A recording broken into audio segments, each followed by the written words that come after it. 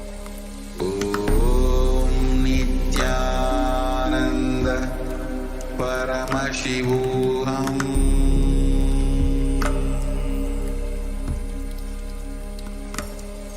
Om Nithyananda Paramashivoham.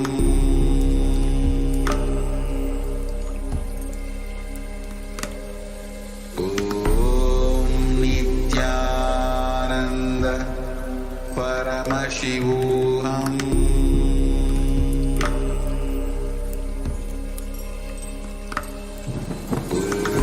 Om Nithyananda Paramashivoham.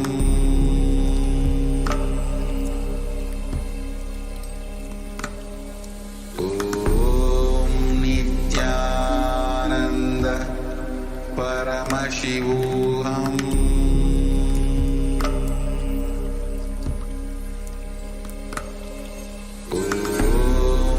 Nithyananda Paramashivoham. Paramashivoham.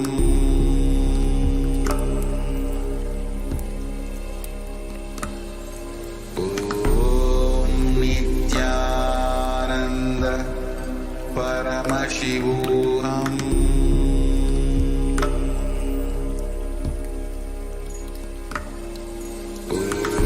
Om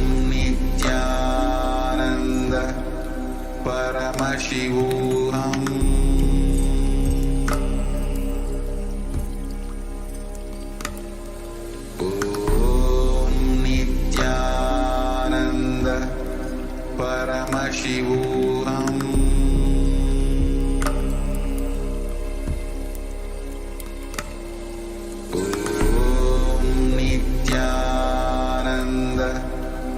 Paramashivoham.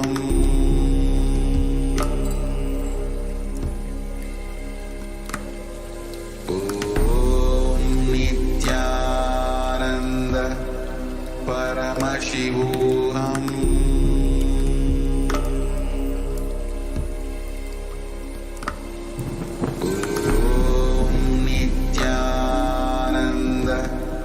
Paramashivoham. Paramashivoham.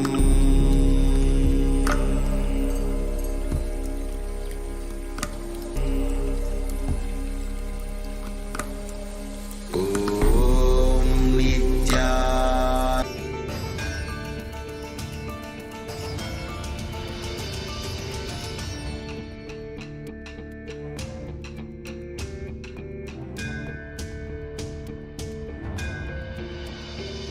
I will revive Hinduism.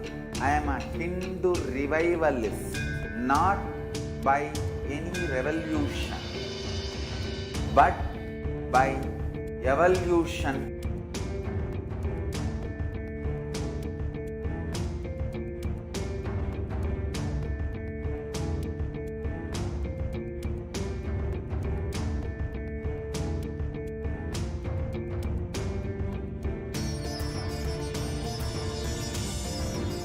And setting model community.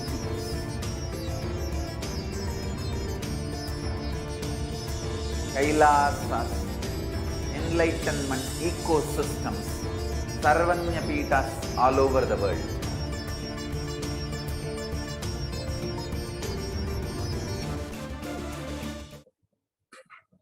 Yes. Welcome back to all of the viewers. I hope that you were able to see the third eye demonstration, a unique science that Swamiji is reviving and is recognized all over the world for by Hindu leaders who have seen this demonstration and have seen that Swamiji is a sole and active leader who is bringing back these sciences of Sanatana Hindu Dharma. You can become a part of this revival very much if you are feeling inspired by what the Supreme Pontiff of Hinduism is doing. Many of us also spend 4 to 5 hours on the internet every single day.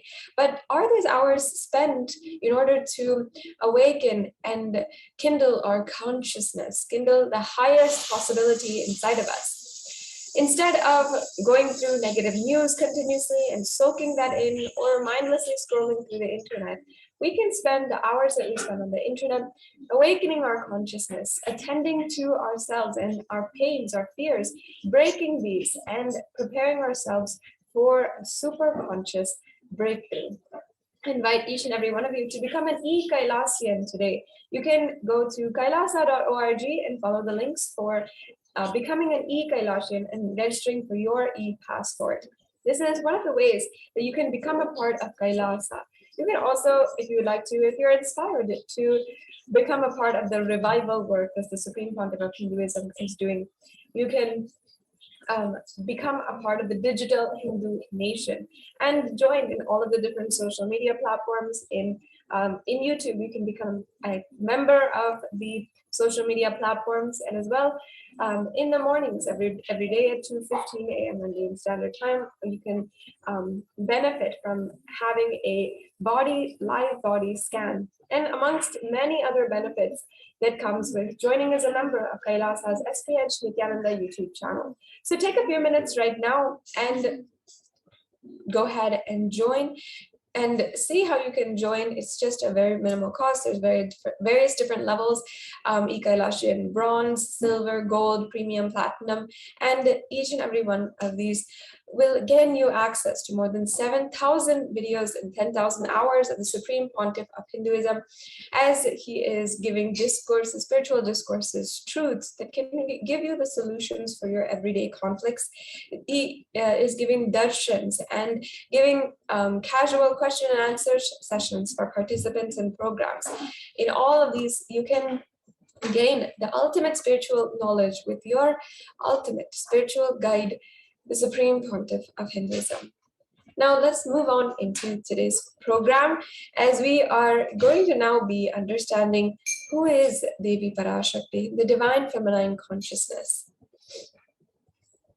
Every day during this program, we are delving in and presenting to each and every one of you the various different Akashic readings that Devi Parashakti has given, and sharing with you the guidance that Parashakti herself has given through the Supreme Pontiff of Hinduism. And in this way, we are able to learn so much, imbibe the sacred truths of Sanatana Hindu Dharma. We're able to have a beautiful way of reminding ourselves of the sacred truths and guidance of Supreme Pontiff of Hinduism and Devi Parashakti, especially during this time where many of us are feeling stuck, many of us do not have a way forward and feeling impossibility at every end. And even many of us who are feeling exactly as Adi Shankaracharya described so many years ago in the Guru Padaka Stotram, literally in an ocean of the Ananta Samsara Samudra, the endless ocean of samsara. So if you're feeling like this right now, Devi Parashakti is our guide through the pralaya, through the pandemic, through the economic collapse that's happening, through so much that is going on right now. We have a spiritual guide whom we can rely on to give us direction and be able to lead our lives. So now let's invoke Devi Parashakti's presence, understand her a little bit more, and see how we can best receive her as well before we delve into the greater revelations that she has revealed.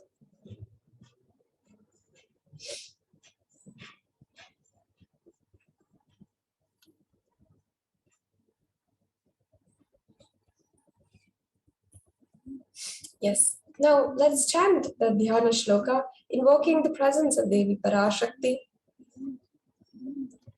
Sindhuraruna vigraham trinayanamanikyamouli spurat taranayaka shekaram smitamuki mapina vakshoruham panevyam malipurna ratna chashakam raktotpala bibratim samyam ratna gatastaratna charanam dhyayet paramambikam.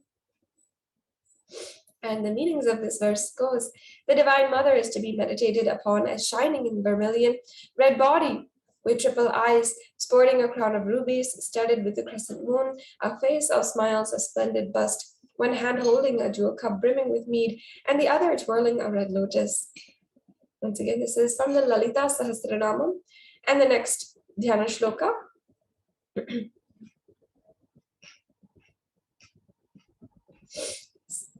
Aruna Karuna Tarangitakshim Dritapashankusha Pushpabana Chapam Animadibira Britamayuke Rahamityeva Vibhavaye Bhavani.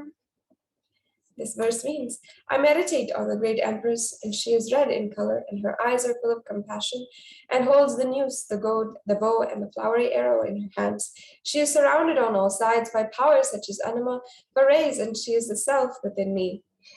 Lalita Sahasranamam contains the invocational verses, these verses of Devi Parashakti, and it has the most powerful way to connect with Devi Parashakti. With this Dhyana Shloka, we are literally visualizing and cherishing Devi Parashakti in our very inner space. Devi is the ultimate pure feminine consciousness, and it is her cosmic womb from which billions and billions of universes comes in and goes out. She is the source where the Big Bang and black hole goes on. Parashakti is the source Shakti, the source energy, from which all of us came, in which all of us are in now, and in which all of us are going to merge.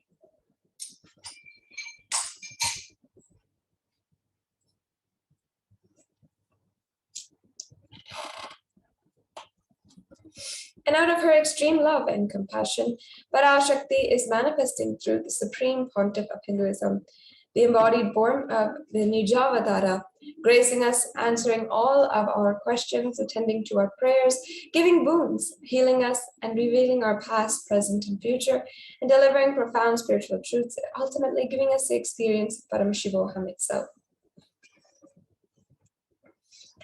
And Devi Parashakti has given her own description and own introduction in eloquent words, saying, raising as Omkara, expressing as Vedas and Agamas, blossomed in Srimkara, filled as Parashodasi, living in the 40 triangles, the Kailasa Swamini, who is Kailasa Sri Pura Chintamani, Parashodasi, sitting as part of Paramashiva Parameshwari, who rules the world, Paramashakti, Manonmani Meenakshi.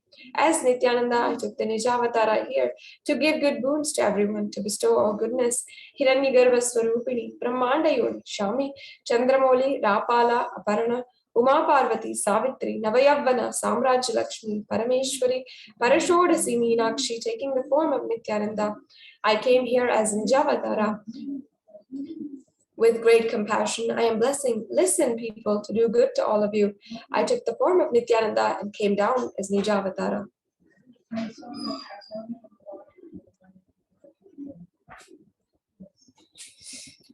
Raising in Omkara, blossoming as Shiva, Shiva manifesting as the source of existence, the powers of existence, the expression of existence. From the oneness of Om, blossoming as two as Prakriti and Purusha, blossoming as three Shaktis, Icha, Kriya, and Jnana Shakti, growing as the four Vedas, expanding as the five Panchabhutas, beyond the six chakras, filled as the Gotras of seven Rishis, expanded as 8 directions, existing as 9 Grahas, blossoming as 10 Indriyas, being as the 11 Rudras, creating all the worlds and bringing to life, to tell and make truth blossom, and to do good. Parashodasi Meenakshi, in the form of Nithyananda, I came to bless every one of you.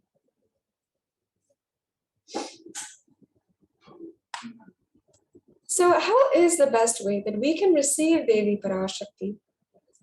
Literally, in that moment, you are seeing Devi Parashakti and Paramashiva, and she is there in your screen. So always receive her very traditionally. Swamiji beautifully gives us the answer: keep 2 betel leaf, 1 banana, 1 betel nut, and 1 coin in front of the screen. Watch Devi. Coin is considered as the traditional dakshina in Hindu tradition. It can be the lowest value. In India, it can even be 1 paise. In USA, it can even be 1 cent. And the Supreme Pontiff of Hinduism says, I'm not trying to monetize. I'm not trying to monetize. Keep even 1 cent, it is okay. So after 100 days, if you have a darshan, it will add up to $1. And Swamiji says, even 1 paise in India, it's okay.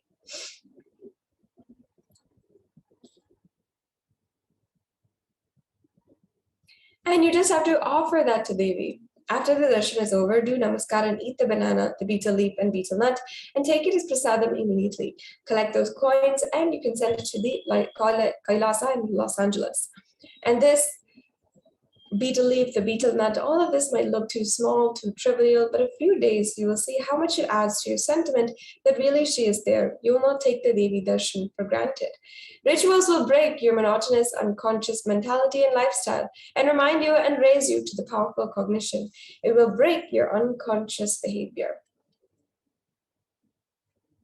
So as you can see here, in the next slide, we have a couple of samples of all of the various different items, the banana, betel leaf, the betel nut, and you can see this is how you arrange the plate.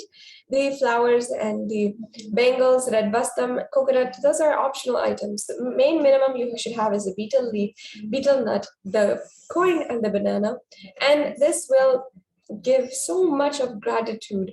It'll harness that gratitude as we are offering this every single day to Devi Parashakti.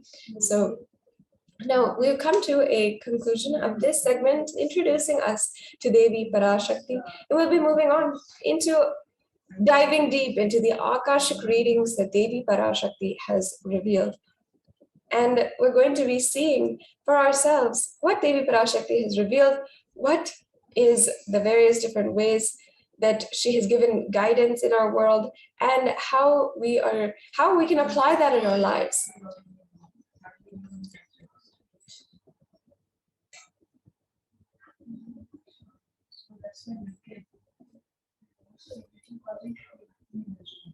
See, for every single one of us, Devi Parashakti has manifested in order to make us excel and bring us closer and closer to our highest experience, our highest possibility. For Hindus all over the world, Devi Parashakti gave a very special, very powerful message, reminding us of our responsibility and our right in this world. Let's now watch what Devi Parashakti revealed as the sacred secret of Hindu birth.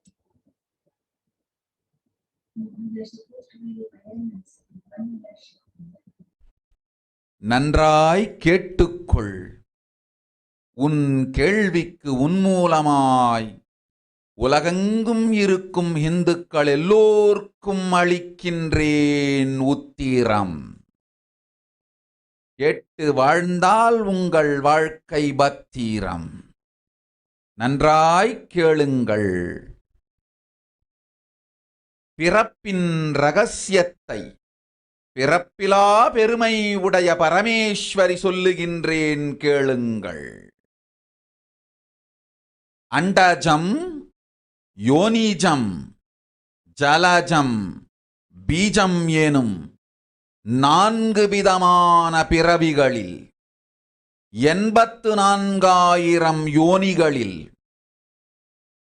பிறக்கும் பிறப்புகளிலேயே பெருமை வாய்ந்ததும் உத்தமமானதும் மனிதப் பிறவி. அந்த மனிதப் பிறவியிலும் பலமுறை பிறந்து உழன்று அரசியல், பொருளாதாரம், சுகபோகம், தர்மம், அர்த்தம், காமம் எனும் ஆசைகள், துக்கங்கள், அச்சங்கள் அனைத்திலும் அழன்று உழன்று இனி வேண்டாம் இப்பிறவி, வேண்டுவது மோட்சமே என்று முடிவெடுத்தோர்க்கு மட்டுமே ஹிந்து மத யோனிஜம்,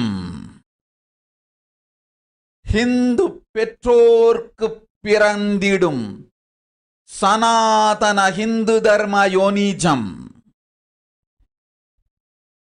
மனித பிறவி உத்தமம், சனாதன ஹிந்து தர்ம மனித பிறவி உத்தமோத்தமம். இந்த உத்தமோத்தம பிறவி எடுத்த எல்லோருக்கும் ஜீவன் முக்த விஞ்ஞானத்தையும் சனாதன தர்மத்தையும் காக்கின்ற கடமையும் உண்டு. அதனால் வருகின்ற நன்மையெல்லாம் அனுபவிக்கும் உரிமையும் உண்டு. இந்த கடமையை செய்வோம் என்று சத்தியம் செய்ததனால்தான் அந்த உரிமை அளிக்கப்பட்டது. பூமிக்கு வந்தபின் மனம் மயங்கி மதிமயங்கி சனாதன தர்மம் காக்க மறந்ததனால் மாயை அவர்கள் உயிரை பறிக்கின்றாள். நன்றாய் புரிந்து கொள்ளுங்கள். உயிரை கொடுத்தாலும் தர்மத்தை காப்போம் என்று உறுதி எடுத்தவர்க்கே சனாதன இந்து தர்ம யோனிஜம் அளிக்கின்றேன் யான். உடல் பெற்ற பிறகு ஊழிப் பெருவலியால் ஆசை அச்சங்களை உதறவிடாது, உதறியும் விடாது சனாதன இந்து தர்மம் காக்க மறந்தோரை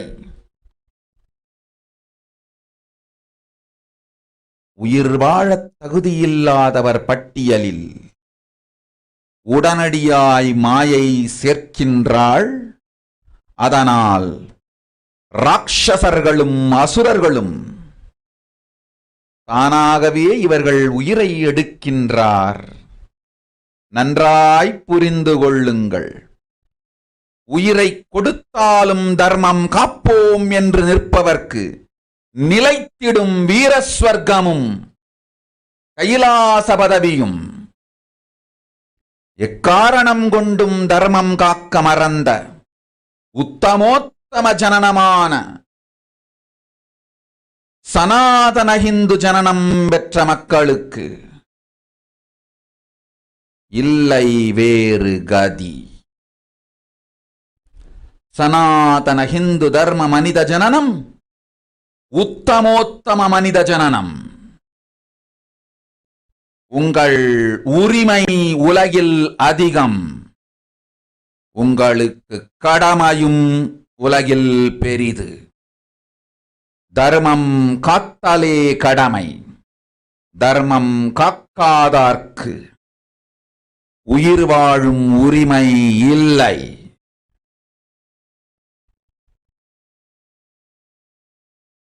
நன்றாய் புரிந்து கொள்ளுங்கள்.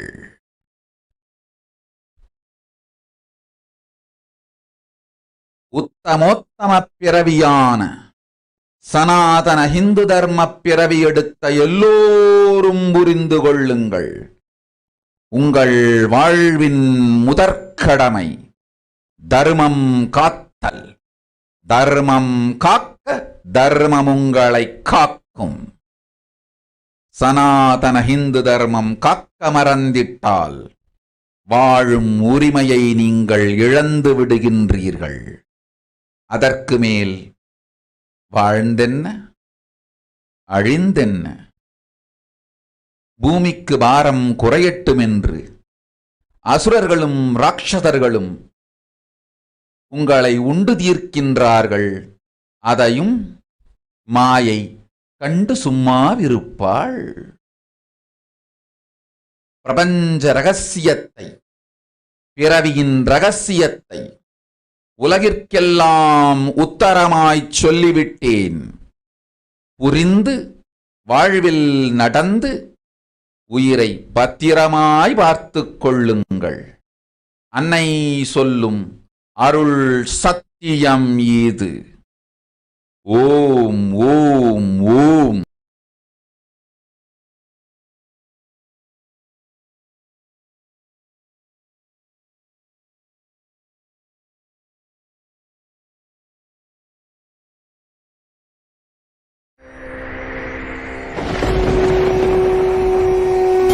Ultimate divine descends in human body and expresses its extraordinary powers and experiences playfully. Sundareshwara is the embodiment of this statement. He is not Shiva as you understand, sitting in the Himalayas, frozen in the ice, in Samadhi. Sundareshwara is an artist with tremendous heart, ready to listen to human sufferings, ready to bend for human emotions. The one and only thing you need to obtain His grace is simple feeling connection. That's all. He bends for anybody, to any level. Even the word compassion is too small. He is still available. Even now, He is there. He assumes human body and relates with you, answers you, responds to you, raises you.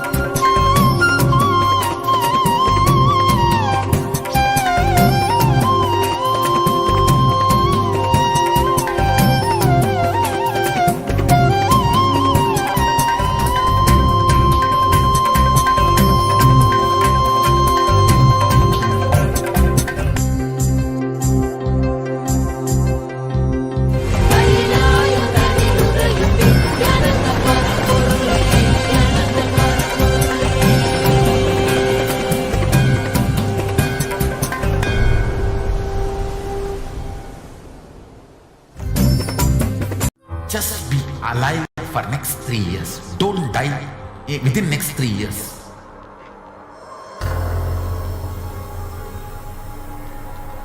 Just don't die within next 3 years. Be alive. Somehow be alive. I'm working sincerely. I will reach you somehow. Somehow I will reach you. It's my commitment to humanity.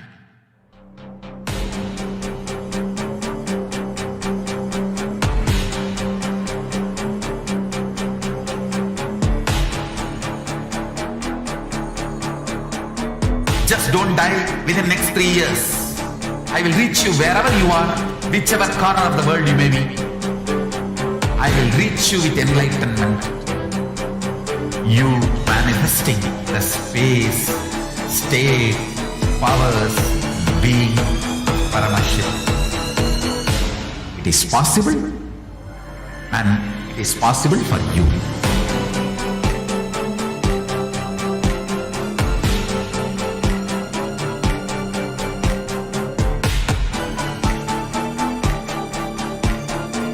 Paramashivoham will reach you with enlightenment science. I know he is going to do the job. Just be alive for next 3 years. Nothing else.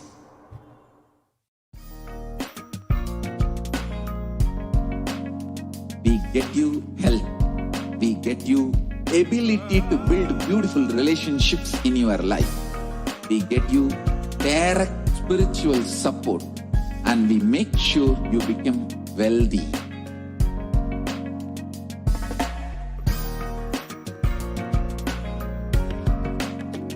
We won't stop giving you just good life. We will literally not stop till you live enlightened life. Manifesting the state of Paramashiva, space of Paramashiva, powers of Paramashiva, being of Paramashiva.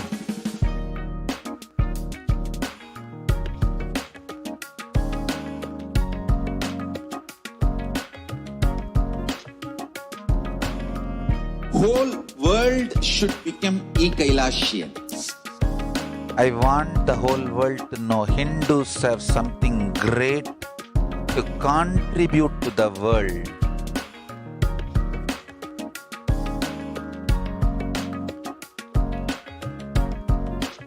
We have something great to contribute to the world. Let us do that.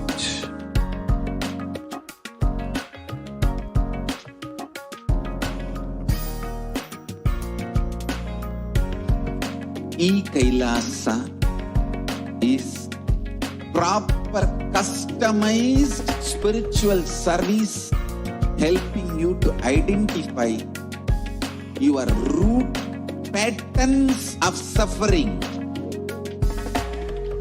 We have perfected the science of helping every individual from every cultural, religious, nationality background.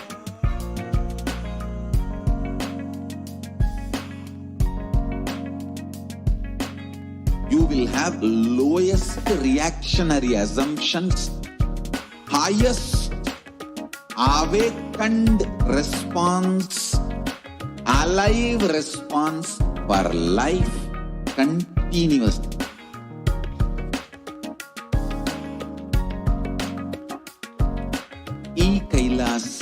is enlightenment ecosystem, literally enlightenment itself in your own home, wherever you are. Proper customized spiritual service helping you to complete with your life negativity. Withdrawal from life, self-hatred, self-denial, self-doubt, so much of tiredness, laziness, we can support you aligning your diet, your attitude, your aptitude, your understanding about life. We can help you with everything.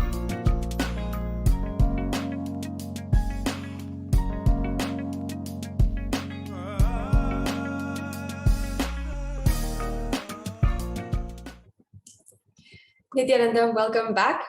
Now, we just saw Devi Parashakti's revelations on a very profound sacred secret. Now let us understand Devi's words mapped into English. Devi Parashakti revealed, listen, Andajam, Yonijam, Jalajam, Bijam, like this in 4 types of births in 840,000 yonis. In all these births, the most greatest of them all is the human birth. And even in that human birth, being born and toiled many times after getting burned and toiled in politics, in finance, in luxuries, in dharma, artha, and kama.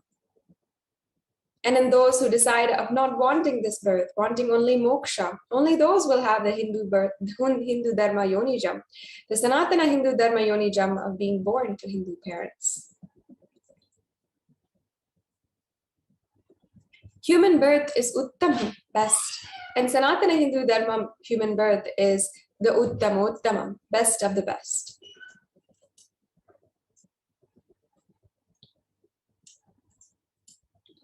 And everyone who took this Uttama birth has the responsibility of protecting the science of living enlightenment and Sanatana Dharma.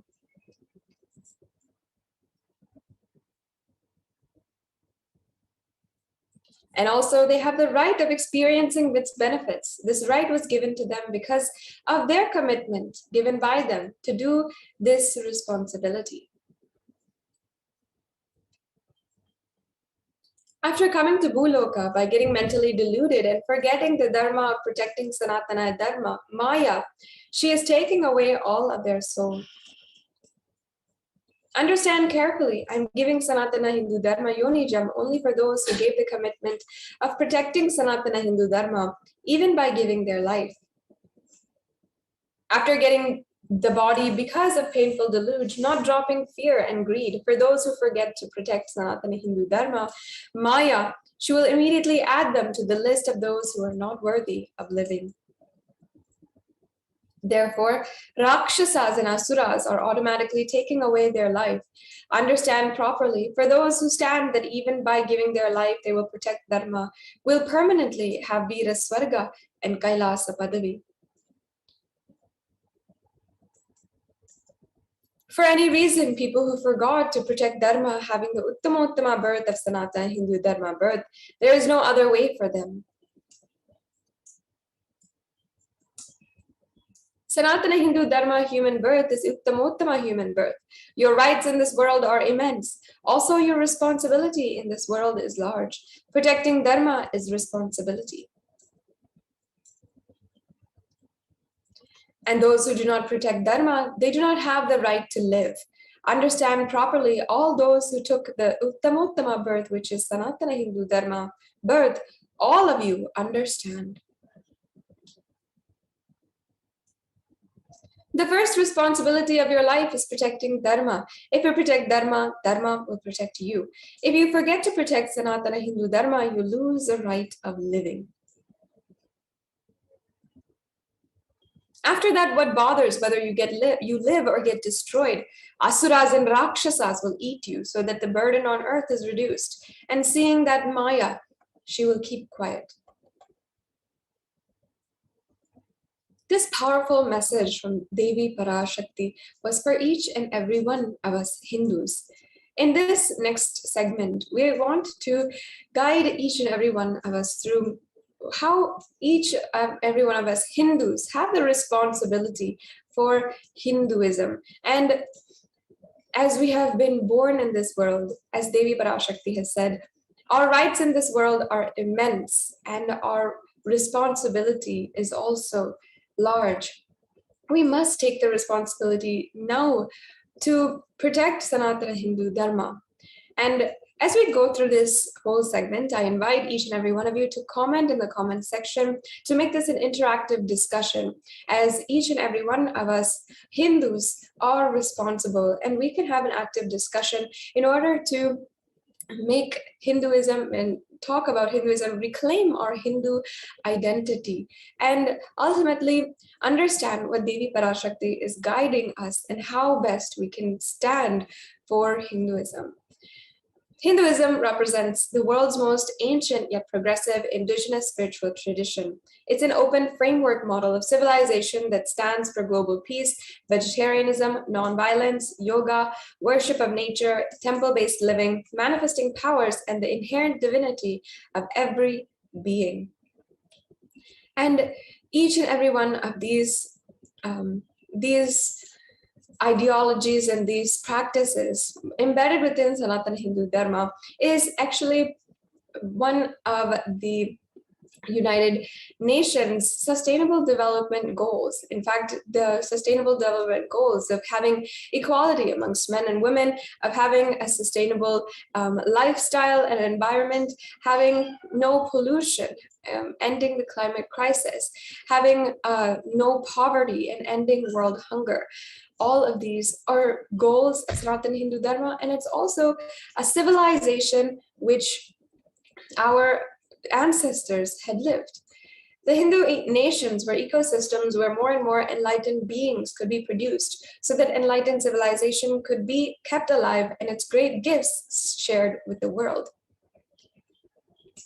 So let us take a look at how our ancient Hindu civilization lived, a beautiful civilization. And you'll see in these references how the imagination of our fantasies of a perfect place to live is actually something that was there in our great scriptures, and that was actually living in the Hindu civilization, that was actually practiced as a lifestyle, and everyone was able to enjoy.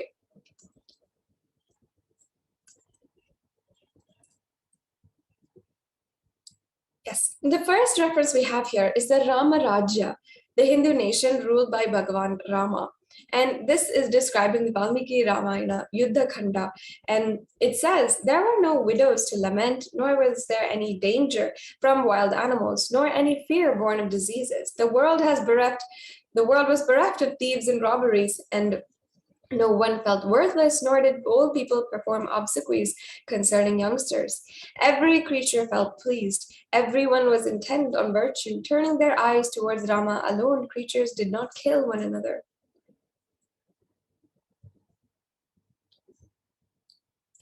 People survived for thousands of years with thousands of their progeny, all free from illness and grief. The trees were bearing flowers and fruits regularly without injury by pests and insects. The clouds were raining in time, and the wind was delightful to touch. Every caste was performing their own duties, satisfied with their own work and bereft of any greed. People were intent on virtue and lived without telling lies. All people were endowed with excellent characteristics. All were engaged in virtue. And we also have a reference of the Hastinapur kingdom ruled by King Yudhishthira. And this is from the Srimad Mahabharata.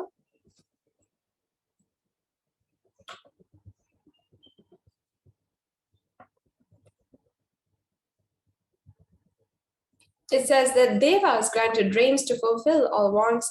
The world became free of all disease. There was no hunger or thirst anywhere. There was no mental suffering, and those without livelihood were given livelihood. There was abundance all around. There were no worldly worries left for anyone, and there was no cause for fear either. Happiness on earth, in fact, was greater than in the heavens. And in the kingdoms of the Hindu civilization, happiness, bliss was your right. It was something that nobody could ever take away from you, and it was given, freely given in abundance. As you saw, anyone without a livelihood was given a livelihood. And that represents the best of Sanatana Hindu Dharma, a civilization that is able to continue for 2,000 years with the same standard, huge contribution to the economy. And not just economy, but also so many areas Hinduism has and had so much to contribute. In fact, including enlightenment, health, medicine, art, science, technology, aviation, dance and music, clothes and jewelry, and even the social system, the judicial system, the political system, and the legal system. All of these are ways in which the Hindu nations have contributed immensely to the whole world. And well, United Nations is having goals for 2030 to have a world where there is absolutely zero gender discrimination, where the climate crisis has ended, and where there's no world hunger or world poverty. We are struggling to see how we can make that into a reality. How are these goals even possible for us? And the United Nations, the world's greatest leaders, had come together and made these goals in order to ensure that the world and humanity was safe for our future generations. But what is it that we are doing right now in order to achieve those goals? We have to take a look back at the solutions given by Sanatana Hindu Dharma, and all of those solutions are in the hands of each and every one of us Hindus. We have those beautiful solutions to address today's problems, but where are they now? How can we get them? And how are we even aligned to getting them? Are we even thinking, or are we taking for granted our Hindu culture, Hindu identity, and our heritage? Now, in this next part, we're going to be understanding how before we had lived in such an amazing kingdom, in the Hastinapur kingdom, in the Ramaraja, how great it was, we just saw. But now, today, we're obviously not living in the same kind of beautiful civilization, an enlightened civilization as we had then. What happened in between, and why are we facing reality as it is now? We're going to go through the phase-by-phase destruction of the Hindu civilization. And this is all in order for us to see and understand the real story, the untold story of the Hindu Holocaust. Once again, I invite each and every one of you to post your ideas, your reactions, your comments in the comment section, in the chat, and we'd love to make it a more interactive discussion. As each and every one of us Hindus has seen the destruction of the Hindu civilization in front of our own eyes. This is not something that has happened in history, but is happening in our lives daily. When it comes to even if we want to wear the traditional wear of Hindu when we go out to work or school, why do we doubt whether if we want to wear the bottu or the tilak, or why do we doubt if we want to wear traditional clothing when we go to work? It's all an instilled and embedded kind of self-doubt that has been embedded after years of Holocaust and genocide and breaking of Hindu psychology and Hindu psyche.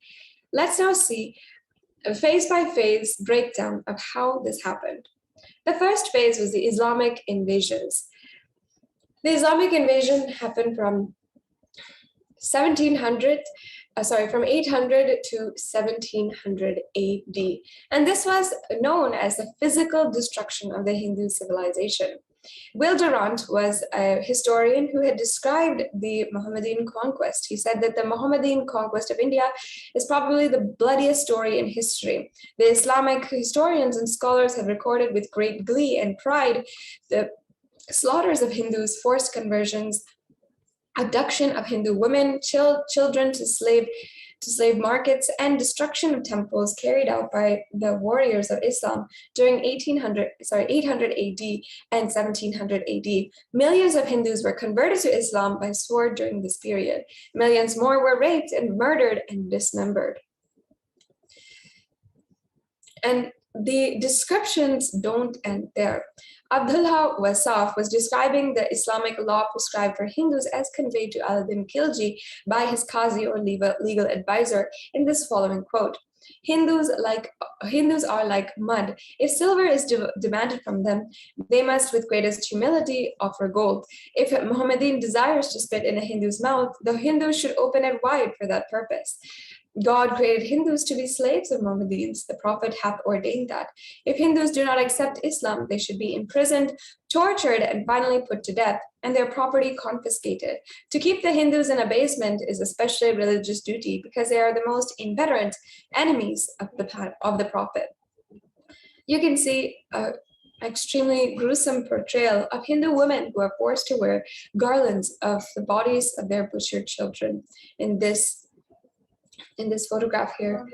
And it's not ending here. We have so many references of the destruction of the Islamic invasions, even creating rivers of blood, literally from the amount of murders that they have done, the massacres that they did against Hindus. And this was the first breaking of the whole civilization. And continuous, incessant invasions, as well as then breaking the psychology of the breaking the psychology of the Hindus, breaking the very backbone itself, had ultimately led to the destruction of the Hindu civilization. And Islamic invasions had a total of 200 million Hindus slaughtered by Muslim invaders, 100,000 temples destroyed, and 1 million deities and sculptures destroyed. The Hindu Holocaust, especially in this time period, is something that has not come to public eye, has not come to the public information, even in our textbooks and in our basic history. What Hindus had gone through due to the invasions by the Muslims is still very much not even researched, and the numbers not yet uncovered of how many deaths had happened, how many kingdoms, what was the effect. And even until today, there are people who deny the Hindu Holocaust and deny that this has happened today. But we have to face the truth. And even amongst us Hindus, we should definitely not have these kinds of cognitions. We have to see the reality as it is and see why Hindus are suffering today. Kanhanade Prabandha in 1456 had said that the conquering armies burnt villages, devastated the lands, plundered people's wealth, took Brahmins and children and women of all classes captive, flogged with thongs of raw hide, carried a moving prison with them, and converted the prisoners into obsequious Turks. And all of this during the Muslim invasion shows us the physical destruction of the Hindu civilization. And yet, even though there was a physical destruction and the infrastructure did completely be destroyed, with more than 100,000 temples destroyed and so many hundreds of millions of Hindus massacred, still the whole civilization was able to come back. For example, the Somanath temple in Gujarat was attacked and brought down 16 times by the Muslim invaders. And every single time the temple was rebuilt, the infrastructure was again and again brought back in a record-breaking speed. But after 1700, it was the British occupation until 1947 that broke the psychology of the Hindu civilization and literally was able to bring an entire civilization that was once the richest on planet Earth to its knees and make it mime it in order to ensure that it's never able to stand up again. And you can see another quotation from Will Durant, a historian that we had heard from earlier, who said, "I have seen a great people starving to death before my eyes. I am convinced that this exhaustion and starvation are due not, as their beneficiaries claim, to overpopulation and superstition, but to the most sordid and criminal exploitation of one nation by another in all recorded history." We're going to see a little bit later on in today's, in a few slides, the the engineered famines that the British had executed against the Hindu civilization. The British used all possible means to destroy Hindu civil and cultural institutions in order to delegitimize and demoralize the indigenous peoples of India. So they became slaves in their own homeland. And the ways that they did this, among many, is through discriminatory laws to instill feelings of racial inferiority, engineered famines to starve natives into submission, annexed Hindu kingdoms to undermine native rule, mistranslated Hindu scriptures to instill anti-Hindu narratives, destroyed by indigenous Gurukul education systems, destroyed local industries and forced importation of British goods, and banned Indians from owning or producing firearms.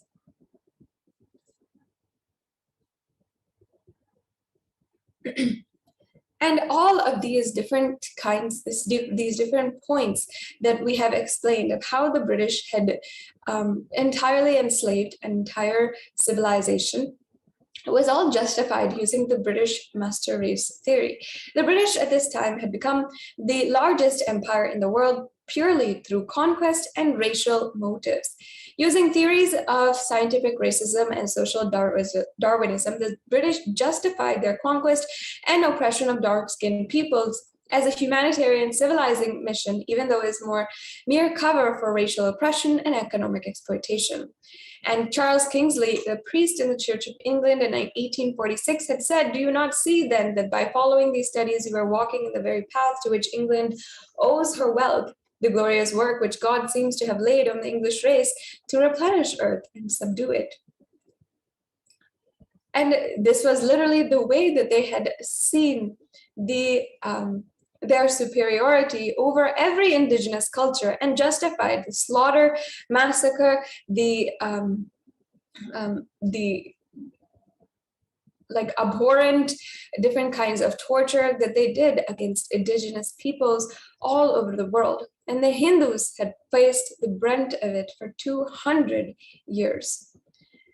And a quotation from James Mill, one of the intellectual leaders for the East India Company in 1817, had said that Hindus are full of dissimulation and falsehood, the universal concoctements of oppression. The vices of falsehood, indeed, they carry to a height almost unexampled among the other races of men. As for religion, no people have ever drawn a more gross and disgusting picture of the universe than what is presented in the writings of the Hindus. Very few words are required regarding Islam, because the superiority of Mohammedans is respect of religion. In the respect of religion is beyond all dispute. In truth, the Hindu, like the eunuch, excels in the qualities of a slave. The Mohammedan is more manly.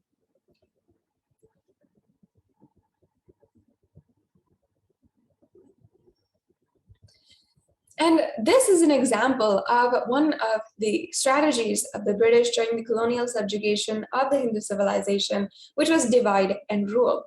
And Shashi Tharoor had said that the British had been horrified during the revolt of 1857 to see Hindus and Muslims fighting side by side and under each other's command against the foreign oppressor. They vowed this would not happen again. Divide et impera was an old Roman maxim, and it shall be ours, Lord Elphinstone had said.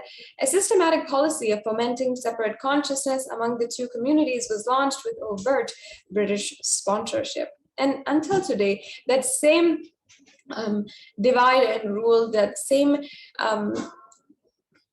separation between even Hindu sampradayas exists. Whereas in the Hindu civilization, all sampradayas of Hinduism had lived in one ecosystem and living in coexistence, in peaceful coexistence, and living a very, very productive lifestyle.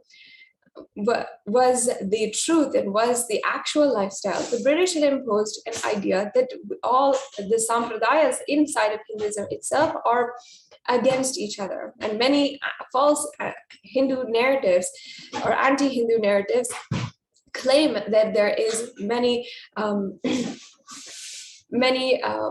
conflicts within Hindu sampradayas and even violent conflicts that continue to perpetuate the violence inside of Hinduism, and they continue to perpetuate this anti-Hindu narrative by dividing us continuously.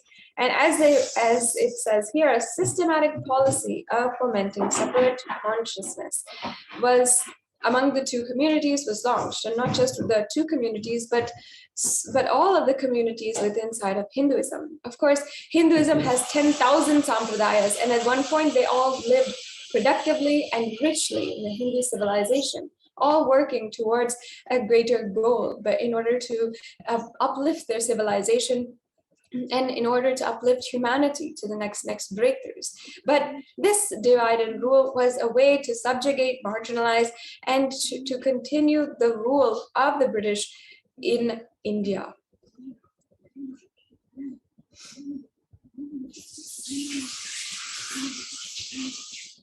And another way that the British had been able to literally break the spirit of the entire Hindu civilization was through engineered famines. Winston Churchill, the Prime Minister of the United Kingdom, 1943, is on record to say, "I hate Indians. They're a beastly people with beastly religion. The famine was their own fault for breeding like rabbits."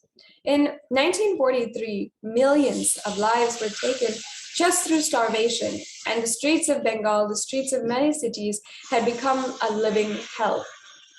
And harsh British taxes and export policies, as well as poor infrastructure management, caused multiple famines in India, claiming millions of lives. And Indians were forced to eat leaves, grass, and even human flesh. And parents threw their starving children into rivers and wells, while others committed suicide to escape this living hell. This is from Madhusri Mukherjee, who wrote Churchill's Secret War, the British Empire and the Ravaging of India during World War II. And this, as you can see, is one of the ways that the entire Hindu civilization had been literally broken. When you die from starvation, it's the worst way to die. Absolutely giving hope on yourself, on the community around you, giving hope on life, giving up hope on life itself. And that is the way that people died for at least one whole generation, and not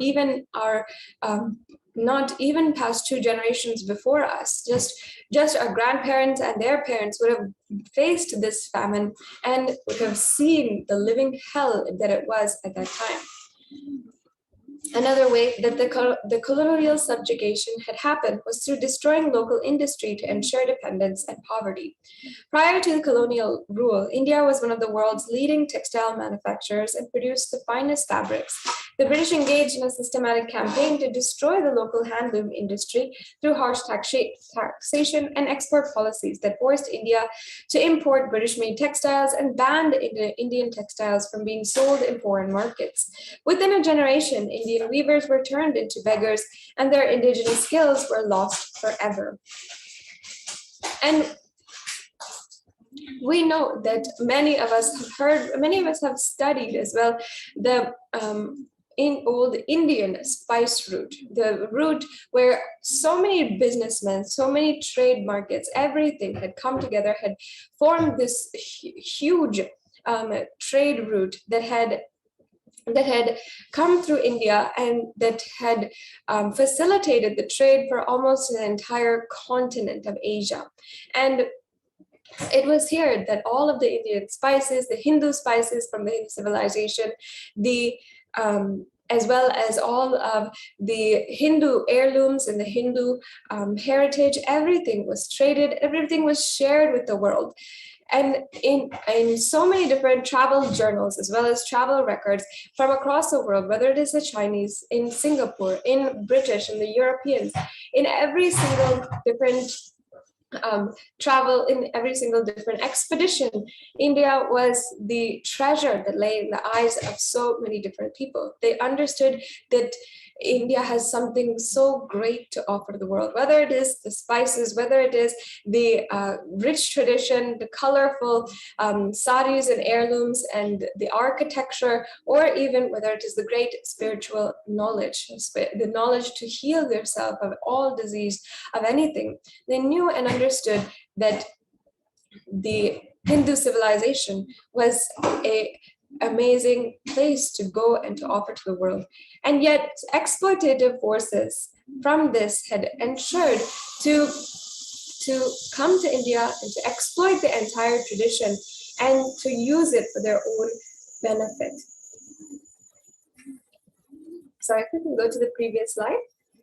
One of the examples of this is also the Indian railway system. It's an entire system that was imposed by the British in 1878. It says here that by 1878, in the Indian railway mechanics in Jamalpur and Bengal and Ajmer and Rajputana had become so proficient at maintaining locomotive trains that they started designing and building their own models at the fraction of a cost of imported British trains. So they were able to engineer these trains at a much lower cost without that need of British themselves. And if that were in a modern day setting, these Indian engineers at that time would have been able to make so much more off of the locomotive trains and be able to have so much more innovation from these trains and the system that they were starting to design and train and build their own models of. However, in 1912, the British Parliament banned all local manufacture of trains to ensure India's economic dependence on their colonial masters and to destroy native technological know-how.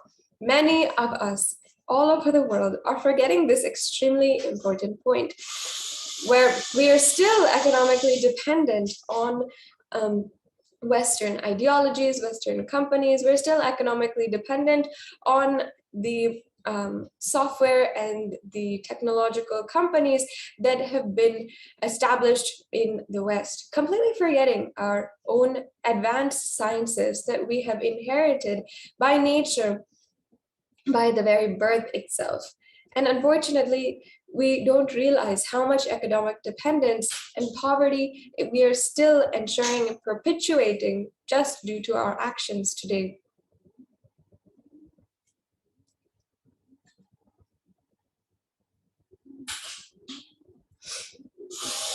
And of course, one of the other ways that the British had ensured that the Hindu civilization was destroyed was the seizure, taxation, and the ruin of Hindu temples.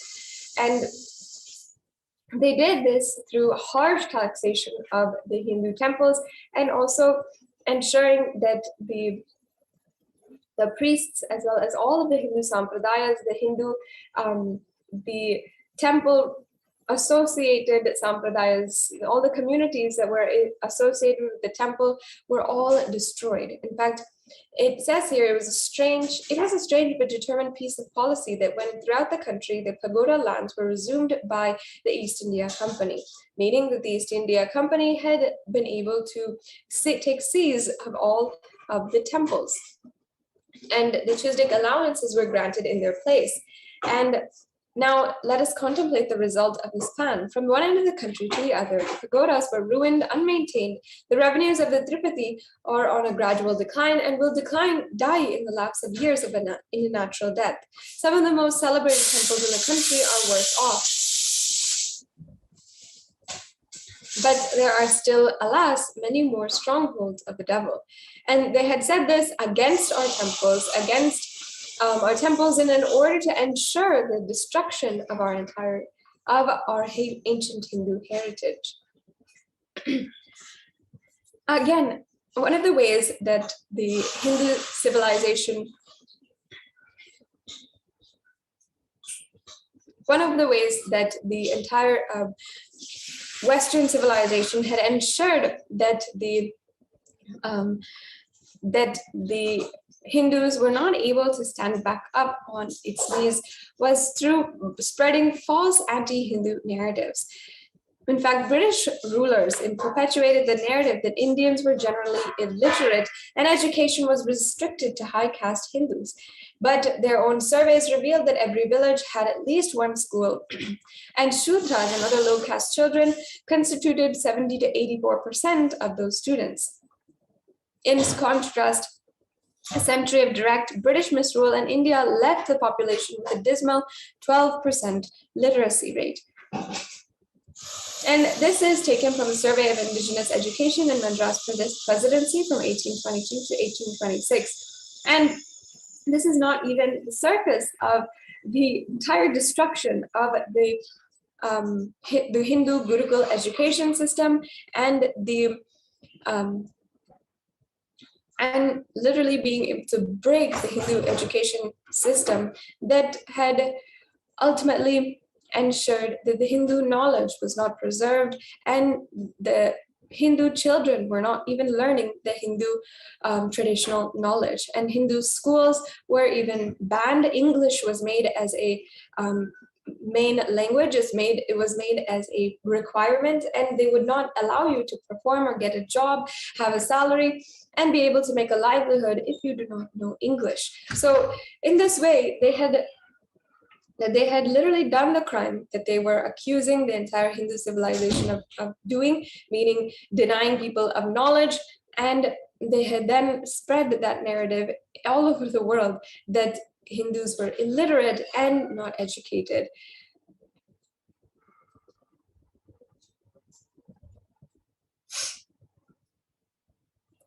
Now, before leaving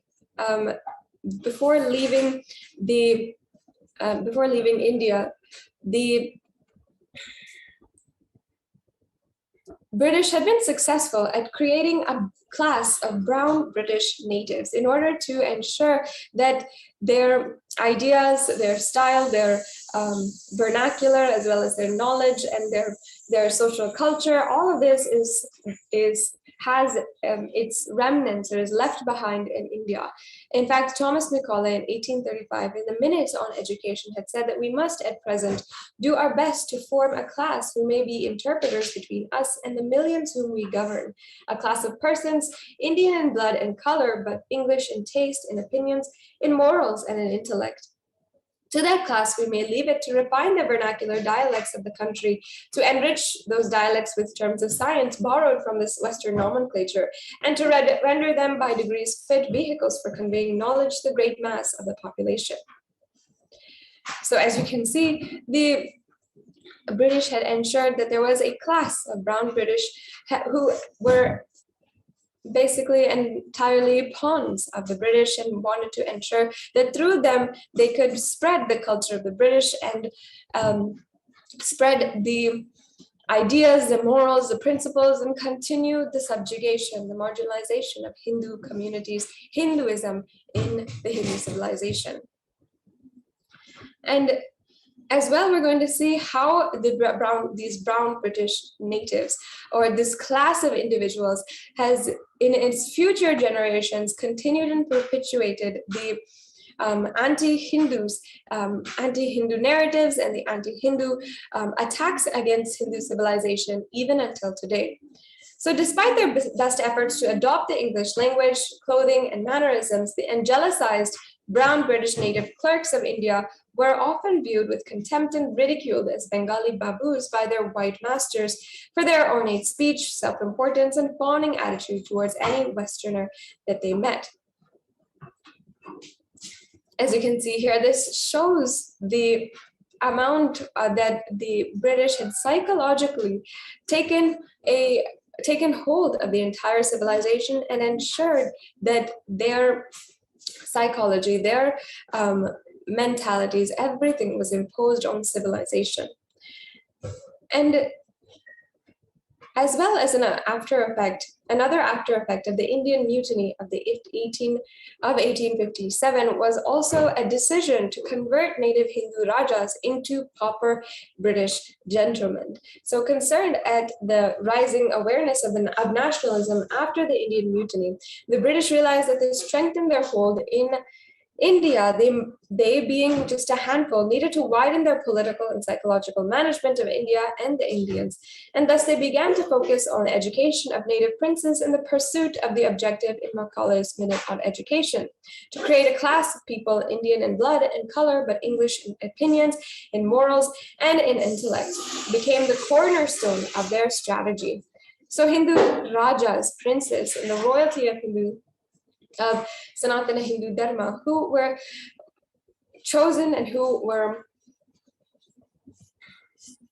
supposed to protect the Hindus, were given no choice but to be converted into pawns for the British to impose their policies and their education, their kind of social culture onto the land. And this made it absolutely impossible for the Hindu civilization to ensure or have any hope of coming back and getting on their knees.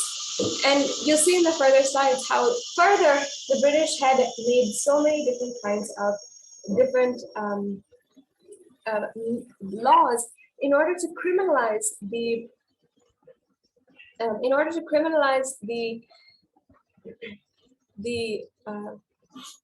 sannyasis, the other sampradayas, including even the tribal indigenous people, the Aghoris. All of these people were criminalized, arbitrarily arrested, tortured, and ensured that they are stigmatized in society, in a society that is now ruled by the Hindu rajas that have no choice but to follow the British masters.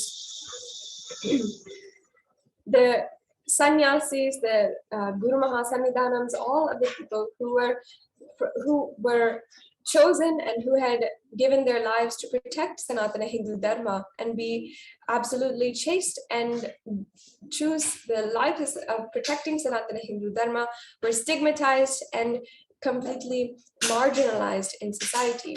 And this becoming a strategy for the whole civilization, for this enslavement of the whole civilization, was one of the ways that they were able to ensure that Hinduism is in its state as it is today. Now, if you are understanding what we have presented so far, and you know what, and you perhaps have seen this in your eyes, in front of your eyes, perhaps having been from a heritage that was once Hindu royalty, and you're seeing that now nowhere in your heritage nor in your lifestyle today, you're able to have that privilege, that reminder even that you are from an ancient Hindu lineage. Even the different sampradayas, even the different heritage and the jobs, as well as the traditional occupations, all of that was passed down through heritage. And many of us Hindus are seeing how until now, even our future generation is not able to carry that forward. And even Swamiji recently had revealed that the very last person who had been carrying the signs of Navapashana had been the very last of his own heritage, of his personal, that very unique heritage. The very last of them was actually left with this last generation. So after his generation, he would not be able to ensure that this science is moving on. So it essentially became a lost science. And there's more about this specific example as well in nithyanandapedia.org. If you would like to know a little bit more about Swamiji and how he is reviving these ancient sciences. And now, again, you can comment in the comment section once again about if you have seen any of these examples in front of your own eyes, if you have understood and if you are yourself a personal testimony to what is happening to Hinduism. And as I was saying, the Criminal Tribes Act of 1871 was when the British government passed a law in order to subjugate the colonial authority. Various ethnic communities were deemed subversive to colonial authority, and simply because they did not conform to the idea of civilized of living. So Aghoris, sadhus, sannyasis, who had all renounced the life of the material living and had renounced this civilized living in order to protect Sanatana Hindu Dharma, in order to have achieve breakthroughs in our lives and have more, and in order to research and develop the science of the inner worlds. All of them were presumed guilty by birth, murdered, raped, arrested, and had children separated from parents and held in penal colonies or quarantined without conviction or due process. Upon release from the British custody, targeted communities were subject to surveillance and given tattoos to stigmatize them and make them easier to enslave. And not only this, but also the Thuggy and Dacoity Suppression Acts had also perpetuated the same racial inferiority. In an effort to demonize Hindus and feed the stereotype of savage Oriental, British authorities and media sensationalized stories of bloodthirsty Thuggis or bandits who would offer human sacrifices to the wicked and fearsome goddess Kali. The image of the Thuggi was promoted worldwide as an example of all that was wrong in India. And in addition to denigrating Hindu culture, the narrative of the Thuggi menace was also used to justify colonial rule, suspend civil liberties, and target subversive elements that challenged British hegemony. So in any way that the Hindu civilization tried to free themselves of the shackles that they were put into because of the British, the Thuggi and Dacoity Suppression Acts, as well as the Criminal Tribes Acts of 1871, was used in order to completely mime these people, ensure that they're not able to defend themselves. And this is something that is happening until today, using these racial stereotypes, using these kinds of strategies that challenge the anti-Hindu narratives and anti-Hindu structure in place. The Hindus are further marginalized and arrested and ensured that, and many times even killed in the hands of authorities.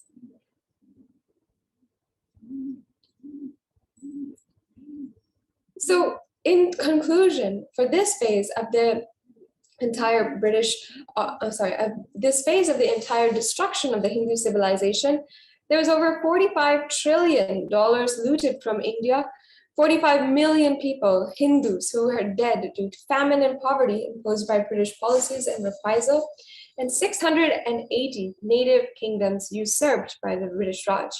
Once again, Shashi Tharoor, the MP of Indian Parliament, had said that the British came to one of the richest countries of the world, but over 200 years of exploitation, looting, and destruction reduced it to a poster child of third world poverty.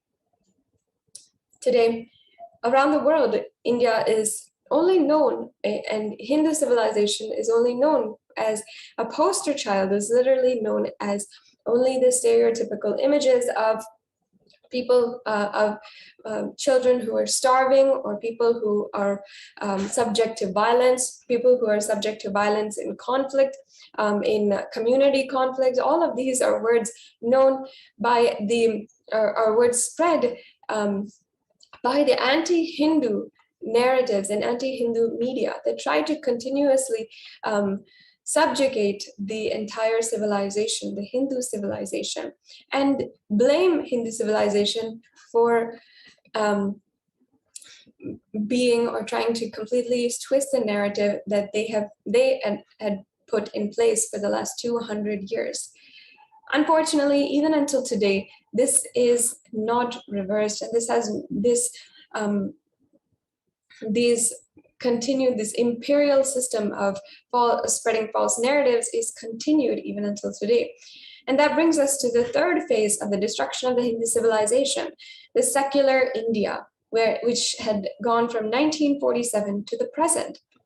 In fact, even the leaders who were leading the civilization during the time of 1947, during the time of the India's freedom movement, who were all British faces with British attitudes and policies towards Hinduism, including the first Prime Minister of India, Nehru, who had said that what a disgusting, savage people we are. Politics, progress, socialism, communism, science, where are they before this black religious savagery? India can never be a Hindu republic. And this was the way that they had ensured that Hinduism was not able to come back and be able to survive until today, and ensure that the Hindu civilization is completely almost wiped out. In India's first law minister and principal architect of the Indian Constitution, also B.R. Ambedkar, had said that if the Hindu Raj does become a fact, it will no doubt be creating the greatest calamity for this country. No matter what the Hindus say, Hinduism is a menace to liberty, equality, and fraternity. It is incompatible with democracy. Hindu Raj must be prevented at any cost.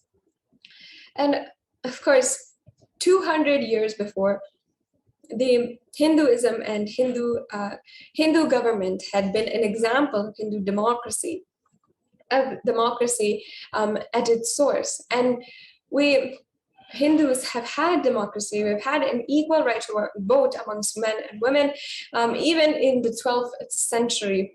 And we have seen how many queens have ruled Hinduism and have ruled the Hindu civilizations and Hindu kingdoms. So it really shows that during the partition of India, there was absolutely no trace of how Hindus had lived once before. And already Hindu kingdoms and the Hindu tradition was completely lost. And the modern Indian legal system, the academia and media all systematically undermine, suppress, and delegitimize the Hindu institutions and culture. India's institution established governmental control and taxation over Hindu temples, schools, while other religions are free from such interference. And Articles 26 to 30 of India's constitution discriminate against Hindus by giving special rights and benefits to non-Hindus, including government benefits and scholarships. Hindu kingdoms and self-governance was abolished, and anti-superstition laws were passed to criminalize Hindu practices. Mainstream Indian academics describe Hindus as sexist, racist, backwards, and oppressors, and negative media portrayals of Hindus in Bollywood and TV were perpetuated continuously. And what's interesting here is that Hindu kingdoms and self-governance had been still there even during much of the British civilization, the British rule of India. But after 1947, unfortunately, due to the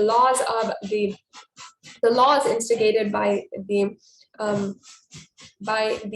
brown British that were now ruling India, and as well by the anti-Hindus that had infiltrated into so many different institutions, Hindu kingdoms and self-governance was entirely abolished. Much more in the last 70 years after India's independence than in the last 5,000 years of the whole Hindu Holocaust, as we faced the Muslims, as we faced the British. Still, the self-governance was never abolished, at least. But today, the Hindu kingdoms, the sovereignty of the Adhinams and the sovereignty of the Guru Mahasannidhanams is absolutely abolished and even forgotten.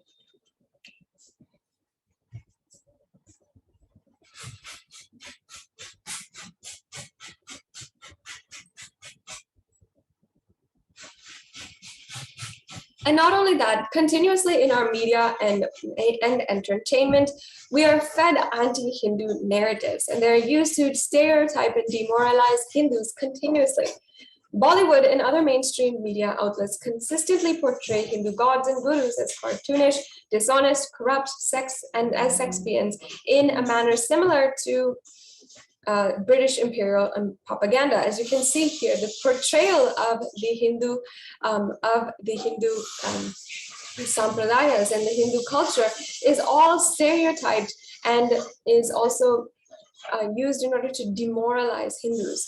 media narratives, as we all know, are used to shape human consciousness and as well further political agendas. They are a way that the institutions in power spread information to the public. And racist British colonial stereotypes portraying Hindus as superstitious, backwards, dishonest, and corrupt are continuously perpetuated by today the brown British successors. And it is going on in modern India absolutely unabated. We are seeing continuously films being released, media continuously portraying Hindus in a extremely decharacterizing way, and as well as anti-Hindu films being produced and being funded with millions of dollars worth of different kinds of resources, of different kinds of promotion, and so much that is going on actively against Hinduism and being fed to our children, to our next generation, such that they're taking in these ideas without even one proper context of what really Hinduism is and the greatest context of Hindu teachings. Especially the youth of today, we need to realize how important it is now and how much we are being fed these anti-Hindu stereotypes, these anti-Hindu narratives. We all must see the reality behind what is feeding Bollywood and also all the media outlets that are going against Hindus and perpetuating the destruction of Hindu civilization. Today, in all of the kingdoms that were once Hindu, there is no Hindu kingdom, and the Hindus there are displaced, dispossessed, and are dying. We're seeing the population of Hindus in the countries that were once Hindu deshas, Hindu countries, dwindling to less than 0%, to less than even 1%, and diminishing continuously day by day. We're seeing how much the Hindus are being displaced continuously, made to run away. And in the places that had once had Hindu heritage, we are now being completely driven out, our adinams and heritage being destroyed, our people, our women, children being enslaved, being taken away from us and converted. We are seeing so much still happening. And even even deities, gold of deities. Recently, I was seeing how the gold of the Hindu temples is legally being melted in certain governments and continued to be perpetuated by so many institutions in power. Even in the countries where we were once Hindu kingdoms, today we are absolutely being destroyed and continuously targeted. That is why even in the Hindu nations, even in India, Hindus are not safe and Hindus are dying. Hindu sadhus are facing the worst kind of targeted assassination, being handed over to the mobs by institutions in power, literally being lynched by mobs and then having false narratives spread about them in the media. This is the state of Hindus in Hindu countries, in places that were once Hindu land.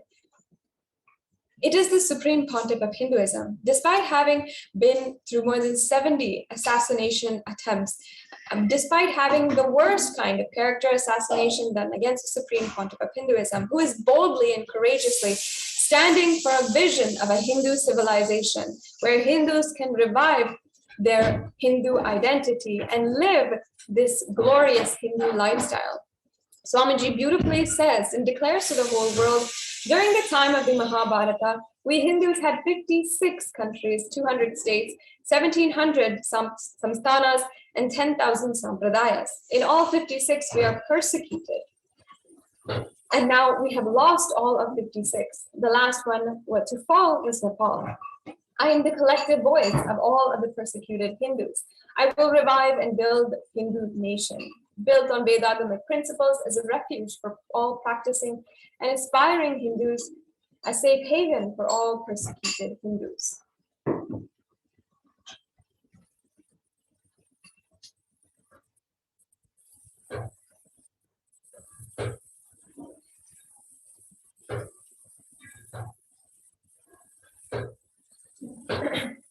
And this revival of Kailasa, the Hindu nations, reviving the whole civilization and reviving the life of the enlightened civilization and all the great things it has to offer. It's bringing legitimacy to all of the offerings of Sanatana Hindu Dharma and sharing it with the whole world. And that is the purpose of Kailasa, the Hindu nation.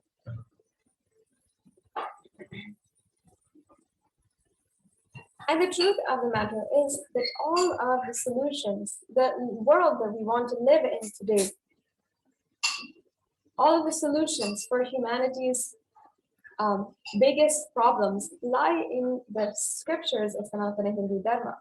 We Hindus have the key to the solutions for modern day problems, and we have access to it through our Guru Parampara. We have access to it through our ancient heritage. However, if we do not protect our heritage now, we will not be able to see even our future generation able to practice and enjoy the rights we have. And each and every one of us Hindus has to realize that whatever we are enjoying today is entirely because of Hindu teachings, Hindu scriptures, and because of the Hindu gurus, the Hindu enlightened beings who had protected this knowledge generation after generation and sacrificed their lives. Kailasa is the revival of the cosmic constitution. Kailasa is the model nation of how enlightened civilization should be living and administered. And politics, judiciary, education, economy, everything will be revived as Paramashiva revealed in the Vedagamic Sanatana Hindu Dharma scriptures. And it is these scriptures that each and every one of us Hindus have been born and brought up on. And for centuries, generation after generation, our civilization has had these scriptures literally embedded into our blood, to the point where we have the rights for all of this knowledge.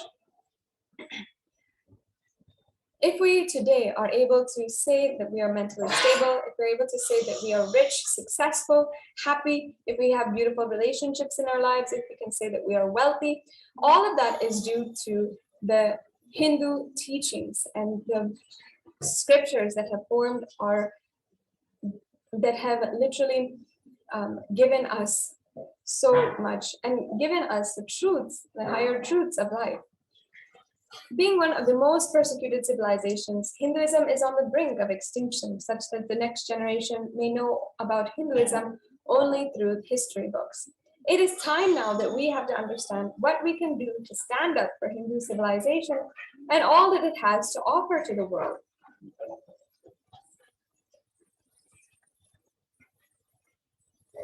Today, Hinduism is a political orphan.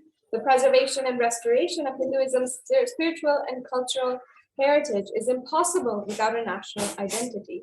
Each and every one of us has to stand to save Hinduism, to understand the crisis at hand. It is not enough if we are simply sitting wherever we are and we do not see the reality of what Hindus are going through. If we are successful, if we are mentally stable, if we're happy, and if we are able to say that we have a successful job, if we are able to have a stable family, wherever we are in the world, it is because of our Hindu scriptures. We should not turn a blind eye to the people, the Hindus who are outside and who are literally suffering due to the anti-Hindus, especially in the places that were once Hindu nations, the places that were once Hindu kingdoms. It's time now that each and every one of us Hindus reclaim our Hindu identity. This is a time that we are ensuring that we understand what it means to be Hindu.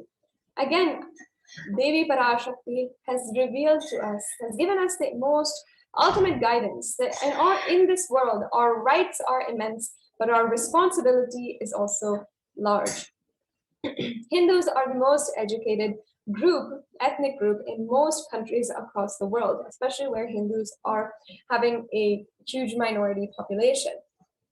And as well, Hindus are the most stable. They have the least amount of divorce rate, and they also have the least amount of drug abuse rate. And if you identify with one of these categories, like if you are happy, healthy, rich, successful, and peaceful, if you have a stable family, if you have a best mental setup, it is due to the Hindu scriptures. It is Hindu identity which is responsible. It is Hindu scriptures which is responsible. And it's the Guru Parampara which has sacrificed everything in order to protect Sanatana Hindu Dharma for us to enjoy it today.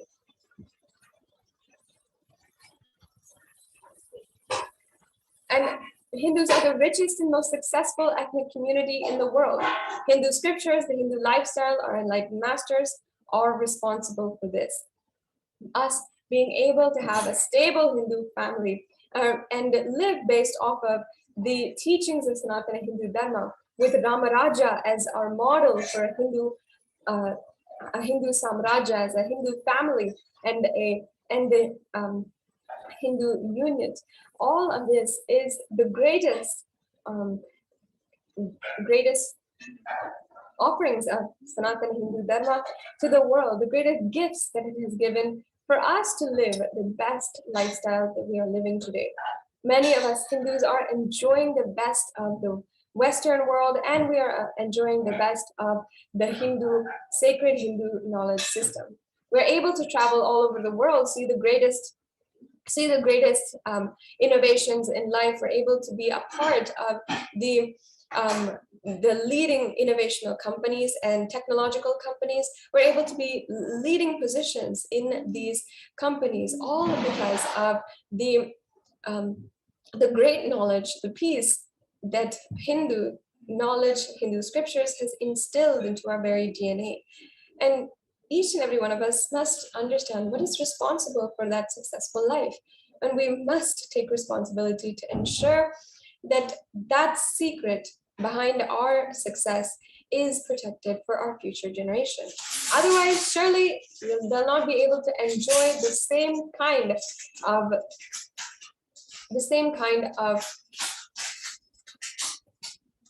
healthy, happy life that we are able to enjoy today. And we also must understand that we should not turn a blind eye to the amount of destruction that is happening against Hindus in Hindu kingdoms. We're able to easily uproot our lives from these places, displace ourselves, and go to the West to enjoy so many different things, to build our own temples and have a temple community, to enjoy the Hindu lifestyle there, and as well to enjoy the best of the Western civilization, the infrastructure that the Western civilization provides. But if we turn a blind eye, we will ultimately lose our roots. We will lose the source. And after that, what are we enjoying in the first place? It is not just anti-Hindu elements being active, it is responsible Hindus being inactive that is responsible for the whole destruction of the Hinduism. It is time now that we take responsibility for Hindus and let all Hindus all over the world reclaim our Hindu identity. This is a loud and clear invitation to all Hindus everywhere to take responsibility now and become a part of the joy of the responsibility with the revival of Kailasa. It is a responsibility of Hindus to revive this ancient civilization again and again and give all the gifts of the enlightened civilization to humanity. The revival of the enlightened civilization, Kailasa, is a survival need of humanity. And every problem that we are facing as a humanity as a whole, is something that has solution in Sanatana Hindu Dharma. According to the WHO, globally, more than 264 million people of all ages suffer from depression. According to the World Drug Report, 35 million people worldwide suffer from drug use disorders. And according to the WHO, close to 800,000 people die due to suicide every year, which is one person every 40 seconds. Worldwide, more than 70 billion land animals are killed for food every single year.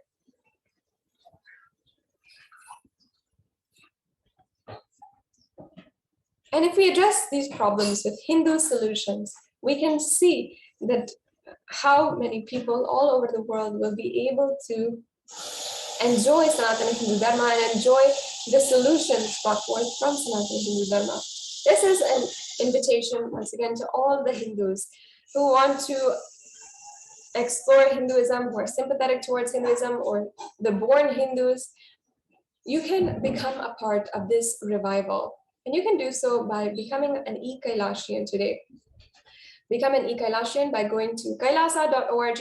You can also donate your time, treasure, or talent to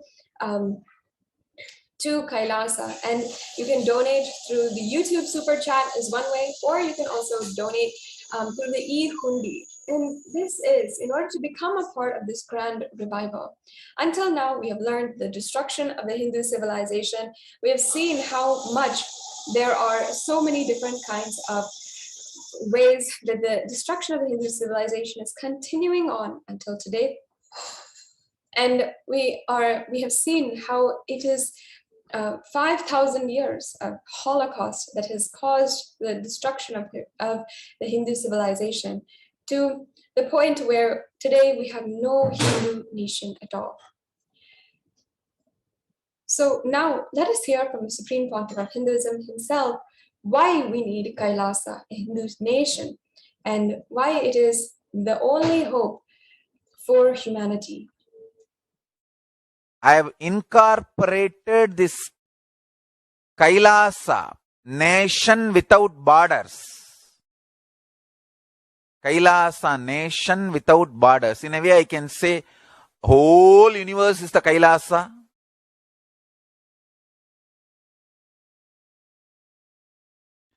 Kailasa, nation without borders. I have incorporated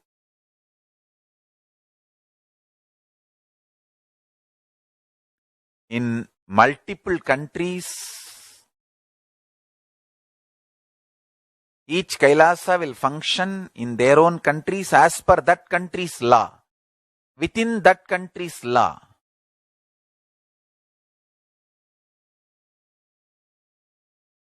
Understand? The Kailasa is revived to do contribution, uniting the nations for contribution.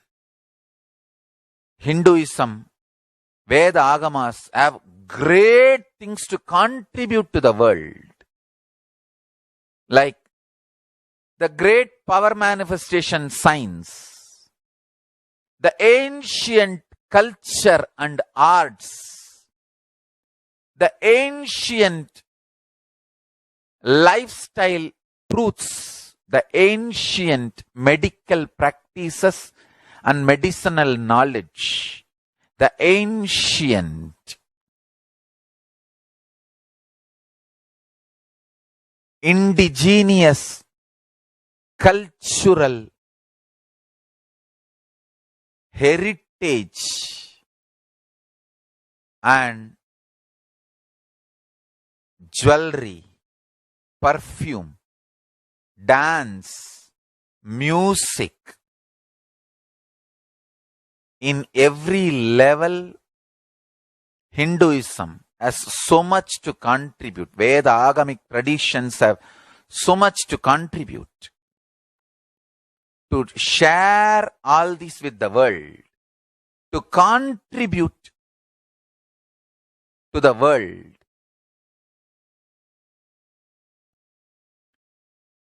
Hindus need to tell the world what they are contributing in every level. The brand of Hinduism itself is enriching and empowering and enlightening. Hinduism is all about enlightening the world. Empowering, enlightening, enriching the world. Contributing.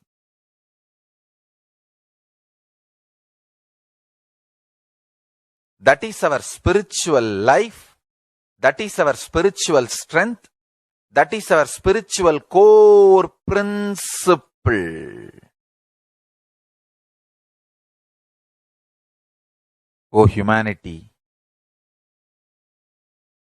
I request you with folded hands, some one corner of the world, if you just give me few hundred acres, I will keep this whole science alive. Leave it for the whole humanity freely. Fortunately, Paramashiva has given me the power to decode all this Hindu medicinal system, Hindu judiciary system, Hindu social law and order system, Hindu power manifestation system, Hindu mental sciences system, Hindu yogic sciences, the sciences of Hindu biology, Hindu physics, Hindu psychology, Hindu physiology, Hindu chemistry, all this Paramashiva has given me the power to decode. Whatever the remaining scriptures are available with the humanity, Paramashiva has blessed me, and I have collected, not only I have collected and organized, I can decode. This whole science can be kept alive in any one corner of the world. Just few hundred acres are given for me to live peacefully and exist peacefully. I can store this whole thing alive and contribute it to humanity. Humanity can become better and better and better. I can make the planet Earth so much better place to live. I am here to contribute, and I will continue to contribute.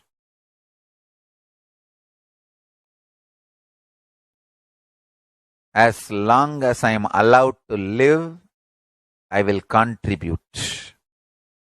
I have collected all the remaining available scriptures, maybe 2 crore books.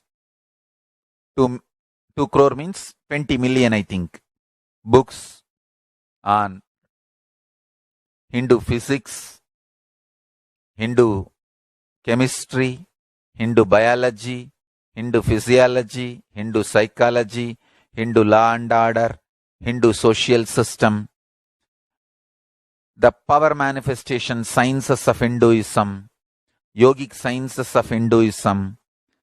I have collected, and Paramashiva has given me the blessings and power to decode. I have decoded and continuing to decode them. If the humanity, somebody is kind enough to give me few hundred acres in one corner of the world and let me live peacefully, I can keep all these scriptures there and go on sharing with the world, revealing these whole sciences to the world, and go on contributing. I don't need anything other than 1 cup of curd rice every day. That's all. A cup of curd rice per day over. I can go on be giving this to the world. I can add to the world. I can make the world better place to live. That's all I have to say.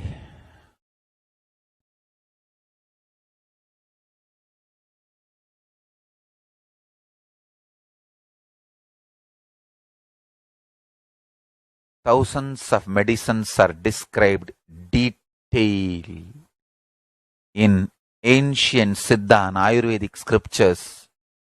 Paramashiva has given me the power to decode them, read them, and properly translate and map them to the modern day human language. and I am ready to work 20 hours a day. I just need few hundred acres where I can sit peacefully and keep this library, run a Gurukul where thousands of people can learn this and share it with the world. Understand?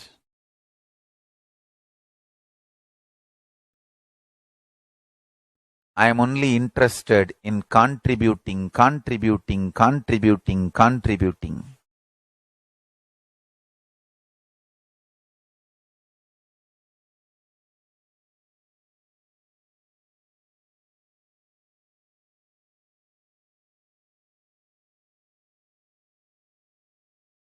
If we can decode all this great knowledge, whole world can prosper from this knowledge. Whole world can enjoy from this knowledge. If I prosper, I will only create a university. I will not create anything else. If the Hindus prosper, they will only create education institutions. Because Hinduism is all about giving, contributing. If I prosper, I'll create university, that's all. Kailasa is all about university to decode the ancient sciences and share with the world. Understand?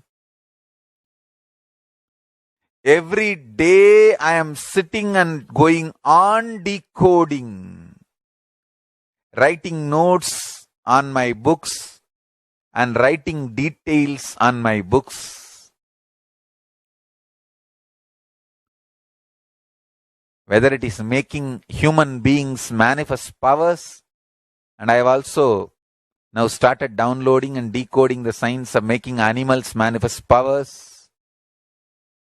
Whether making people manifest powers or healing,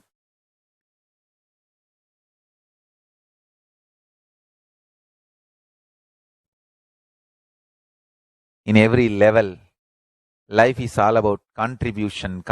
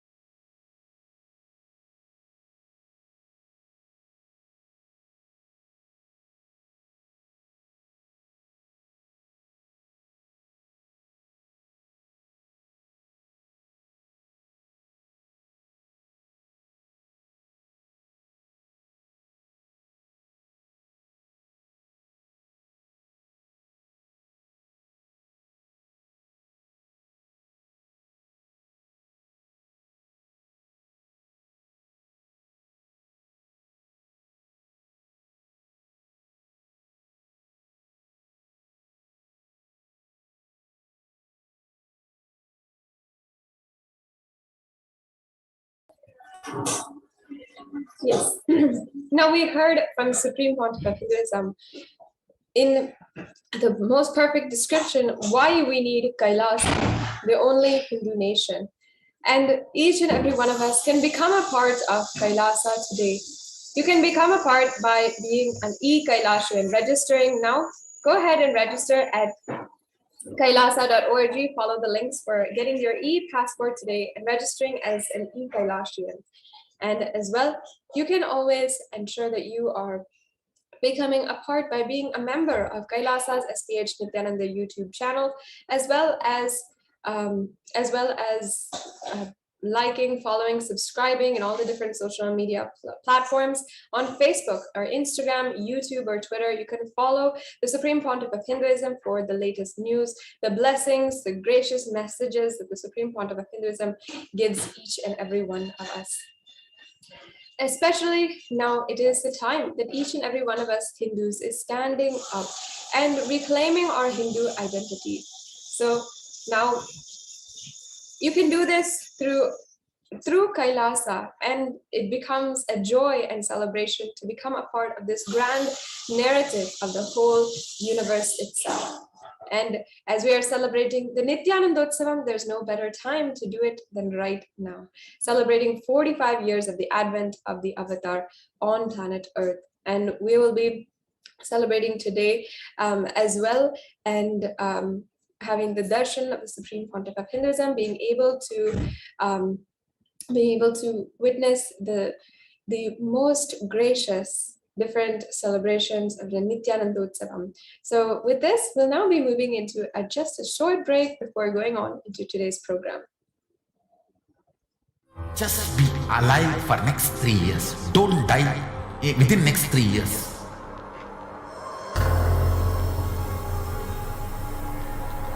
Just don't die within next 3 years.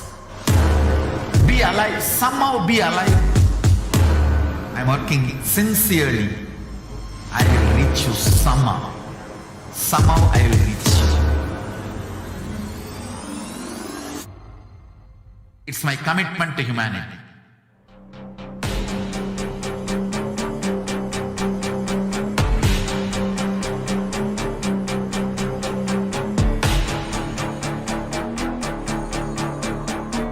Just don't die within next 3 years. I will reach you wherever you are, whichever corner of the world you may be. I will reach you with enlightenment. You manifesting the space, state, powers, being Paramashivoham. It is possible, and it is possible for you.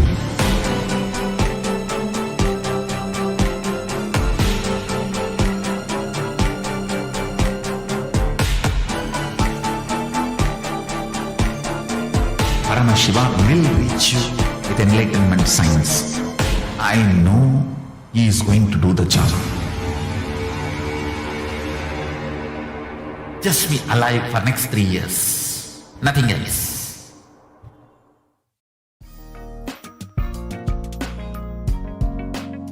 We get you help. We get you ability to build beautiful relationships in your life.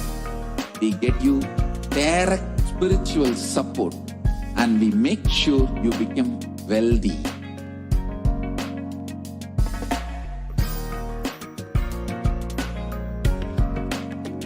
We won't stop giving you just good life.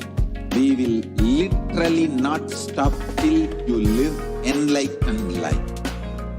Manifesting the state of Paramashiva, space of Paramashiva, powers of Paramashiva, being of Paramashiva.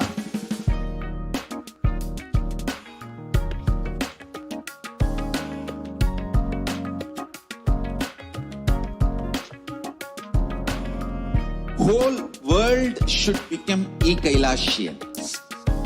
I want the whole world to know Hindus have something great to contribute to the world.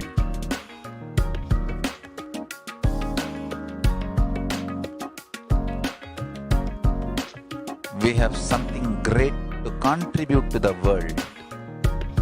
Let us do that.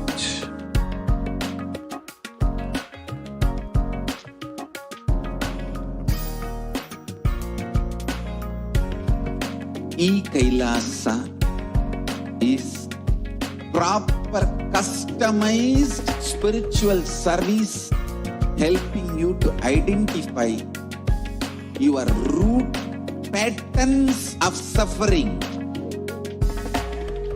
We have perfected the science of helping every individual from every cultural, religious, nationality background.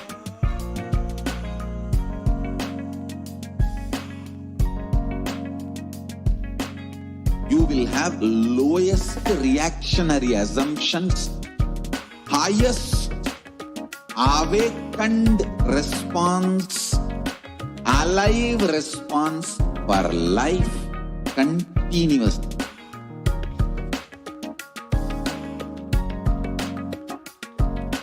E-Kailasa is enlightenment ecosystem, literally enlightenment itself in your own home, wherever you are.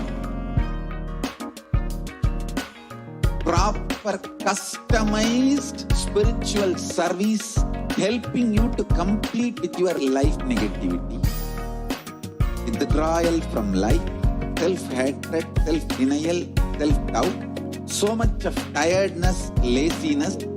We can support you aligning your diet, your attitude, your aptitude, your understanding about life. We can help you with everything.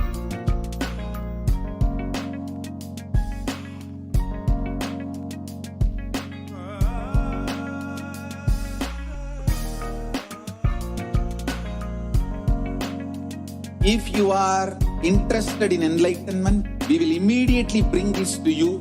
If you are not interested, we will explain the whole science, inspire you and make you interested in enlightenment time.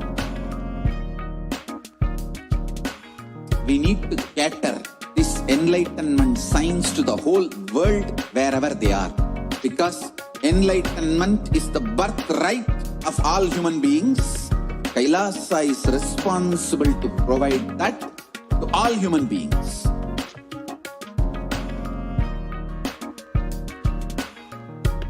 Kailasa is the totality of the knowledge I received from my gurus and practice manifested in my life, perfected by teaching millions of people from all cultures, time zones, backgrounds, genders, nationality, race, from every creed.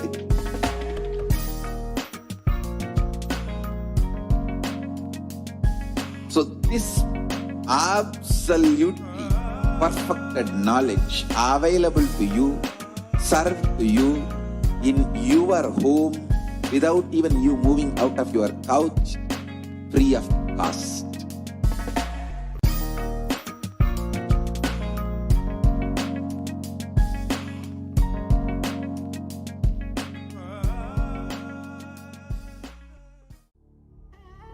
What I mean by the word E-Kailasa, listen intensely. Enlightenment ecosystem, literally enlightenment itself in your own home, wherever you are. If you cannot come to Kailasa, it's okay. Kailasa can come to you. Kailasa coming to you is E-Kailasa.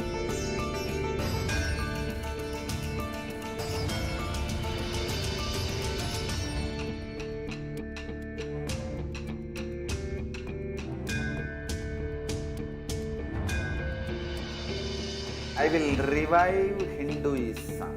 I am a Hindu revivalist, not by any revolution, but by evolution.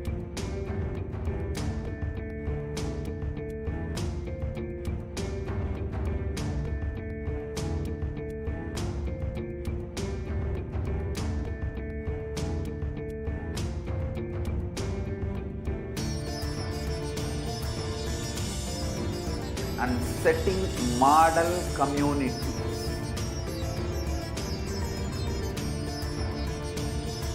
Kailasa, Enlightenment ecosystems, Sarvanya Peethas all over the world.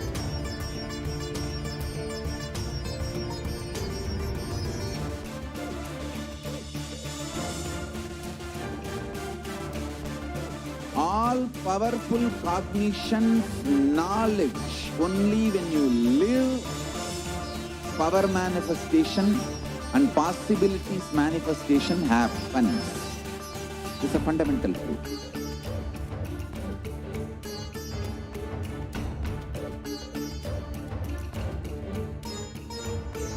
Hinduism cannot live exclusively as one sampradaya. No. All sampradayas of Hinduism is an ecosystem.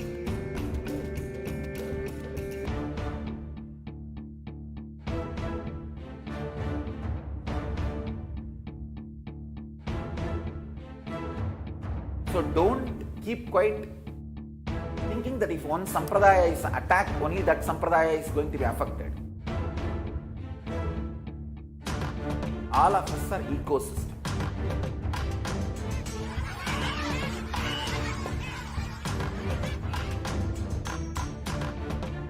I invite all of you to get involved and enjoy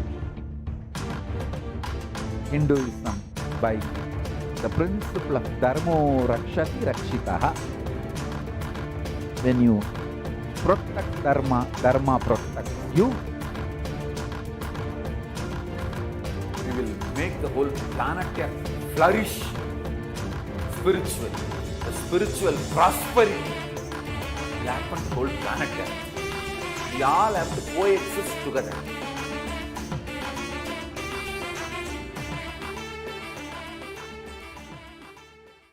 Just be alive for next 3 years. Don't die within next 3 years.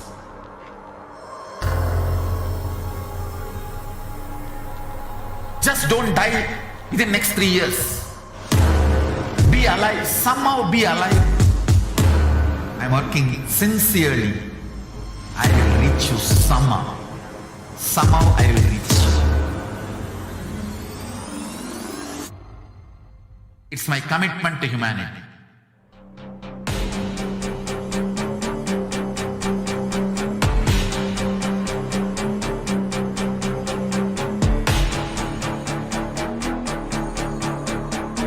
Just don't die within next 3 years.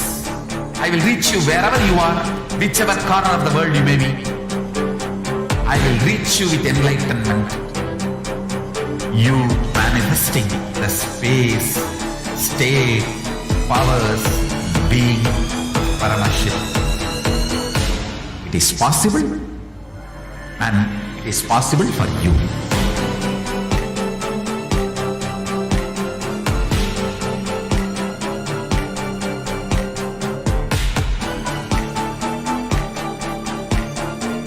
Paramashivoham will reach you with enlightenment science. I know he is going to do the job.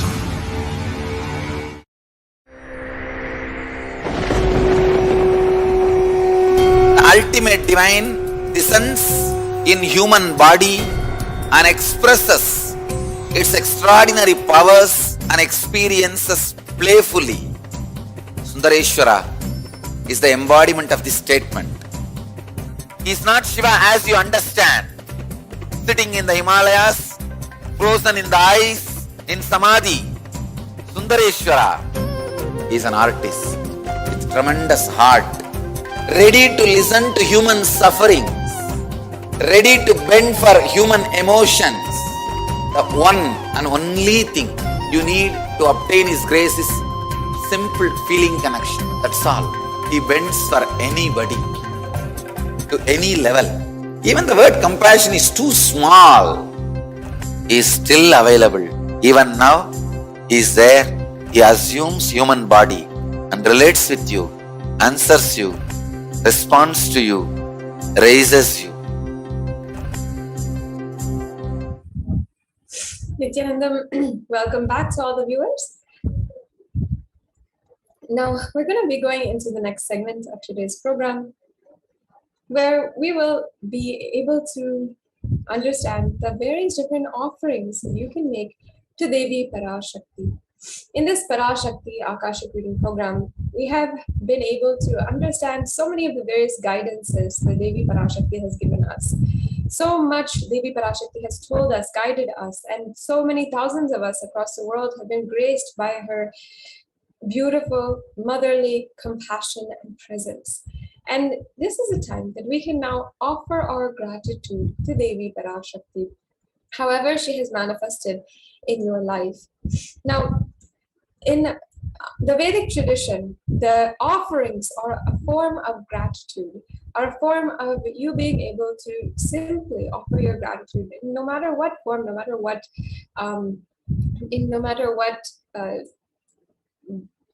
amount or anything, and you being able to offer your gratitude. And it not only is it something where you can offer gratitude and thank the divine, but it is a deep form of completion inside of each and every one of us. In fact, masculine and feminine, both consciousness, have to be expressed equally by every human being to be enlightened. And until enlightenment, only the masculine dimension expresses more than the feminine dimension, irrespective of male or female physical bodies. So offering gratitude and having and experiencing oneness with the feminine consciousness can give you so much benefit. It can literally be enlightenment itself. Every human being has to complete with these 5 dimensions to achieve enlightenment. Excuse me. One is the Pitrus, second is the Kula Devatas, the third is the parents, fourth is nature, and fifth is Guru.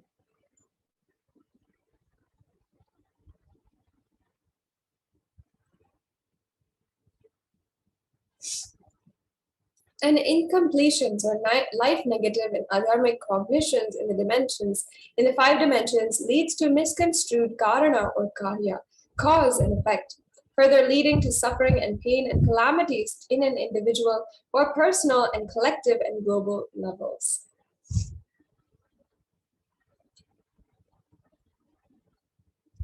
And being sensitive is being aware in gratitude to life, everything from the air we breathe, the place that you sit, the energy we feel, that you exist, and energy to celebrate that you exist. In fact, there's a beautiful story that Swamiji says in the Guaranteed Solutions book, in the chapter on Sahasrara Chakra, from awakening gratitude in our lives. And beautifully, Swamiji narrates the story about once when a geography teacher was asking her classroom full of students, what are the 7 major wonders of the world? And the students started excitedly telling all the 7 major wonders of the world. They started saying the Great Wall of China, the pyramids of Egypt, the Taj Mahal, and so on and so forth. But there was one student who was who was just at the back of the classroom and who said, I don't understand. I really don't see why we are calling out all of these different physical structures as great. For me, what is so wonderful, what can cause so much of wonder in my life is the fact that I can live, I can laugh, I can love, I can see with my eyes, I can breathe and hear beautiful music. All of these are things that I think are wonders in my life. The entire class was completely stunned at how beautiful what her words were.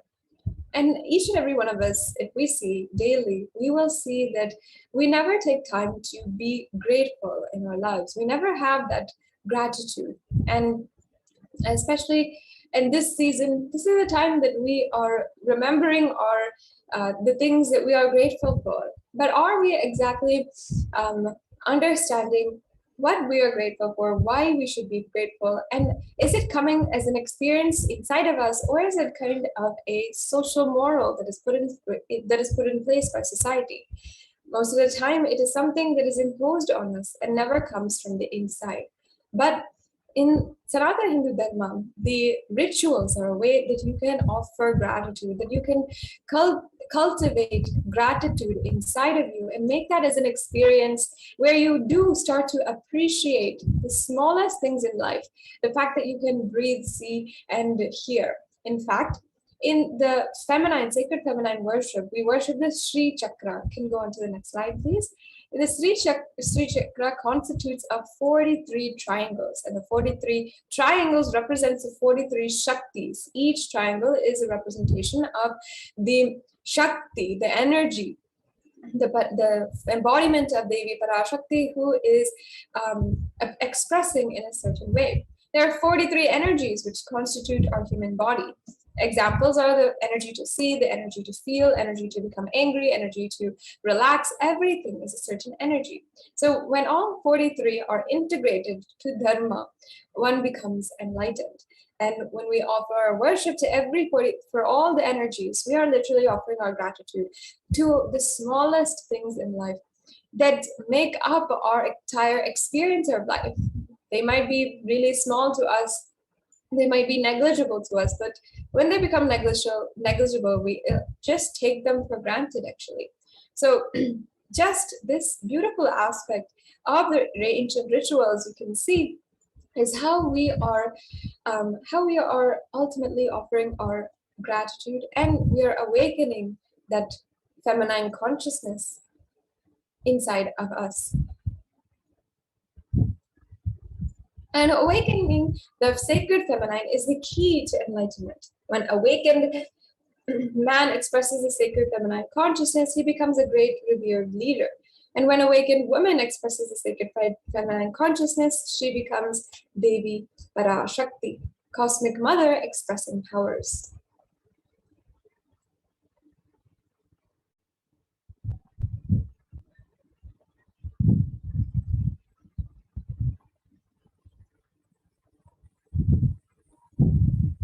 Yes, and conscious sovereignty is the key to awaken the sacred feminine consciousness.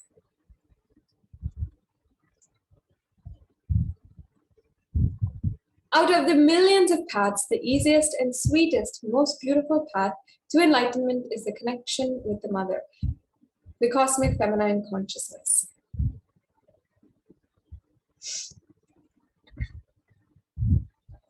And she is the one who expresses as Guru all gods and all manifestations in the universe. She can straightaway deliver enlightenment by collecting through the cosmic umbilical cord.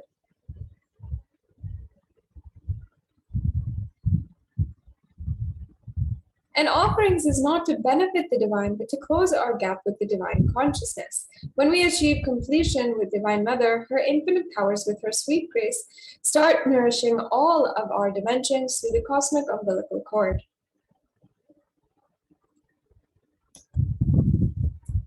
And there is nothing too small or too big that one can offer to connect with the Divine Mother.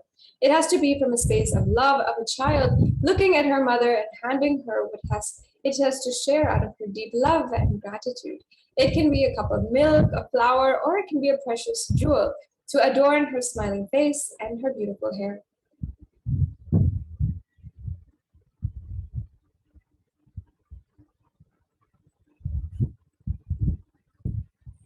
And the Vedic rishis have clearly stated the techniques to connect with the sacred feminine consciousness, to awaken the same qualities inside of us. One can connect with Paramashiva through oneness, but with Divine Cosmic Mother, it is only by worshipping her feet with devotion.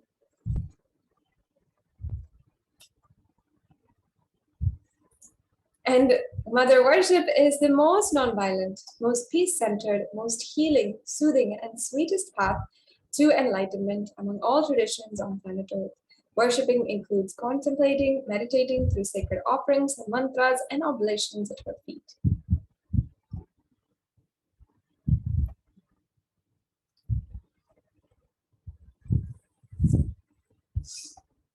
Now you might be wondering, why Divine Feminine? Because she is the ultimate. She embodies all the energies on the planet.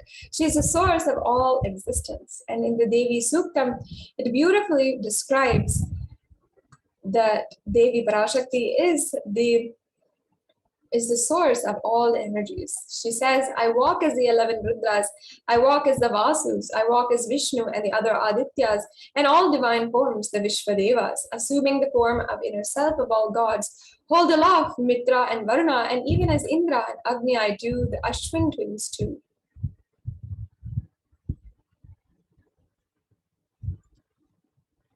And Ekadashadruddhas, Maharudra, Ashtavasus, Dvadashadityas, Vishvadevata, all of them are in my retinue. I move around in my various forms with them as in my retinue. I protect all of them, including Mitra, Varuna, Indra, Agni, and Ashwini Devatas.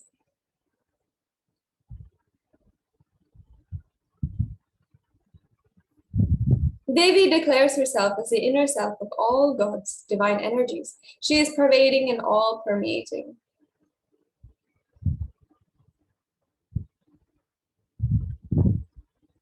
So now we've understood a little bit about the context behind these offerings. We've understood how they can make it lead us to completion, lead us to the ultimate divine oneness experience with Devi Parashakti manifesting through the supreme quantum of Hinduism.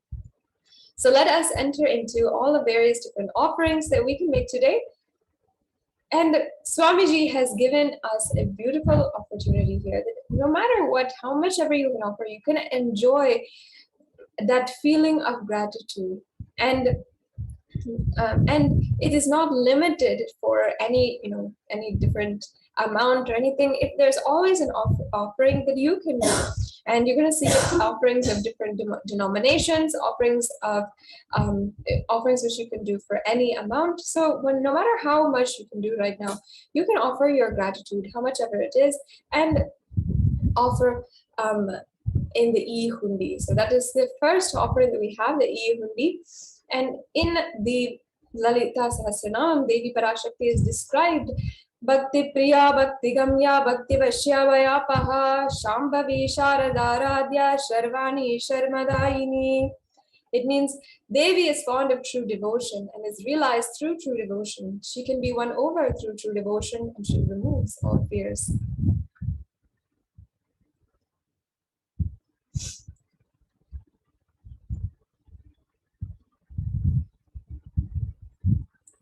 And if there is any fear instilled in the minds of you all, of any devotee, Devi Parashakti is sure to remove that fear as our cosmic mother, as the one who is literally taking care of us at this time.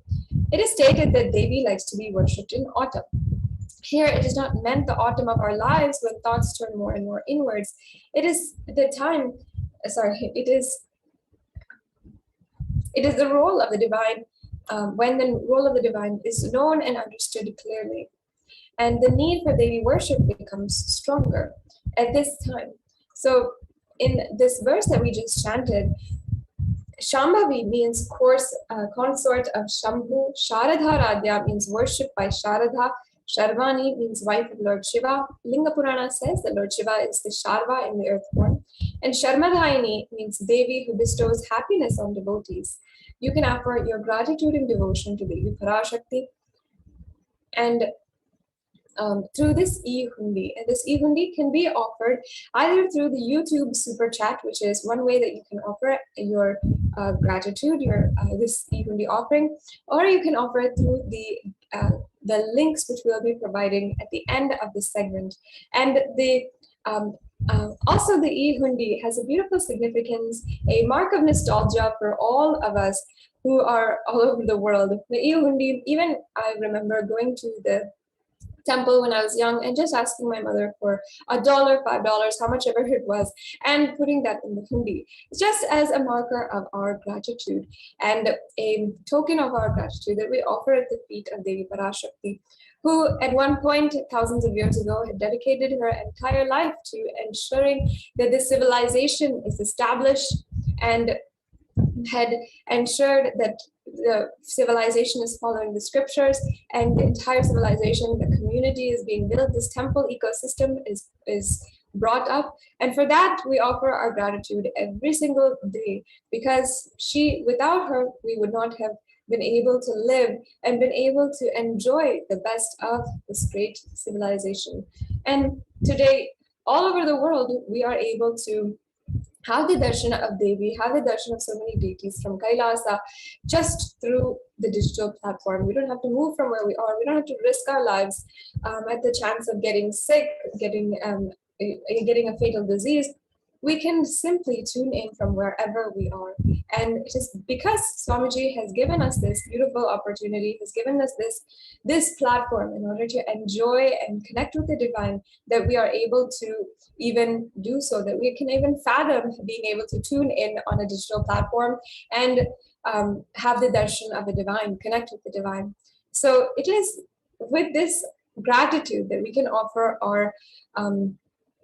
how much ever we want, how much ever you feel that you can do.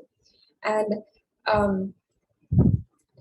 the e-hundi offering you can do in the YouTube super chat. At the end of this segment, we'll go over a little bit how you can do that. So if we can go to the previous slide.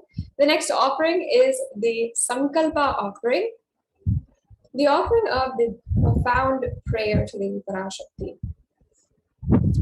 In the Saundarya Lahari, Bhagavan Sri Adi Shankara describes Japo Jalpa Shilpam Sakalam Apimudra Virachana. It means, let the mantras I chant with the sacrifice in my soul become the chanting of your name. Let all my movements become auspicious mudras. Let my travel become perambulations around thee. Let the act of eating and drinking become fire oblations in the Homa Yajna.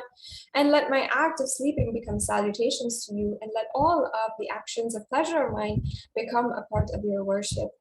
This Sankalpa offering is a very powerful offering that you can do, as prayer is the most profound way to enjoy the oneness with the divine and manifest your reality as you want it. So this Sankalpa is a very powerful mantra which is offered on behalf of you, and it is just $1 USD. So this you can offer through the YouTube super chat, or you can offer through the gateways. We'll be going over a little bit more about the payment methods at the end of the segment. Yes. Now the next offering we have that you can do is the Devi Sahasranama Swarnakasi. And in the Hindu tradition, it's a beautiful tradition to be able to recite the names of God and the goddesses, whomever we revere. The reciting of their name is a way that we are that we can awaken their consciousness. Even if you think regularly, if you call out the name of the divine, or if you call out the name of even a regular person, what do they do immediately? They turn around and look. Or if someone calls your name, you immediately get awakened. You just wake up. And if you're sleeping, you immediately wake up. Or if you're not paying attention, immediately you're alert. It is a secret way that you can awaken that remembrance in you. And if you're just chanting the names of the Lord, of God, you can simply awaken that inside of us. The gods and goddesses that are, their energies are residing inside of each and every one of us are awakened just through the chanting of the names. And when we cherish their happening inside of us, when we cherish their names inside of us, we can simply be able to experience the oneness with them, and we're able to awaken that energy inside of us. So the offering of the Devi Sahasranama Swarnakasu, if we can go to that slide, please, is one of the ways that you can experience the deep oneness with Devi Parashakti. And you can also have the gold coin, the Swarna necklace, the gold coin necklace offered, and as well the names of Devi Parashakti will be inscribed on those coins. And it is a very, very valuable way that you can offer your gratitude. This offering comes in several different denominations, so you can choose which you can offer, which you can afford right now, and you can make this offering as well. The Devi Sahasranama Swarnakasu. Yes. So as you can see, it has a $75, $151, or $251 denominations, which you can choose at your own comfort. The next offering is the Mukta Anguti. The Mukta Anguti is the finger ring with a pearl, and you can offer it for $251, for $501, or for $751. And This Mukta gives you the blessings for the protection from all dangers and fears. And once again, in the Devi's Suktam, Devi describes, or it is described that let the goddess who brings good fortune, who is praised by the gods, who is served by Devendra, who is praised by the Devas, troubled by the Asuras, who is praised and remembered as devotion to her solves all, who is the source of all good in the world, let that goddess destroy all obstacles. And as well, in the Meenakshi Pancharatnam, Devi Parashakti, in the form of Meenakshi, is described as being adorned with pearls. And she is literally described as Muktaharana. And it is beautifully described as the goddess who adores pearls. And for the one who is literally the ocean of compassion and who is literally bringing up civilization, who is taking care of each one as her own child and bringing us up, raising us, guiding us in this life, we can offer this symbol of compassion to the one who is literally entering into our lives and giving us so many breakthroughs. You can offer the Mukta Angati as well.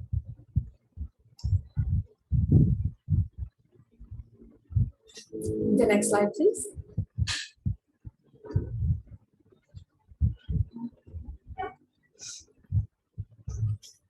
Yes. The next we have the Swarna Padma Pushpa. And the Swarna Padma Pushpa also has different denominations, as you can see here. And Swarna Padma Pushpa is also highly associated in terms of Lakshmi. And in the Vedic tradition, Lakshmi is the goddess of wealth, and she bestows abundance in all areas of your life. In fact, in the Lakshmi Ashtakam, it says, Siddhi Buddhi Prade Devi Bhukti Mukti Pradayini Mantra Murte Sada Devi Mahalakshmi Namostute.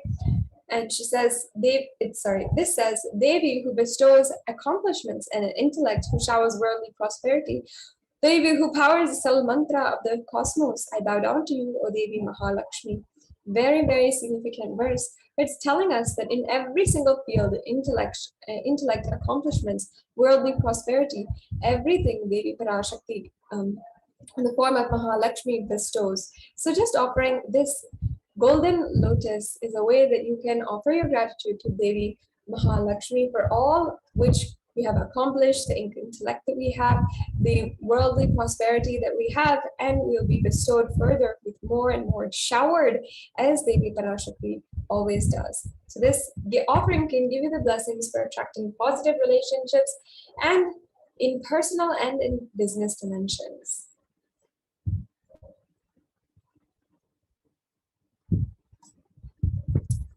Yes, sorry for the technical glitch. We'll be getting back with the slides. Now, once again, wanted to remind all the viewers, and even if you perhaps cannot make one of these offerings, if you feel, yes, you would like to offer a gold necklace or the Swarna Devi Sahasranama Swarna Kasu or the Mukta Angati or any one of these precious offerings to Devi Parashakti, but perhaps you cannot make it right now. You'd like to offer it for a special date even.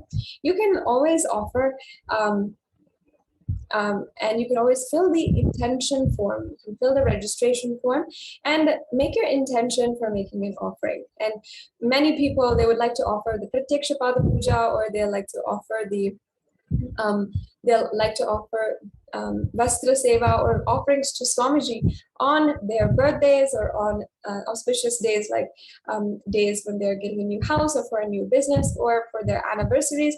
All of this might be a day that you would like to offer your gratitude to Devi Parashakti and to the Supreme Pontiff of Hinduism. So if that is the case, then you can always fill the registration form and you'll be able to get to know all of the various different events that are coming up and the next offerings that you'll be able to make. And Always stay in touch in order to be able to offer for the special occasion that you'd like to offer in the future. And perhaps you would like help in manifesting the offering, and perhaps you cannot do it right now. That is also possible if you fill out the intention form. We'll also share a little bit more, guide you through the process of how you can do this at the end of this segment. And once again, I'd like to invite each and every one of you who is joining with us. If you are joining, if you are viewing this program, and perhaps you have viewing this program from the very beginning, you can always go to kailasa.org in order to register for your e-passport, and as well you can go to the and as well you can always become a member of Kailasa's HDH Nithyananda YouTube channel, and you can be able to become a member and give your be a part of the live chat. And this is a way that you can directly send messages, become a part of this exclusive community, and even your messages to the Supreme Pontiff of Hinduism, your blessings, your prayer requests could be answered even during the next live satsang or the live darshan. And the next live darshan is at 10 p.m. Indian Standard Time. So everyone should be getting ready, ensuring that you are calling your friends, sharing as much as possible, because we're going to be having the live darshan of the Supreme Pontiff of Hinduism at 10 p.m. Indian Standard Time. Do ensure that you are staying tuned for further announcements, and you have all of the information provided for the darshan that is coming up. And as it is the Nithyanandotsavam, the Brahmotsavam, for the celebrations of the Avatar Dinotsavam, then you can ensure that you are as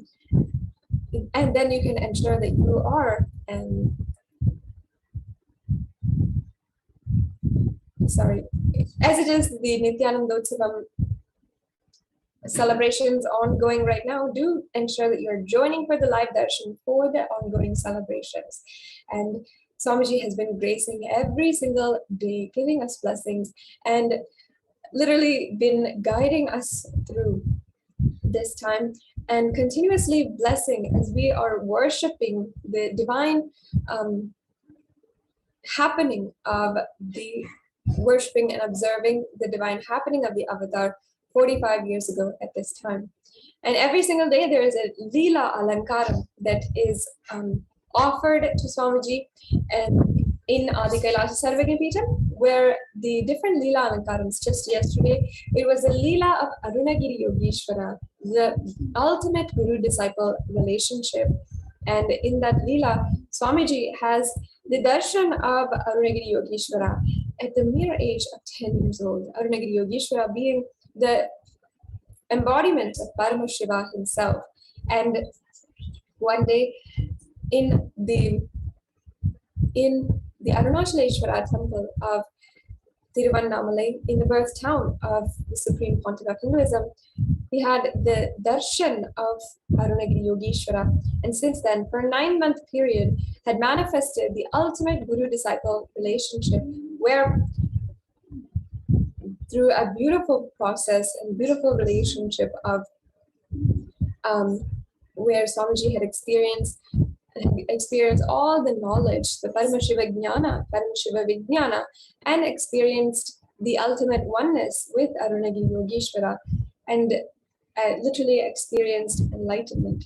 And not only this, there are so many other people, who have witnessed the Supreme Pontiff of Hinduism sitting in the presence of Arunagiri Yogeshwara. Though they did not see Arunagiri Yogeshwara, and only Swamiji was having the darshan, they had seen the Leela where Swamiji was sitting near the Arunagiri Yogeshwara Mandapa. And yesterday we had the darshan of the Leela Alankaram, where we saw Swamiji sitting at the feet of Arunagiri Yogeshwara and imbibing the Paramashiva Jnana and Paramashiva Vijnana, all of the knowledge which Swamiji is reviving for us today, and ultimately initiating each and every one of us into, ultimately initiating us into the most extraordinary guru-disciple relationship. And we, each and every one of us, can enjoy this guru-disciple relationship with the Supreme Pontiff of Hinduism, with his blessings, with his love, and with his ultimate guidance. And we'll just be learning about how we can do that in just a few short slides.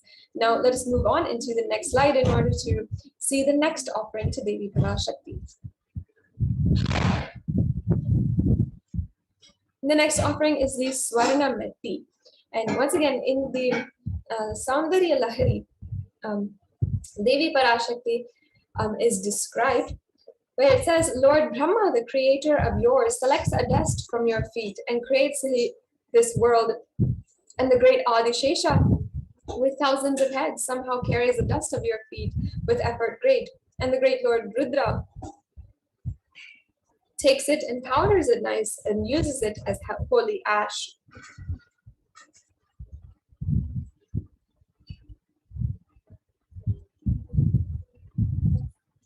And this offering of the Swarna Metti can give you blessings for life leadership qualities, for offering worship to the divine lotus feet of Devi Parashakti, achieved by even worshipping a tiny grain of dust from her feet. This Metti is the golden toe ring to worship by adorning Devi Parashakti's feet.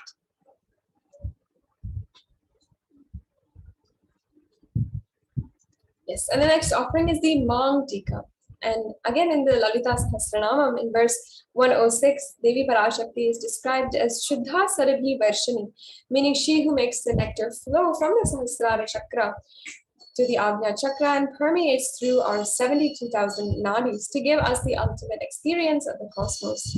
In this, she gives us the blessings for an enlightened lifestyle. The Mang Tika literally represents the nectar flowing from awakened Sahasrara Chakra and literally overflowing from the Sahasrara Chakra, which is at the crown center. That is why it is a gold offering at the center of our forehead until the back. So you can offer this Mang Tika as well. Now we also have the Pratyaksha Pada Puja. As I was saying, this is the way that you can offer your gratitude and experience the deepest connection with the Guru, especially during this time of Nithyanandotsavam. It's a very auspicious time to offer the Pratyaksha Pada Puja. In the different verses of the Guru Paduka Stotram, as well as the Guru Ashtakam, there are so many ways, so many beautiful ways that Guru is described. And of course, among the best of them is the Guru Gita, where literally Nithyanandeshwara describes himself to Nithyanandeshwari. And Swamiji has declared the Guru Gita as the book, the greatest book, and the book for the Nithyananda Sangha. And in this, it is describing the graciousness of the offering to the Guru's feet, how it is the best way that you can achieve enlightenment.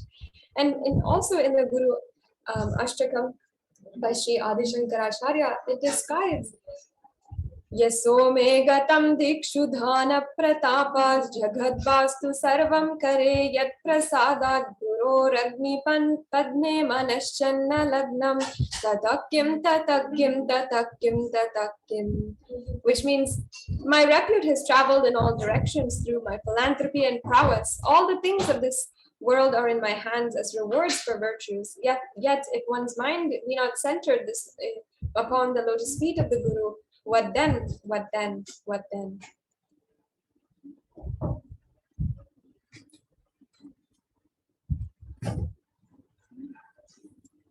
So beautifully, Adi Shankaracharya is describing how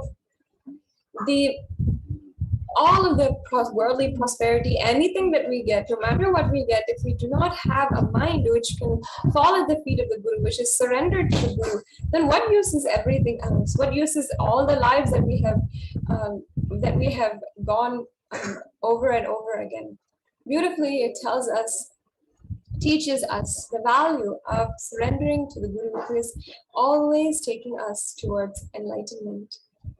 The next offering is the Vastra Seva. So Vastra Seva is also offered during the Pratyaksha Pada Puja. It's the offering of the Vastram or the clothes, and it can bestow one with the sweetest path to enlightenment with complete protection. So you can offer this Pratyaksha Pada Puja at the upcoming Jayanti celebrations on December 28th.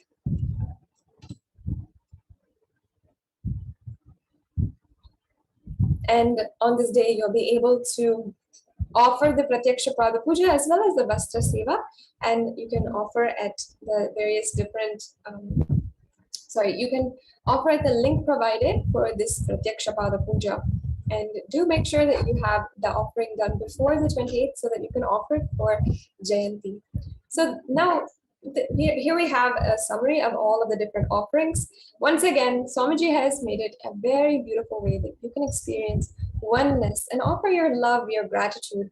When we have that beautiful experience of connection with the divine, we are simply outpouring, and we always want to offer our love and gratitude. And we never have to feel limited based on our current financial status. We can always offer anything that you have.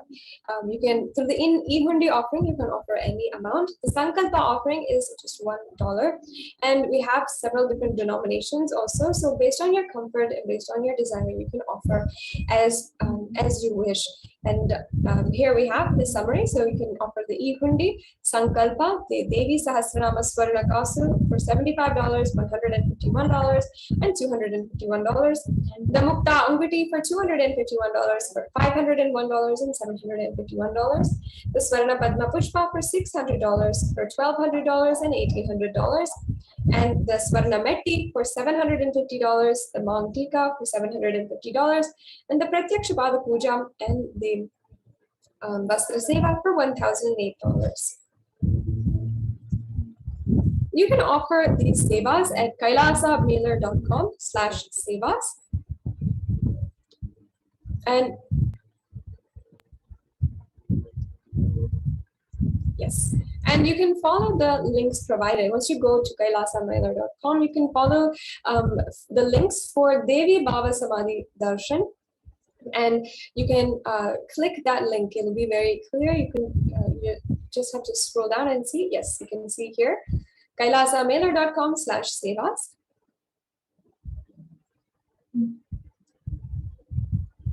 And if you scroll down, you'll be able to see the Devi Bhava Samadhi Darshan offerings. Yes. And if you have an intention to offer, please go to step 1. And perhaps you cannot make an offering right now, or you'd like to make an offering at a later time. You can submit your intention to offer. So if you click the intention to offer, you'll be able to go to the form where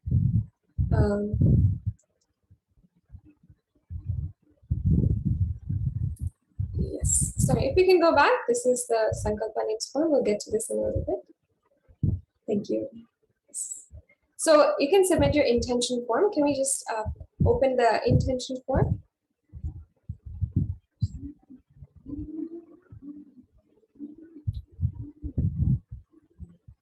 Yes.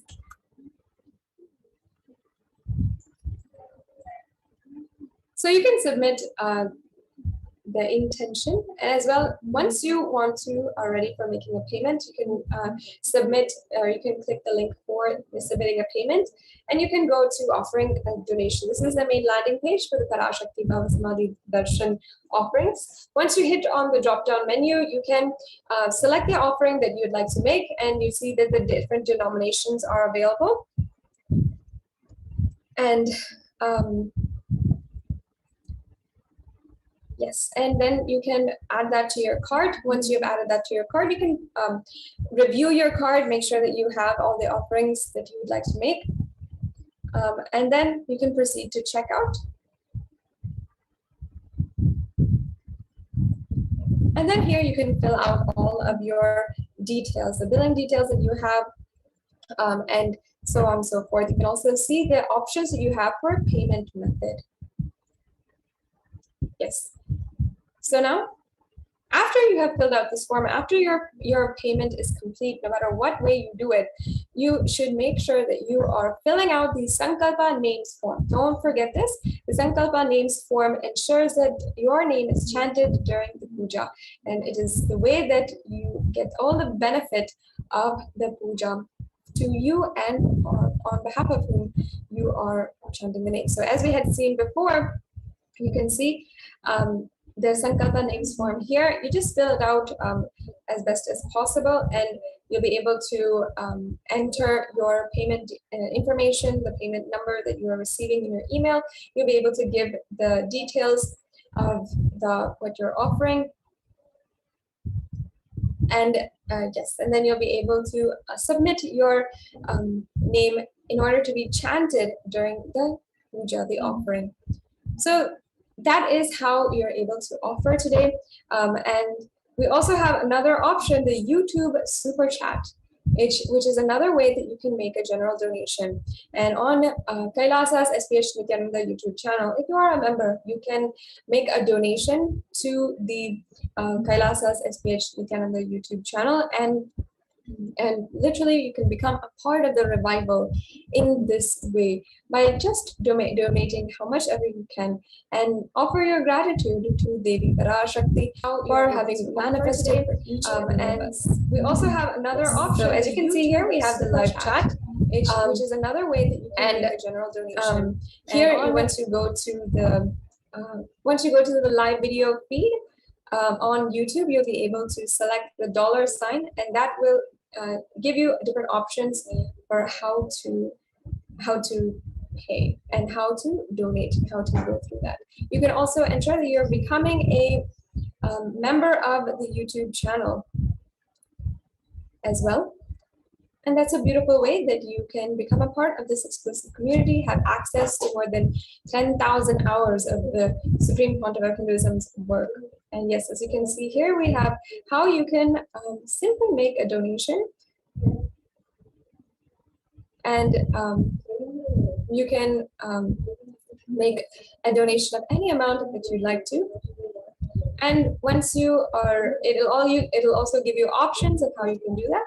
Yes, we can go back now.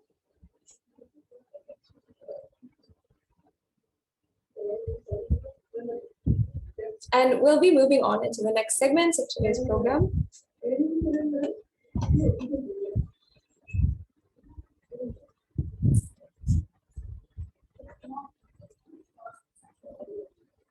Yes.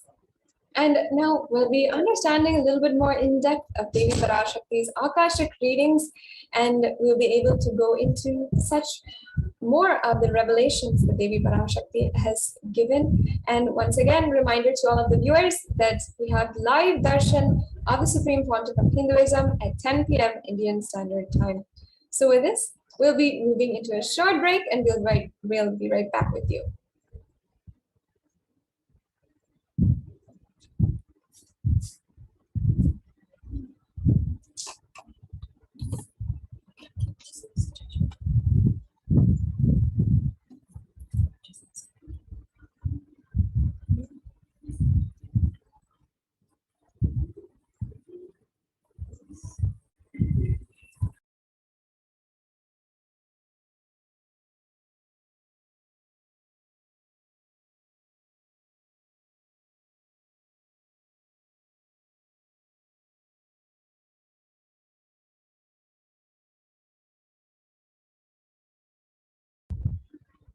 Yes, sorry for the technical glitch.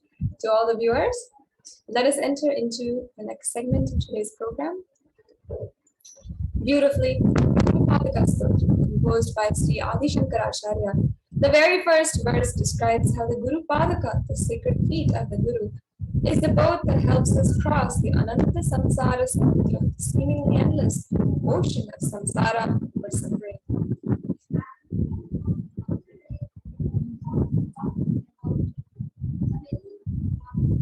Can we go to the previous slide now? And we'll just be chanting that verse just for us to understand the beautiful sentiment of Sri Shankaracharya. Ananta samsara samudradara naukayitabhyam Sri Guru Bhakti Dabhyam Vairagya Samrajada Pujanavyam Namo Namaha Sri Guru Padukavyam. It means salutations to the sandals of my Guru, which is the boat which helps me cross the endless ocean of life, which endows me with a sense of devotion to my Guru, and by worship of which I attain the dominion of renunciation.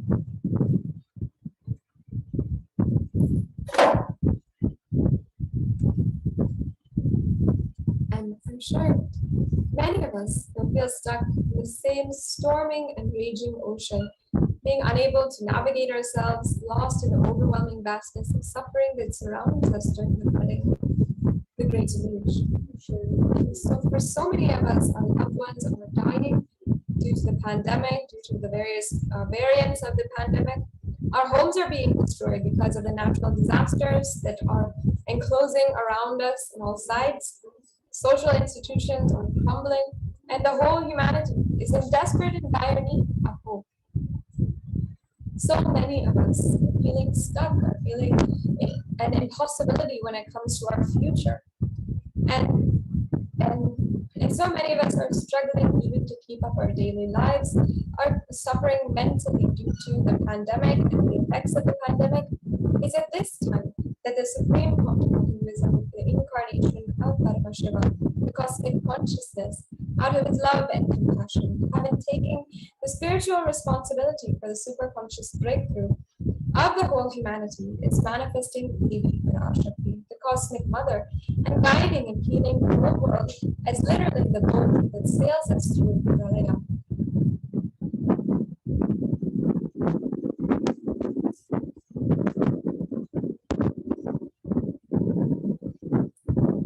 And Devi Parashakti is herself manifesting through the Nijavatara and answering each and every one of our prayers, granting our boons, healing us, removing all of our pain and suffering. And Devi, of course, is not attended to us just individually, but also humanity at large. Devi Parashakti has guided the whole humanity in the form of revelations of profound sacred secrets, showing us the future regarding global issues, the COVID pandemic, natural disasters such as fires, floods, etc., and even the twisted human conspiracies and underground wars which have not yet surfaced to common knowledge as yet. Today, now this next segment, we'll be seeing one of these very revelations where Devi Parashakti has forewarned the whole humanity about the sea levels rising. And just as Matsya Avatara came down to warn Shratadeva Manu about the floods that were becoming, Devi Parashakti herself came down to the form of the Supreme Quantum Hinduism to warn the whole humanity and ensure that we are protected during this great deluge and as the sea levels are rising. So we'll be able to understand a little bit more about what Devi Parashakti revealed and how it came true after a quick break.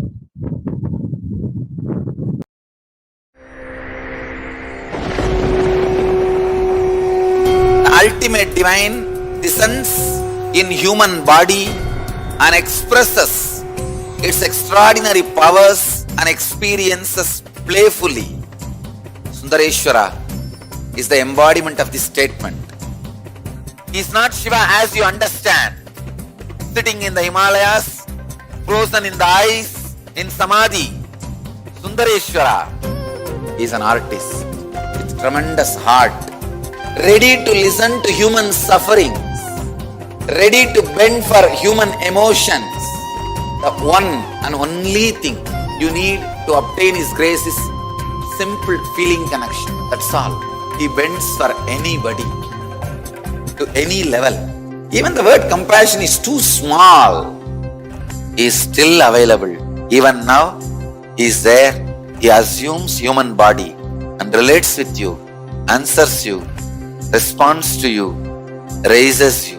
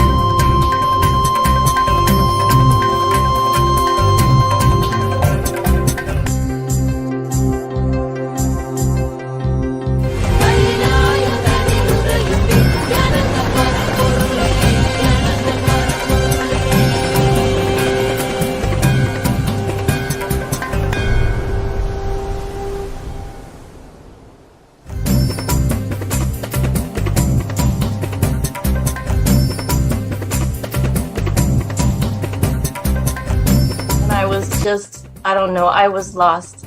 And then he was done speaking, and just tears just started pouring out of my face. I'm just like, ugh, I don't know what just happened. It was just like unbelievable. Just unbelievable. I was just, I'm shaking now just remembering it. I don't know what shifts inside you. It's just, I literally felt the strong initiation happening at that time when Swamiji blessed. I don't know, it just puts you in some different world altogether, and suddenly everything seems possible. Everything seems, like that impossibility is in that 1 second, fraction of a second, that impossibility drops from you. And you just, everything seems possible, that you get into that space of possibility. And I think, that is the greatest, dropping the impossibilities is really, and something changes in you, something shifts in you. You can physically feel the change. And the energy that is generated, it really, it's phenomenal.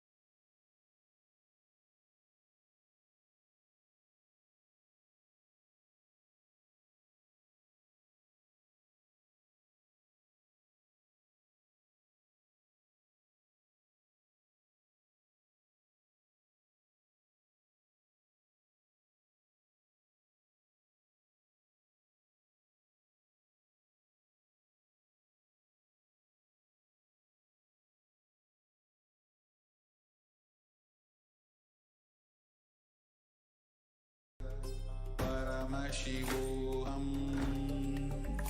Om Nithyananda Paramashivoham.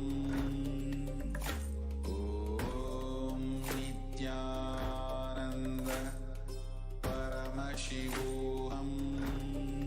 Just be alive for next 3 years. Don't die within next 3 years.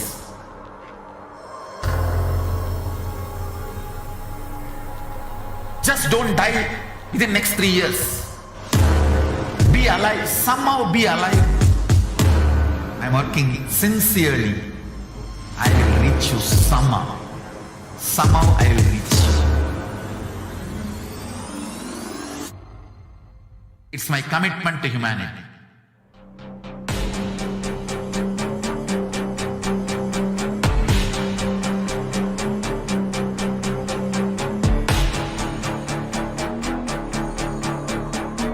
Just don't die within next 3 years. I will reach you wherever you are, whichever corner of the world you may be. I will reach you with enlightenment. You manifesting the space, state, powers, being Paramashivoham. It is possible, and it is possible for you.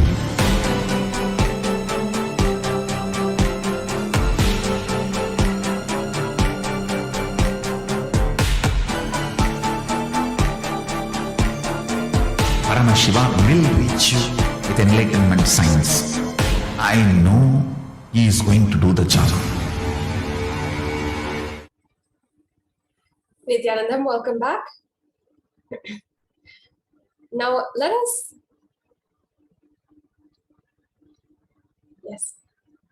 now let us enter into this divine revelation given by Devi Parashakti on the sea levels rising.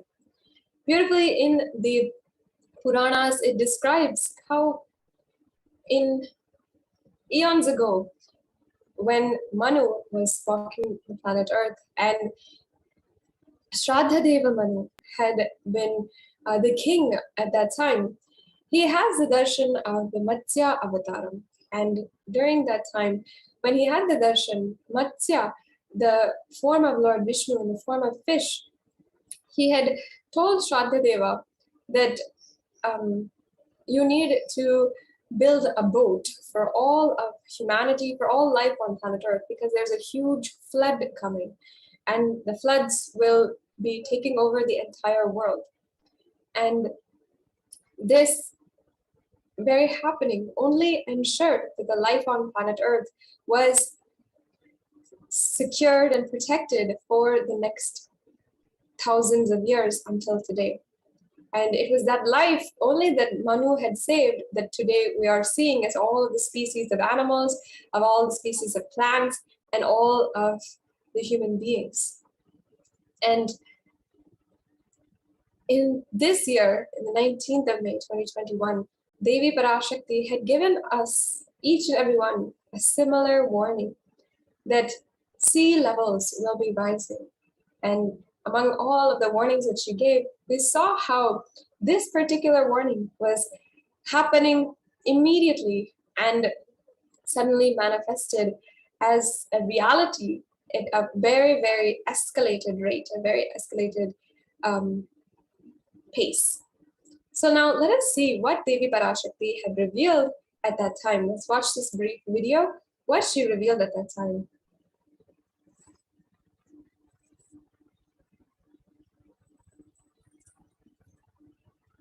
Om, Om. Andreas Kull.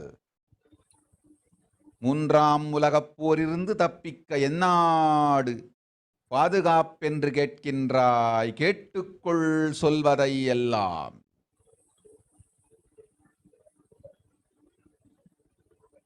மத்திய கிழக்கிலே போர், இந்தியாவில்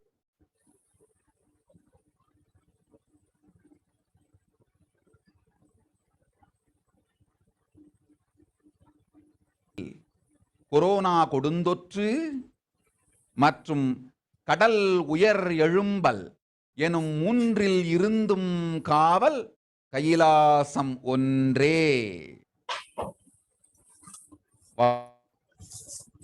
வாழ்விற்கு அதுவே நன்றே.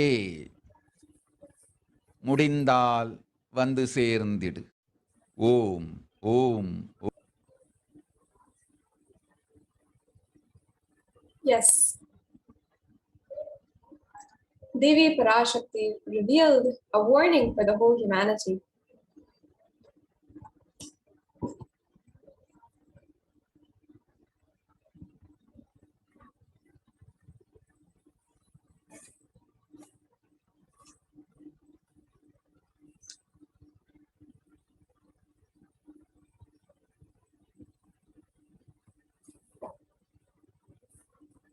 Yes, can we go on to the next slide, please?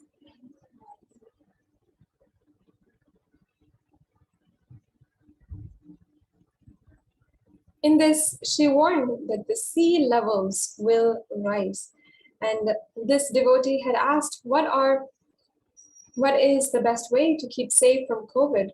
And Devi Parashakti revealed that there are three things that each and every one of us must keep safe from at this time. And the only way to keep safe is in the abode of Adi Kailash. Oh.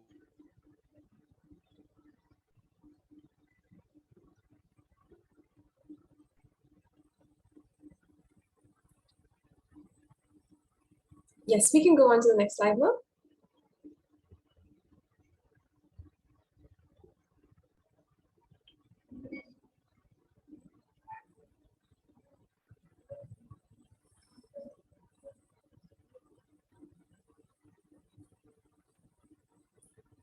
So let's see what Devi Parashakti actually said in those revelations.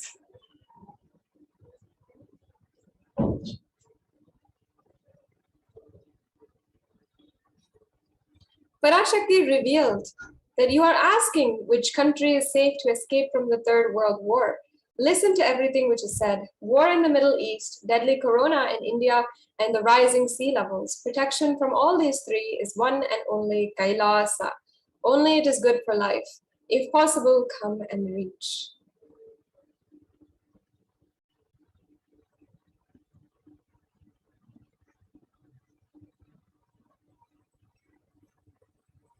On the 19th of May, 2021, while answering the prayer of one of the devotees, Devi Parashakti manifested through the Supreme Pontiff of Hinduism, warned about the sea levels rising and the cascading effects of the climate change crisis on humanity.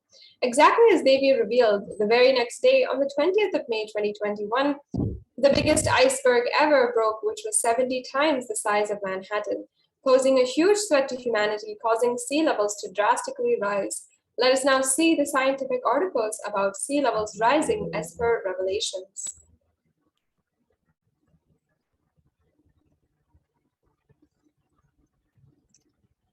In this article from ABC News, we're seeing how the article headline is World's Largest Iceberg Just Broke Off of the Antarctic Shelf.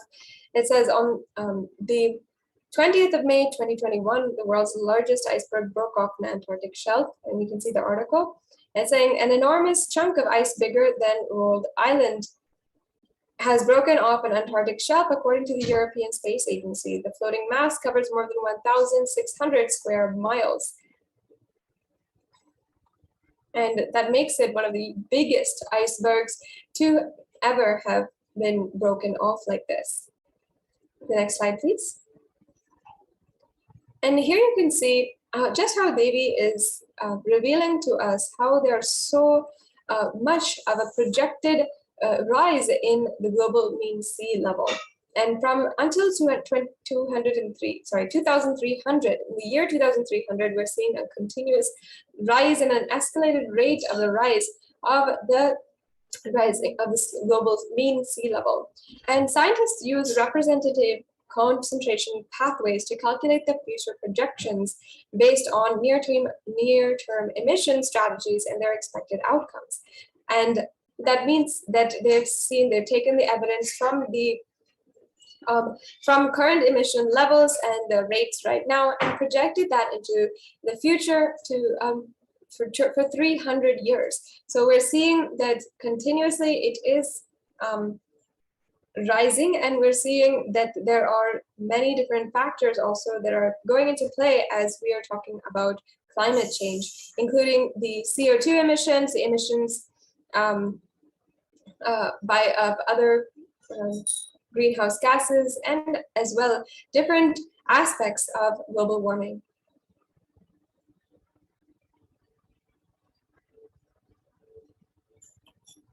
Yes. And sea level since 1880 in some ocean bases, and sea level has risen as much as 68% or 68 inches and 15 to 20 centimeters since the start of the satellite record in 1993. In an article by NASA, it's saying how global climate change is progressing. It's saying that global sea level has risen by about 8 inches since reliable record keeping began in 1880. It is projected to rise another 1 to 8 feet by 2100. This is the result of added water from melting land ice and expansion of seawater as it warms. In the next several decades, storm surges and high tides could combine with sea level rise and land subsidences to further increase flooding in many regions. Sea level rise will continue past 2100 because the oceans take a very long time to respond to warmer conditions at Earth's surface. Ocean waters will therefore continue to warm and sea level will continue to rise for many centuries at rates equal or higher than right now. We're seeing a projection here also on the graph.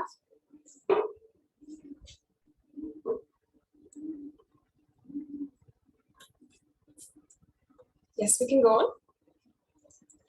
And in the United States, almost 40% of the population lives in relatively high population density coastal areas.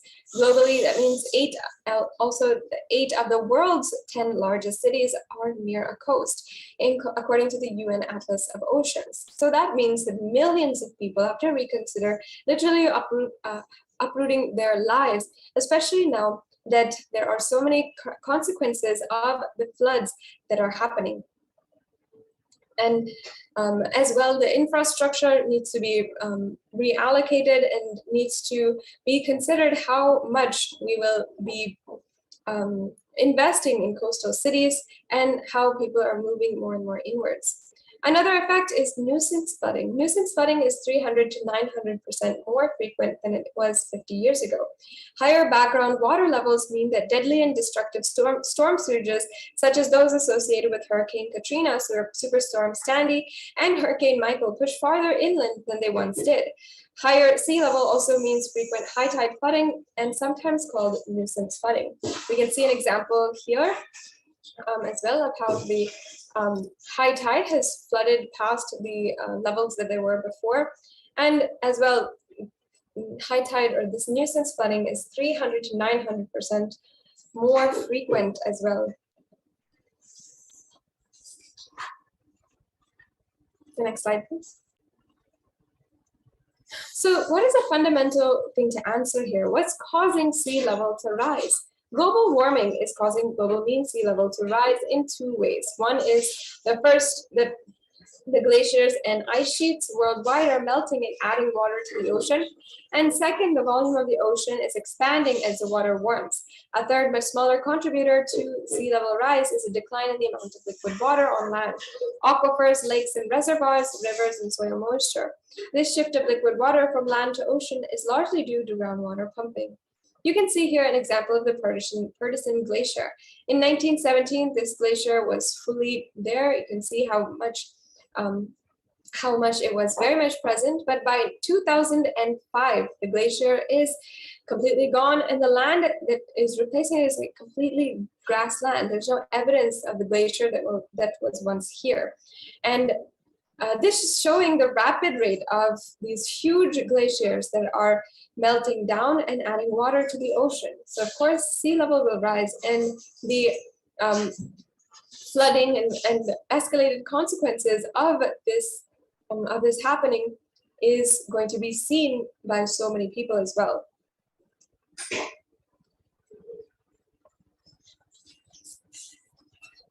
And the pace of global sea level rise more than doubled from 1.4 millimeters per year throughout most of the 20th century to 3.6 millimeters per year from 2006 to 2015. You can see here that from 1992 to 2001, in this 10-year period, only 34 billion tons of ice loss was there in Greenland per year. But from 2012 to 2016, just a 5-year period, 247 billion tons of ice loss was there in those years. And that's a huge amount, a very shocking rate of ice loss, especially considering that it's just a 5-year period compared to a 10-year period. So it shows the escalation of the rate, and it also shows us the huge drastic changes in our climate. And as well, after the 19th of May 2021, when Devi Parashakti gave us this warning, on August 2021, the UN published Code Red, a warning of the worsening global warming and rising sea levels. In the AP, in one article from AP, it says that Code Red, UN scientists warn of worsening global warming. And this is from August 10, 2021. Again, it shows us that the UN is also echoing what Devi Parashakti has revealed, and is warning the whole humanity to take heed, especially during this time, as we are facing a further escalating global warming crisis.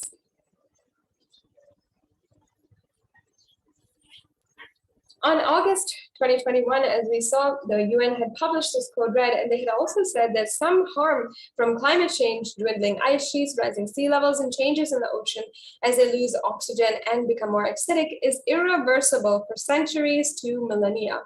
And the world is locked into 15 to 30 centimeters of sea level rise by mid-century. Next slide, please.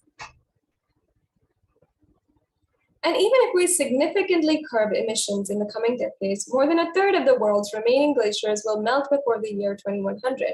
And as far as it comes to, when it comes to sea ice, the truth is that 95% of the oldest and thickest ice in the Arctic is already gone. And there's several different cascading effects of the sea levels rising, including flooding.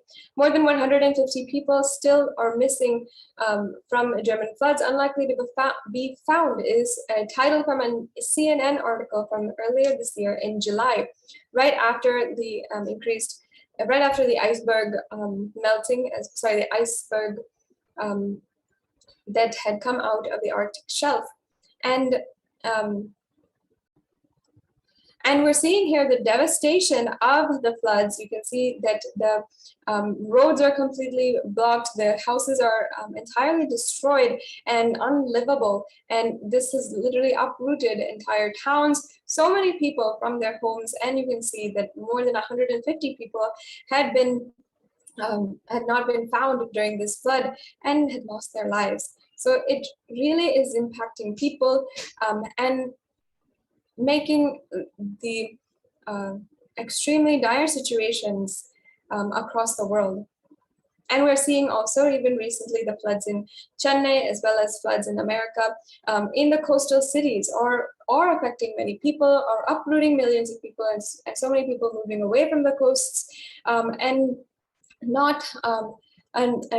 really understanding now how big of a change and how much the global warming is having its effects.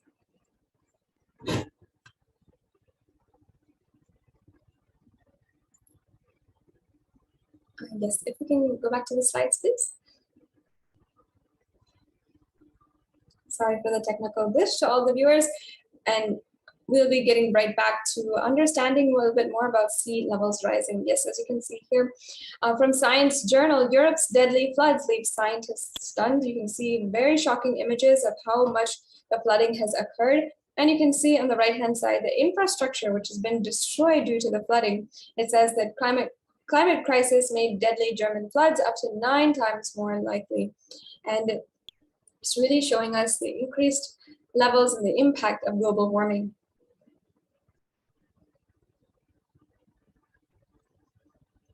The next slide, please.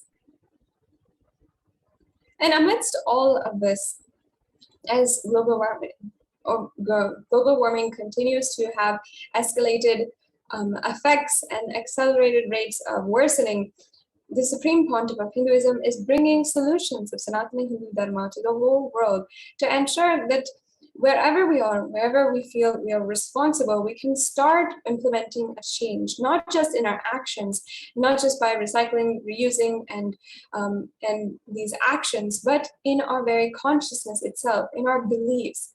When we believe, how our beliefs will affect our actions, and our relationship with Mother Earth will flower into something more than just an exploitative relationship. So let us see one video from the Supreme Pontificalism, and Swamiji has beautifully explained how we can heal Mother Earth simply just by walking bare feet on the ground.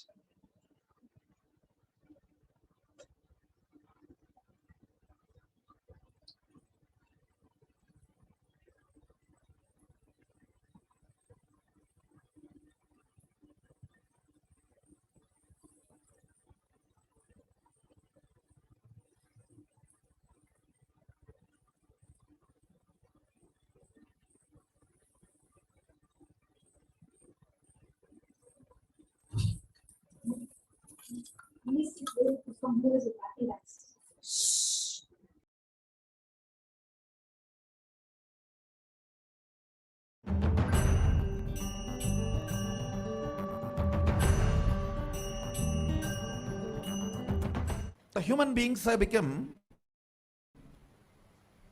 so distanced from the real life, are ready to explore things. We become so far away from, at least I can tell you from my experience, village boy. When I was 5 or 6, I opened all the alarm clocks in my house.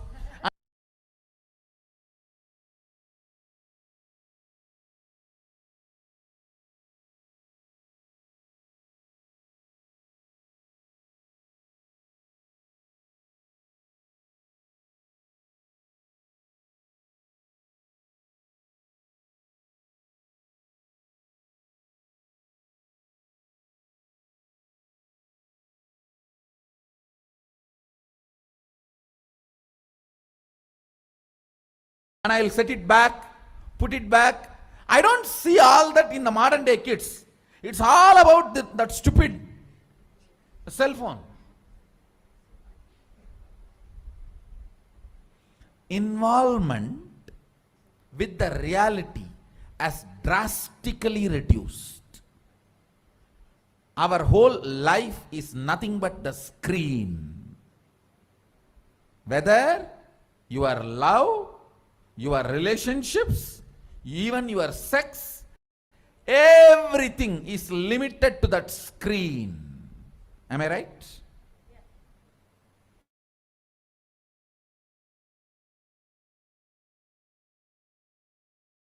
Almost.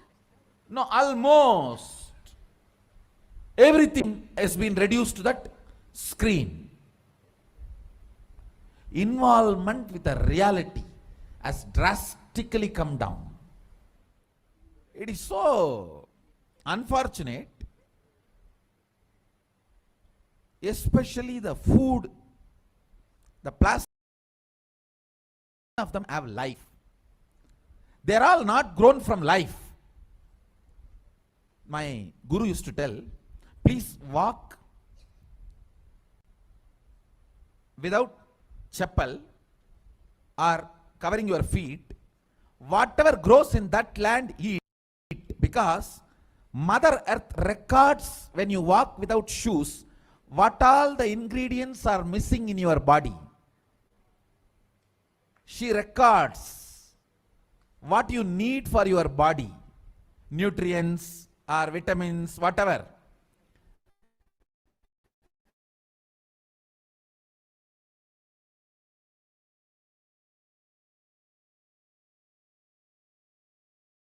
Whatever is missing in your body, she produces in that food which grows in that land.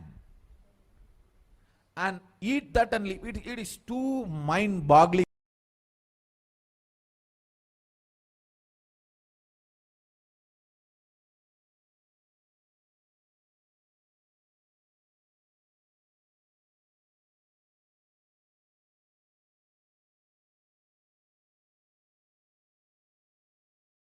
Only after I started doing it, I realized You don't need any external medicine if you know to live with the nature.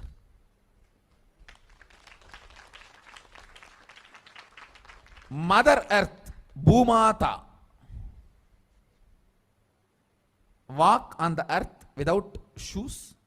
In that land, what grows will supply exactly what you need for your body.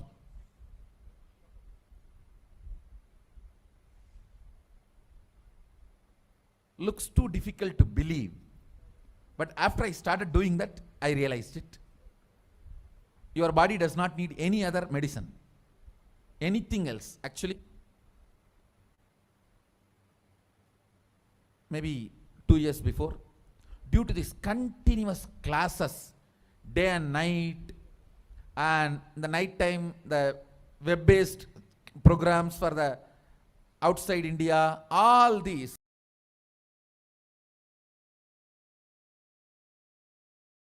eating habits are one chaos. No question of rest become like a too much on the system. Eat. So I started walking without chappal for a few days.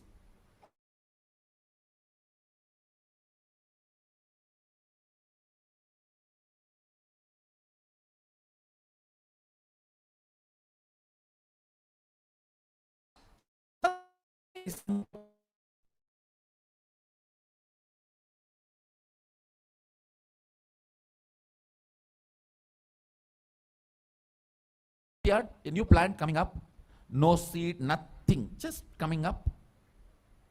I was wondering what is going on.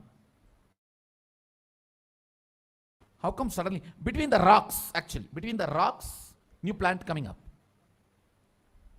And one of the devotee Ayurvedic doctor, he said, Swamiji, if you can get this plant and add it in your food, your stomach will be completely healed. I said, where to get? When he walked into the courtyard, he said, this is the plant.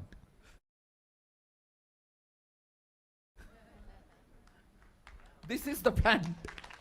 And throughout the campus we searched, we did not find another one. Nobody knows from where the seed has come, from where the plant has come. Understand, it is not that just for me miraculously nature is doing. It is the nature's life. I was ready to play with it, so she showed the miracles to me. Anybody willing to play with her, she shows her miracles to you. Nature is miraculous. If you are ready to play, she shows it. She demands her love, her care. If we go back to the our life also will start more interacting, more alive, more vibrant, more overflowing.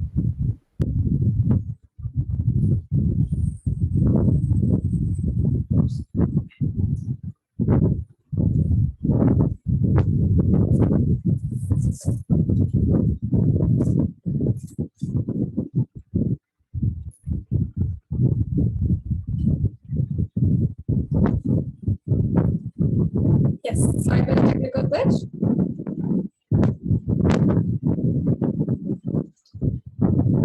We'll be fixing that right away. And coming back to all of you and just continuing watching Swamiji's video on this beautiful way that you can connect with and heal Mother Earth. How beautifully that connection can happen, how she can give us whatever we need. In the next video, also, the Supreme Pontiff Buddhism elaborates on the greatest dharma of ahimsa, of non-violence, and how in the Mahabharata it reveals ahimsa paramo dharma, meaning non-violence is the greatest principle. So this very principle, the very root of the whole Hindu civilization, is the way we have created kingdoms, a huge ancient civilization, a highly advanced civilization, which had been a sustainable way for living and had been given a beautiful way of giving a beautiful way for each and every one to live. As we had discussed earlier in the program, the Ramarajya, the Mahabharata, the Hastinapur kingdom, everything was such a beautiful way, a beautiful civilization for living in.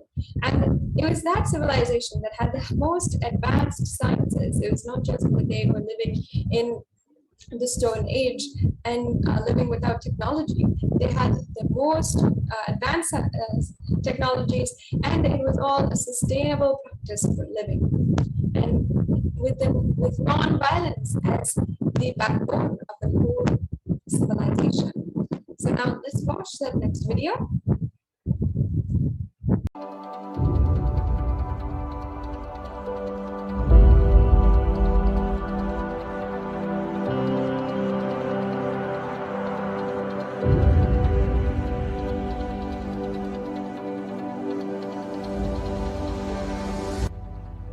We often believe that exacting revenge is a form of emotional release and that getting retribution will help us feel better. Especially this modern day cinema, entertainment industry cult brainwashes you. The act of revenge as a way of gaining closure after a wrong is done. No! I tell you the truth, revenge has the opposite effect. Revenge is like a korangu sorinjikra mari, ari padangadu.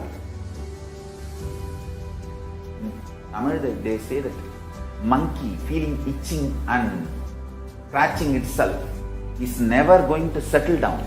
Till that monkey dies, it will not settle down because it will create a wound and it will not keep quiet with that wound. That same wound it will scratch more and more. And it will be more infection. Finally, the monkey will die. Orangu sorinjikittadum, nama violence la vidaradum onnu. Understand? Mass media, cult, entertainment industry, TV and cinema, cult is brainwashing you, telling that revenge is heroism, violence is heroism. No, it is not. Non-violence is heroism. I tell you, in every level, non-violence as a strategy. Because you see, non-violence makes you realize more and more oneness. It strengthens the oneness. Oneness strengthens the non-violence and non-violence strengthens the oneness. You need to understand the context. Only then you will understand how this non-violence can be a successful strategy. If you miss one or two components and do it out of wrong context, it will become a mess. It will become a laziness and non-involvement. Laziness and non-involvement is not non-violence. Don't use non-violence brand and tag to justify your non-involvement and laziness. No. That's what Arjuna was trying to do in the Arjuna Vishada Yoga. He was telling Krishna, oh, why should I kill people? Why should I kill people? Let me go away and become a sannyasi. Dubukke, this fellow, when he went to do tapas in the forest also, he got married to a girl. Every time this fellow goes for tapas, whether he brings boons or not, he brings girls. Alright, no disrespect to Arjuna, is incarnation of Nara Narayana. So no disrespect to Arjuna. Non-violence should not be misconstrued or should not be used to portray your non-involvement and laziness, tiredness and boredom. Hinduism is actively enriched. World will become great place.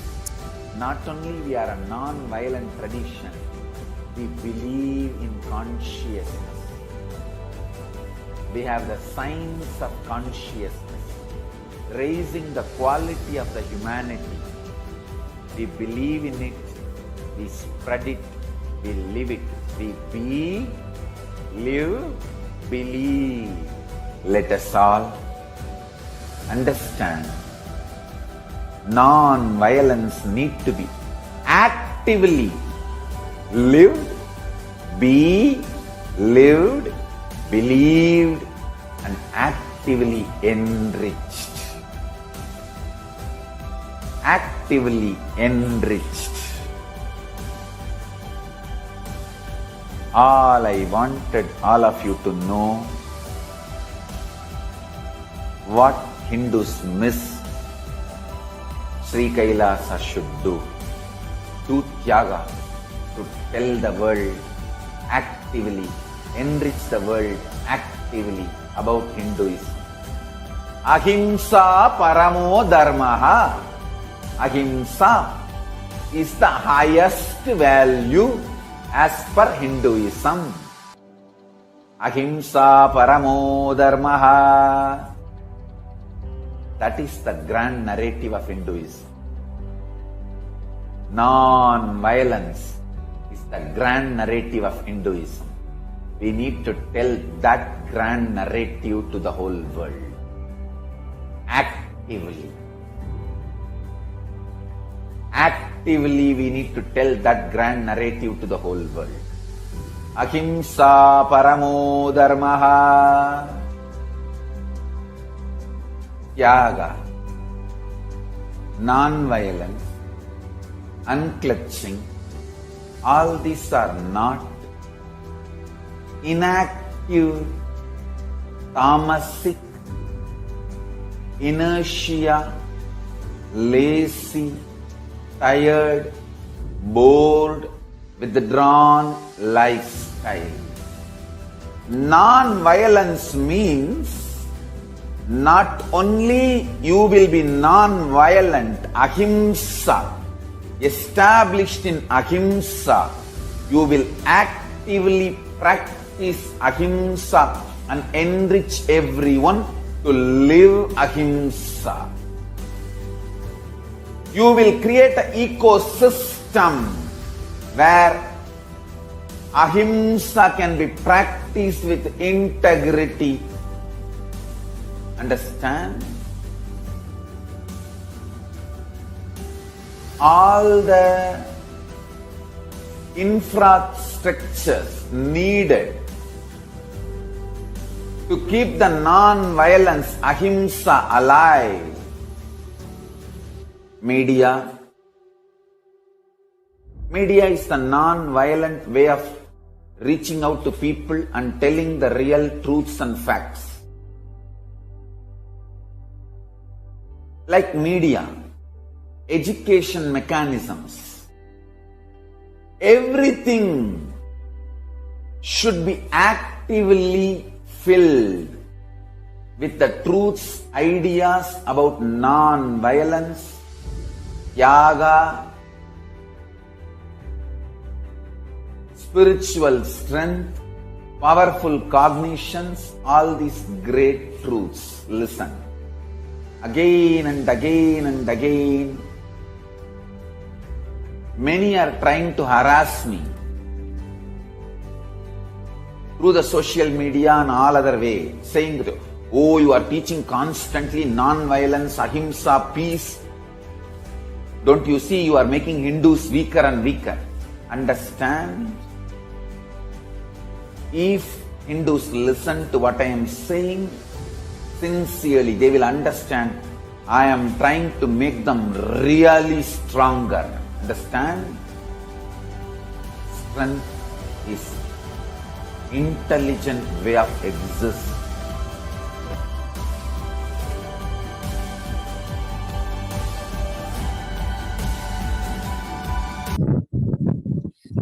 Swamiji guides us beautifully on how ahimsa is the greatest principle, and not only guiding but giving us an example of it in a beautiful way of how Swamiji has sacrificed so much Tyaga for the creation, the revival of this nation of Kailasa, for all of us to enjoy, for us to connect to from all over the world, for no matter where we are, and be able to enjoy the teachings of Sanatana Hindu Dharma.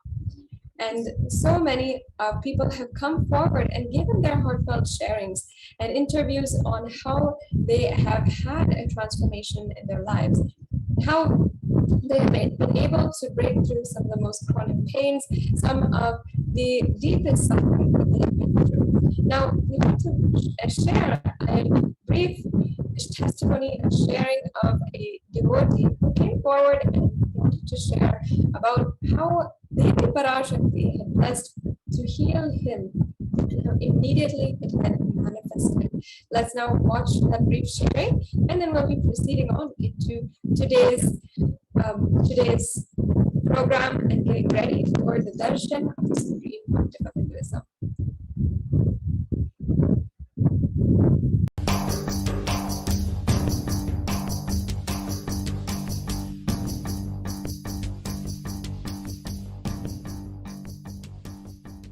We are with yet another exciting segment, joining with all of you to soak in this divine Leela. The best way to prepare to receive an avatar, to receive the cosmic mother, is just enjoy that intimate feeling connection with her.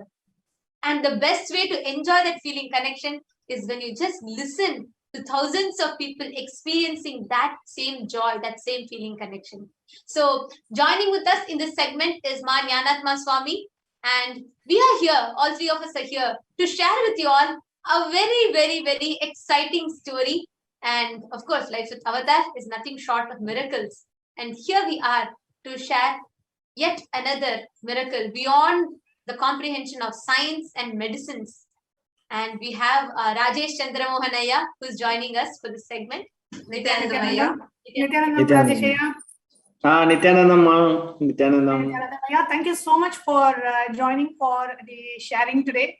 And today we are all, as we are awaiting the live darshan of Devi Parashakti manifesting through the Nija Avatara of the Supreme Pontiff of Hinduism, the best way to prepare ourselves to receive the avatar, the best way to prepare ourselves is to hear the Leelas and be soaked in the Leela Dhyana of the avatar. What the avatar and how the avatar is playing miracles in each and every one of our lives. How the Supreme Pontiff of Hinduism is giving us darshan after darshan and causing so many Leelas, the divine Leelas, the Trivilayadals happening in each and every one of our lives. Today, we have invited Rajesh Chandramohan, who's live from Qatar, Middle East, to share with us the miraculous experience caused, the miraculous healing that Rajesh has experienced with Devi Parashakti's Akashic reading. So with no further ado, I would like to have Rajesh Ayya. Please go ahead and share what you would like to share and the miraculous healing that you have experienced, Ayya. Okay, Ma, Nithyanandam. Yes. So what happened was about 3 months back, I started developing a lot of pain in my shoulder. So it was coming and going off, and as you know, all of us as a devotee, disciple of Swamiji, normally we go through some little bit of pain here and there. And that's because when some of the engrams or something leaves us, some pain or suffering is leaving us, it causes a little bit of pain. So that was happening for about 2 months. It was on and off. And about a month back, I started feeling a lot of pain in my right hand. And I went to an orthopedic. What I did was I put a message to Swami, sent a message to Swami saying that please heal me, Swami, this pain is there. So Swami blessed and said, yes, this pain, I will heal you. Then because, you know, we also need some kind of medical attention, I went to an orthopedic. So the orthopedic saw me, and then he asked me to lift my hand. I couldn't lift my hand. And then he said, this is something called adhesive capsulitis. So what happens is in this ball joint here, there are about 5 muscles which interact with the muscles of the neck and the shoulder.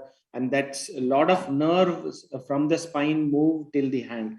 So this is what I learned from the orthopedic, which he explained to me. Then he said, you please go for some physiotherapy sessions. They will do some exercises and it will work. So I went through these physiotherapy sessions, and each time the session happened, my pain started increasing. So little by little, my pain was increasing. Then I went for some other, treatment as well. I went for a little bit of an Ayurveda treatment. That also did not work. So I completely knew that this physiotherapy is not working at all. Then I went to another orthopedic, and they said this is a very famous and popular, clinic and doctor in Qatar. So you please go and check with him. So I went to him, he took the x-ray, he said the x-ray is good, the bone is okay, that's no problem.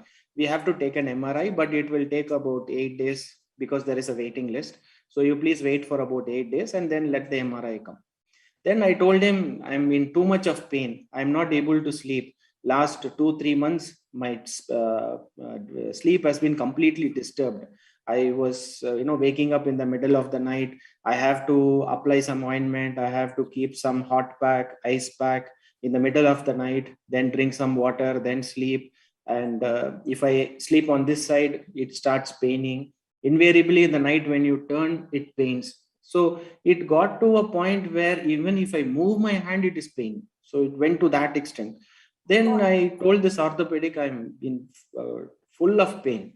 Then he gave me a lot of medicines. He said, these are all painkillers. These are all muscle relaxant, anti-inflammatory. He used a lot of medical terms. Then I was totally perplexed. Being with Swami, we don't take this kind of medicines, right? And then these are all chemicals and we don't know what is happening inside the body. So I just avoided it. I did not take it and I didn't believe in it. Then the orthopedic said, this adhesive capsulitis takes about, if you're in a very acute stage of it, according to him, medically, you're in a very acute stage of this. This is also called periarthritis. So you're in the very acute stage. This acute stage lasts for 2 months. And if there is nothing wrong in the MRI, if it is okay, nothing has happened, because I never had a fall or I never had any kind of injury or nothing. This just came out of the blue. I don't know from where it came. So, of course, I'm in the IT field and I've recently completed 30 years of work experience. So I sit in So I started my career in 1991. So 2021, it's been about 30 years sitting in front of the computer and working on the mouse, and you know how it is now. So, plus a lot of mental stress as well.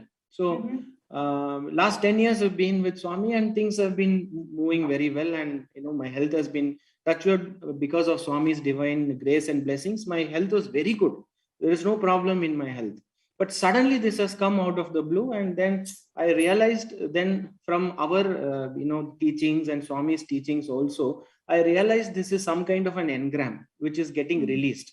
So whenever a major engram gets released, there is pain in the body and we all understand that. So this is leaving. So it is causing some pain. But now coming to it medically, the doctor said, the pain will subside only after 2 months. It will take anywhere between 6 to 9 months for it to heal if nothing is wrong inside. Oh God. It may take a year. And then I asked, you are saying easily 1 year. So 1 year means, do you mean to say that I have to be on these painkillers for 1 year? He said, yes, there is no other way. You have to be on these painkillers. 1 year of painkillers and muscle relaxants. Yeah, 1 year of muscle relaxants, painkillers and all of that. Oh, so God. Then I was very worried, but I never started on it. I said I will bear the pain, but I will not take any painkiller because it's very injurious to our health. Then he said, if in 1 year, if it doesn't happen, there is a second in the MRI. If there is a problem in the muscle, we have to give a steroid injection. Oh, so God, that is a 3 mm syringe. They will give anesthesia.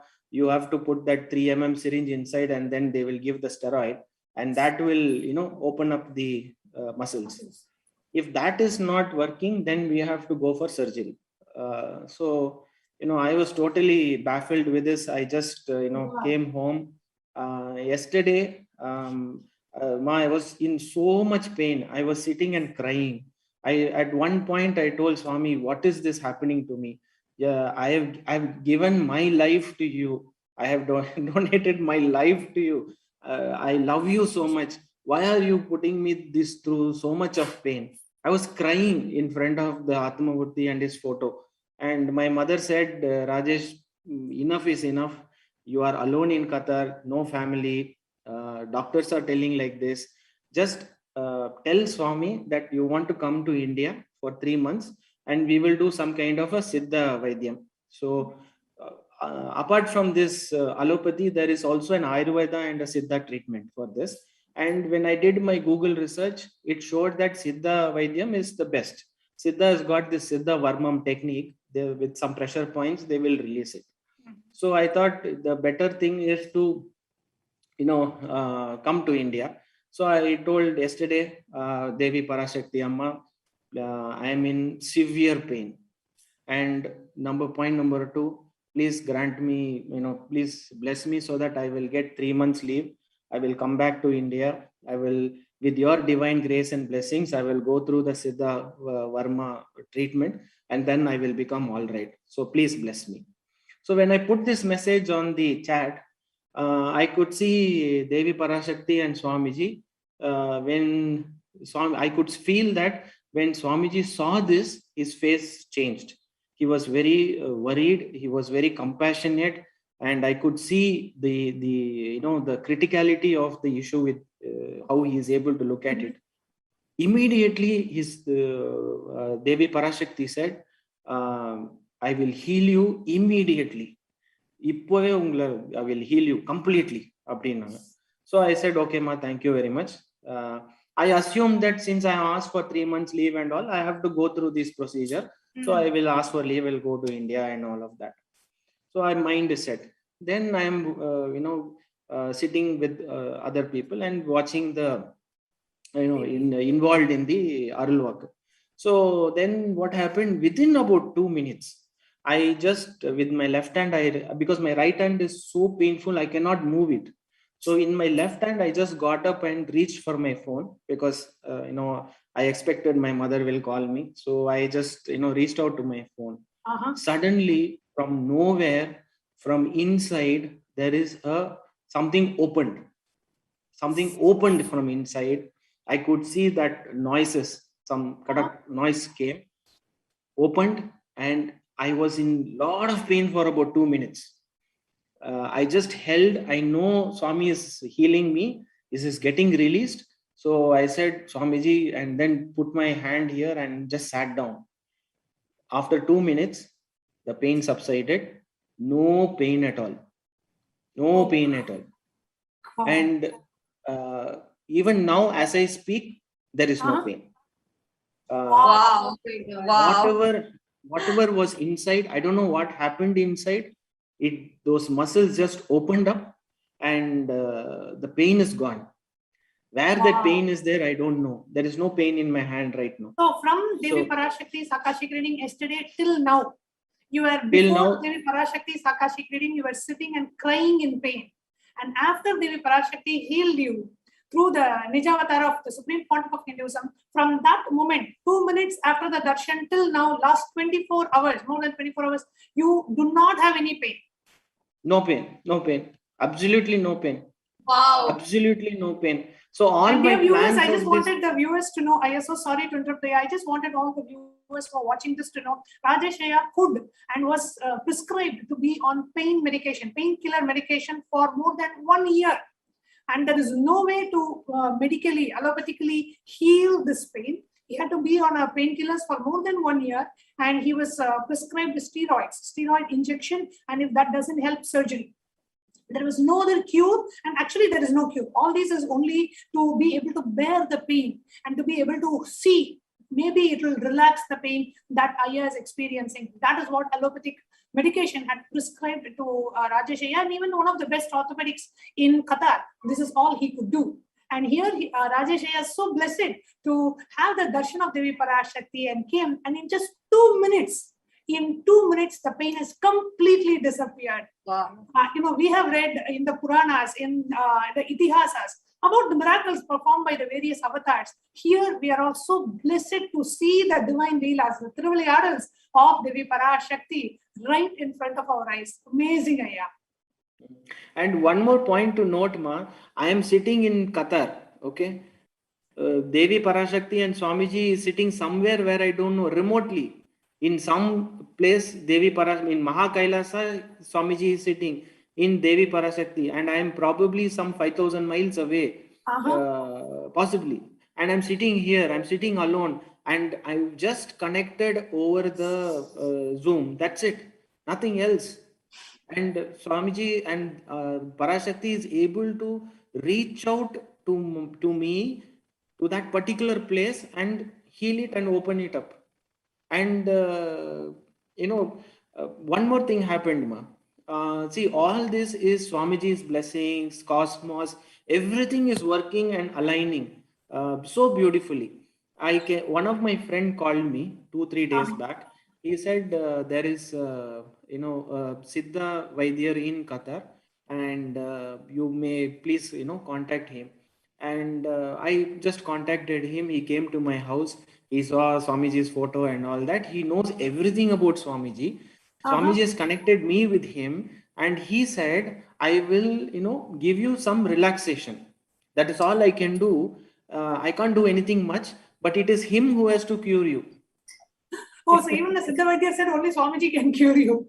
Yes, only Swamiji can cure you, whatever has to happen. But I can try to move the muscle and bring it back to the origin. See, what has happened is, this is the ball and joint. Ma. So what happens is, there is a 5 muscles which are holding on to this. So it is not allowing the movement. So this has to release. And when this releases, what he has to do is, sometimes you have to physically take it and release it.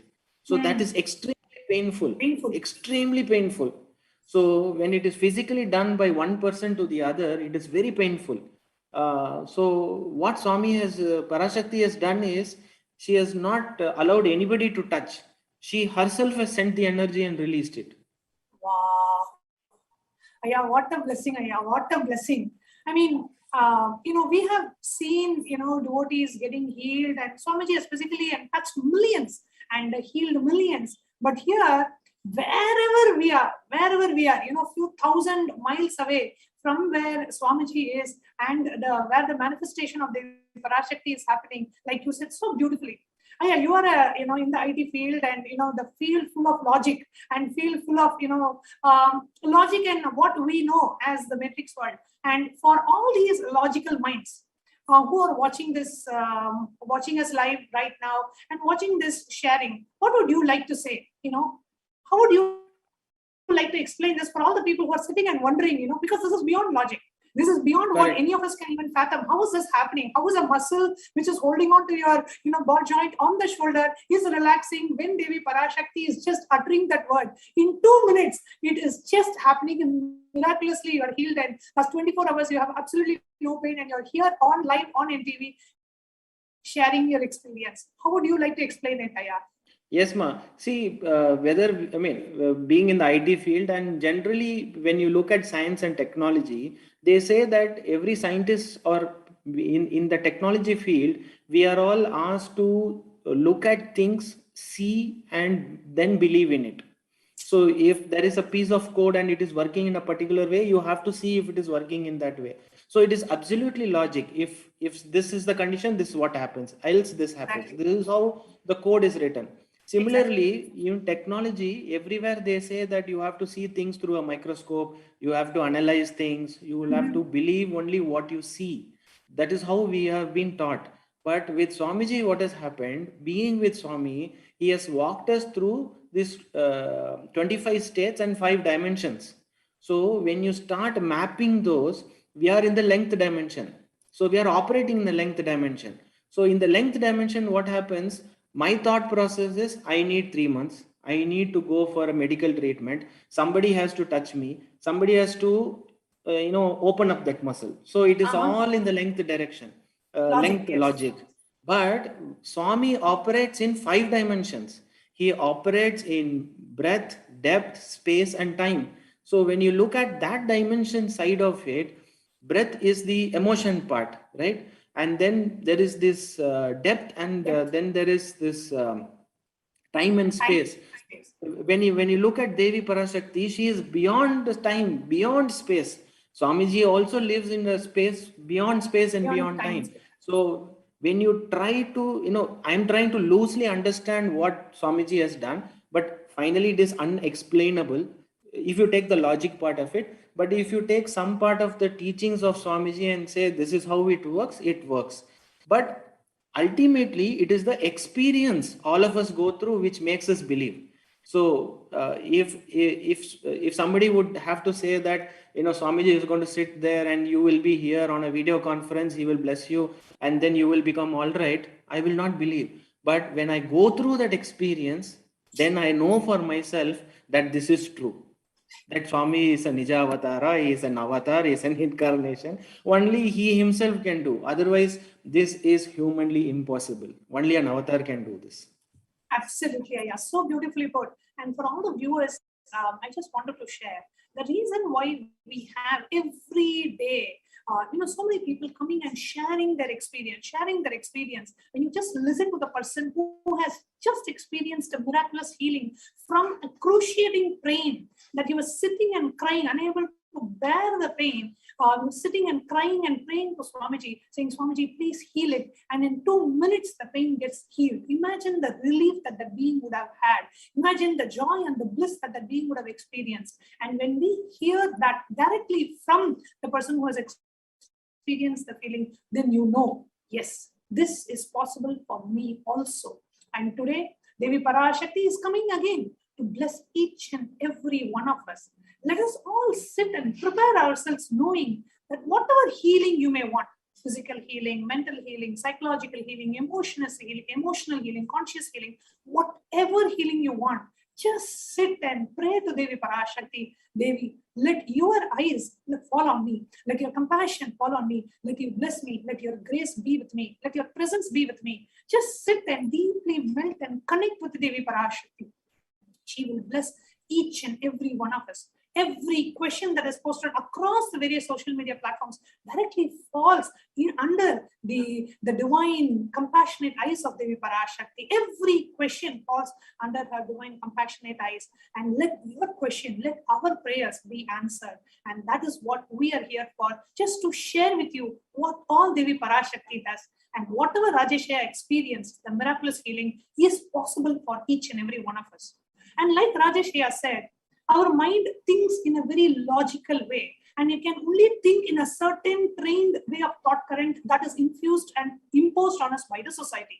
For example, okay, I have to go to the doctor, I have to take 3 months leave, I have to be in bed rest. This is all the society has trained us to think. But the cosmos, the universe, the prapancha has so many more possibilities available. In 1 minute, you can be healed.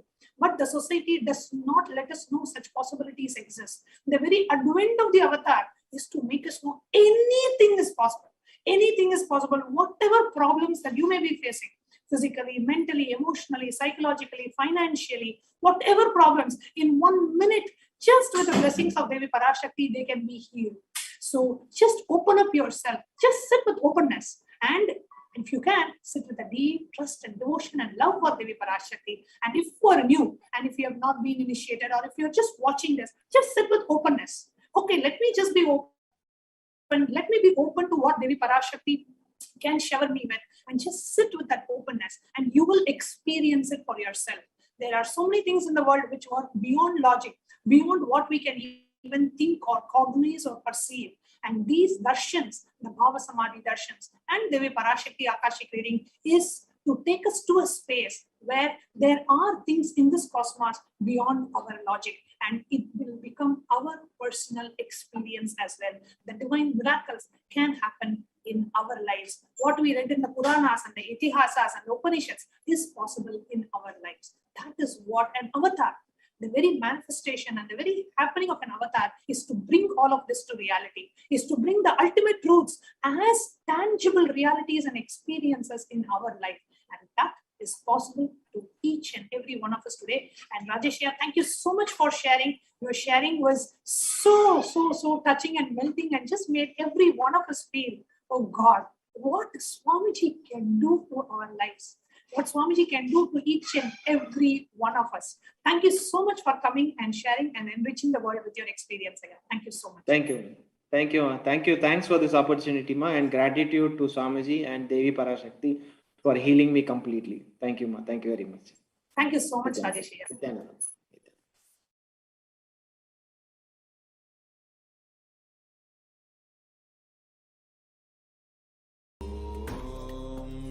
Nithyananda Paramashivoham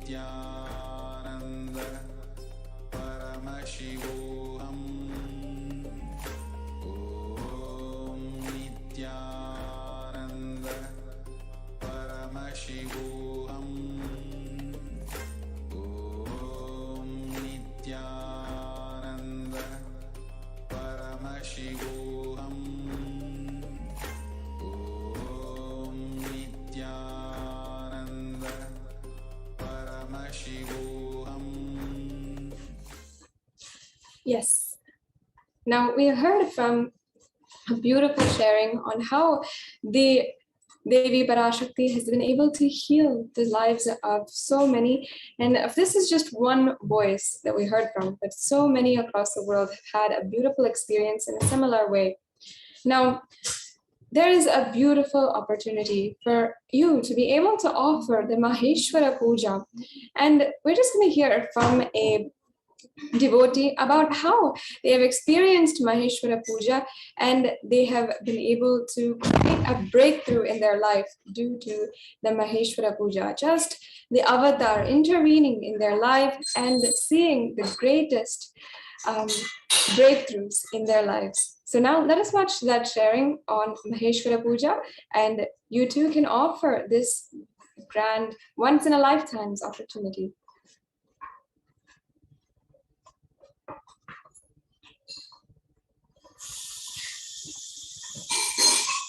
天南当，大家好，我的名字叫梁冰飞，我是帕拉玛西瓦乌哄课程35期的学员，从第36期开始，一直在课程关怀组做志愿者。我想跟大家分享我在11月4日，做了马哈瓦拉普加为祖先超度的仪式之后的一些感受。在帕拉玛西瓦乌哄课程中，我学到了根源模式圆满的科学，也做了很多相应的练习，尝试寻找了自己的根源模式。我自己是3岁，我的亲生母亲去世，一直我的家人就会说我是一个很可怜的孩子，因此我也一直会认为我的最爱的妈妈已经离开我了，所以我是一个不被爱的，不被这个世界接受的一个孩子。虽然我的家人其他的家人也给了我很多的爱，但是我可能就经常是感受不到，经常会还是觉得很匮乏。在日后的这种生活啊、学习、工作当中，还有自己建立自己的家庭之后，这种模式经常会出来困扰我，经常会要不断的去求关注、求爱的这样的一个人。在这个根源模式的圆满的科学当中呢，去圆满去释放那时候的对妈妈失去妈妈的那种恐惧不安的情绪。几次尝试之后，我也确实感到了内心有很多圆满。在和别人说起这件事的时候，以前我都会经常是掉眼泪嘛，然后之后就发现自己不会哭了。我就认为自己可能是真的是圆满了。我要去准备超度仪式的这个填写资料的时候，我发现呢，我找不到我妈妈的照片了。这个情绪，这个事件出来的时候，我是非常难过的，因为我又有内心的那种无力感。当我想去做一件事情的时候，原来还有这么多事情我做不到。我这么想为我母亲做超度，但是我却找不到她的照片，这种很深的无力感又涌起来了。又发现我原来这个我曾经认为我的这个圆满还没有做，还有很多不圆满。所以我请求斯瓦米吉帮我拿走这个业力，帮我圆满我的这个内心的无力感。然后这时候呢，就有一个同修师姐，我跟他说了这件事，他跟我说你可以去问问你妈妈的朋友。然后我突然就想到了我认识的一个我妈妈的朋友，我还有他的微信号，我就马上去联系了他，然后他也马上给了我回复。他那里还有那种就是黑白的几十年前的那种大合影的照片，他是我妈妈的小学同学，大合影的照片里有我的妈妈的样子。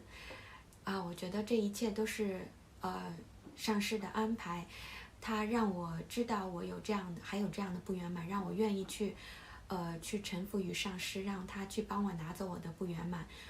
同时我也感受到了上师的爱和同修的爱，他们会帮助我圆满我的这些无力感。接下来我想讲一下我在参与完马哈瓦拉普加超度仪式之后的一些感受。在当时仪式的时候呢，我其实是有感觉到有一些能量的进入，我也一直在向上师去请求拿走我这个内心的无力感，圆满我内心的模式。当天呢，我参加完超度仪式之后，我走出家门的时候，我就发现自己的身体呢就轻盈了很多，就是从未没有的那种轻盈感，我也觉得很神奇我觉得可能是业力被拿走的那种感觉，就是这样的轻盈感吧。我在去星巴克买饮料的时候呢，我得到了一个这个1赠1的一个幸运问卷，就是随机的，1500人或者1000位顾客，里面会突然蹦出来这么一个，就是很随机的。虽然只是显化了一杯饮料，但是我会觉得自己是一个很幸运的人。当天晚上呢，我也一直感觉到自己呢是，已经是非常被治愈，已经一直在一个圆满空间里。我当时就鼓起勇气跟我先生说起了斯瓦米吉的事情。在此之前，我一直都不敢告诉他我在跟随尼辛亚南达大师学习的事情。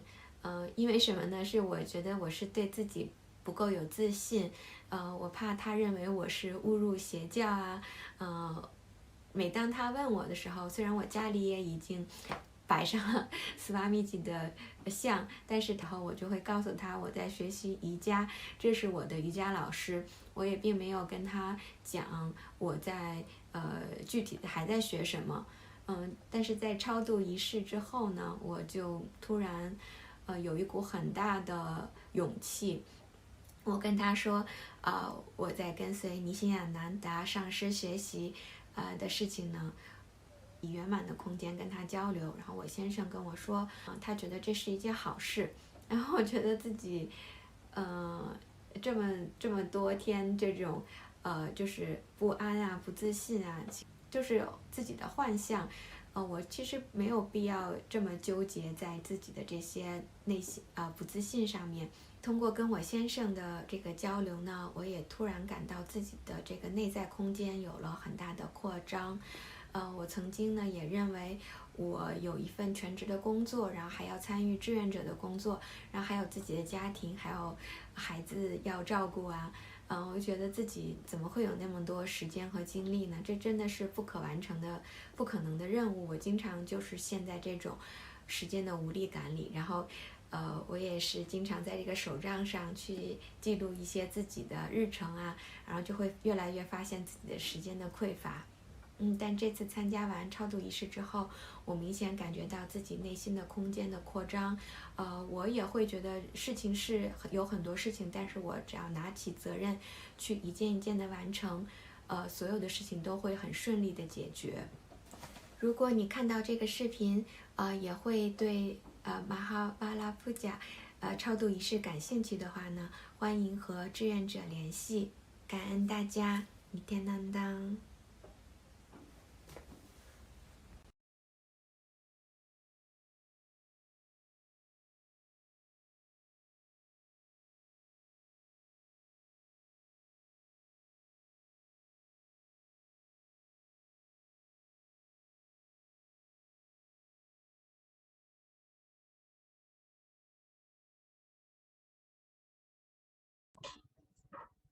Yes, sorry for the technical glitch.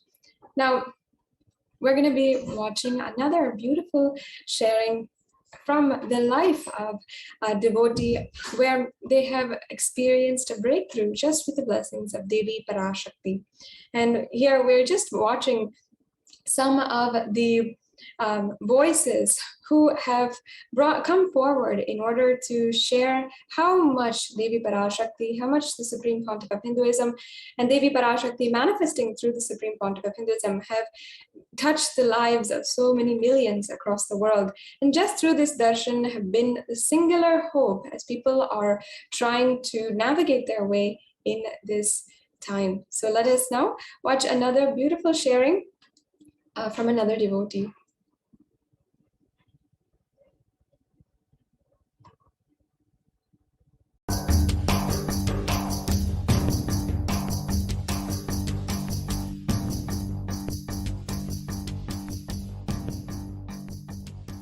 A very, very, very interesting and exciting sharing from a doctor from Malaysia who was blessed by Devi Parashakti in the Devi Parashakti Akashic reading just a couple of days back.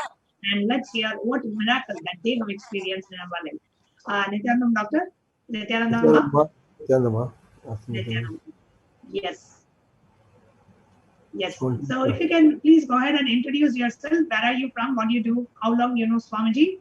And your experience with Devi Parashakti's Akashic readings. 2005. Nithyanandam, my name is Kanageswaran. In Malaysia, we also add something, the father's name, Annaralaki Toriapa. That's my surname. I'm a practicing orthopedic surgeon. I've been a doctor since 1980. 1980, I've been a doctor since 1980. For like 40 years. Been a practicing doctor for 40 years. Yeah, that's wonderful. Oh, yes, long time already. And I know Arunachala, that's how I call Swami affectionately, from 2005. I met him then first in the place in Malaysia, a place called Klang. I went for an ASP and I thought I'm just going to see one healing guru. When I met him, and I know he's not just a healing guru, he was something more. And from that, the love affair started. Okay, but coming right now, what I had in April this year, actually I had cancer of the kidney, which was diagnosed 5 years ago. I don't have one kidney. And then it actually, a year later, had gone down to the bladder. The bladder was very extensively involved and it was very high-grade tumor. They did what's called a scraping, and then they put me on tuberculosis treatment to the bladder, which fortunately I had got it from Chennai. My friend was then the deputy director of the oncology unit in Chennai. I did my basic degree in Chennai, so he happens to be my classmate. I got things all very easy. All blessings of Swami. So within a day, I got everything done. Then I came back, and then after that, I've regularly been followed up by the doctor, urologist, who happens to be a Muslim Pakistani, but he's a Malaysian, of course. A very close friend of ours. Also believes in many other things. He's not just a normal Muslim, I'll say. And then then again in April this year, we went for a scope. It's still in it.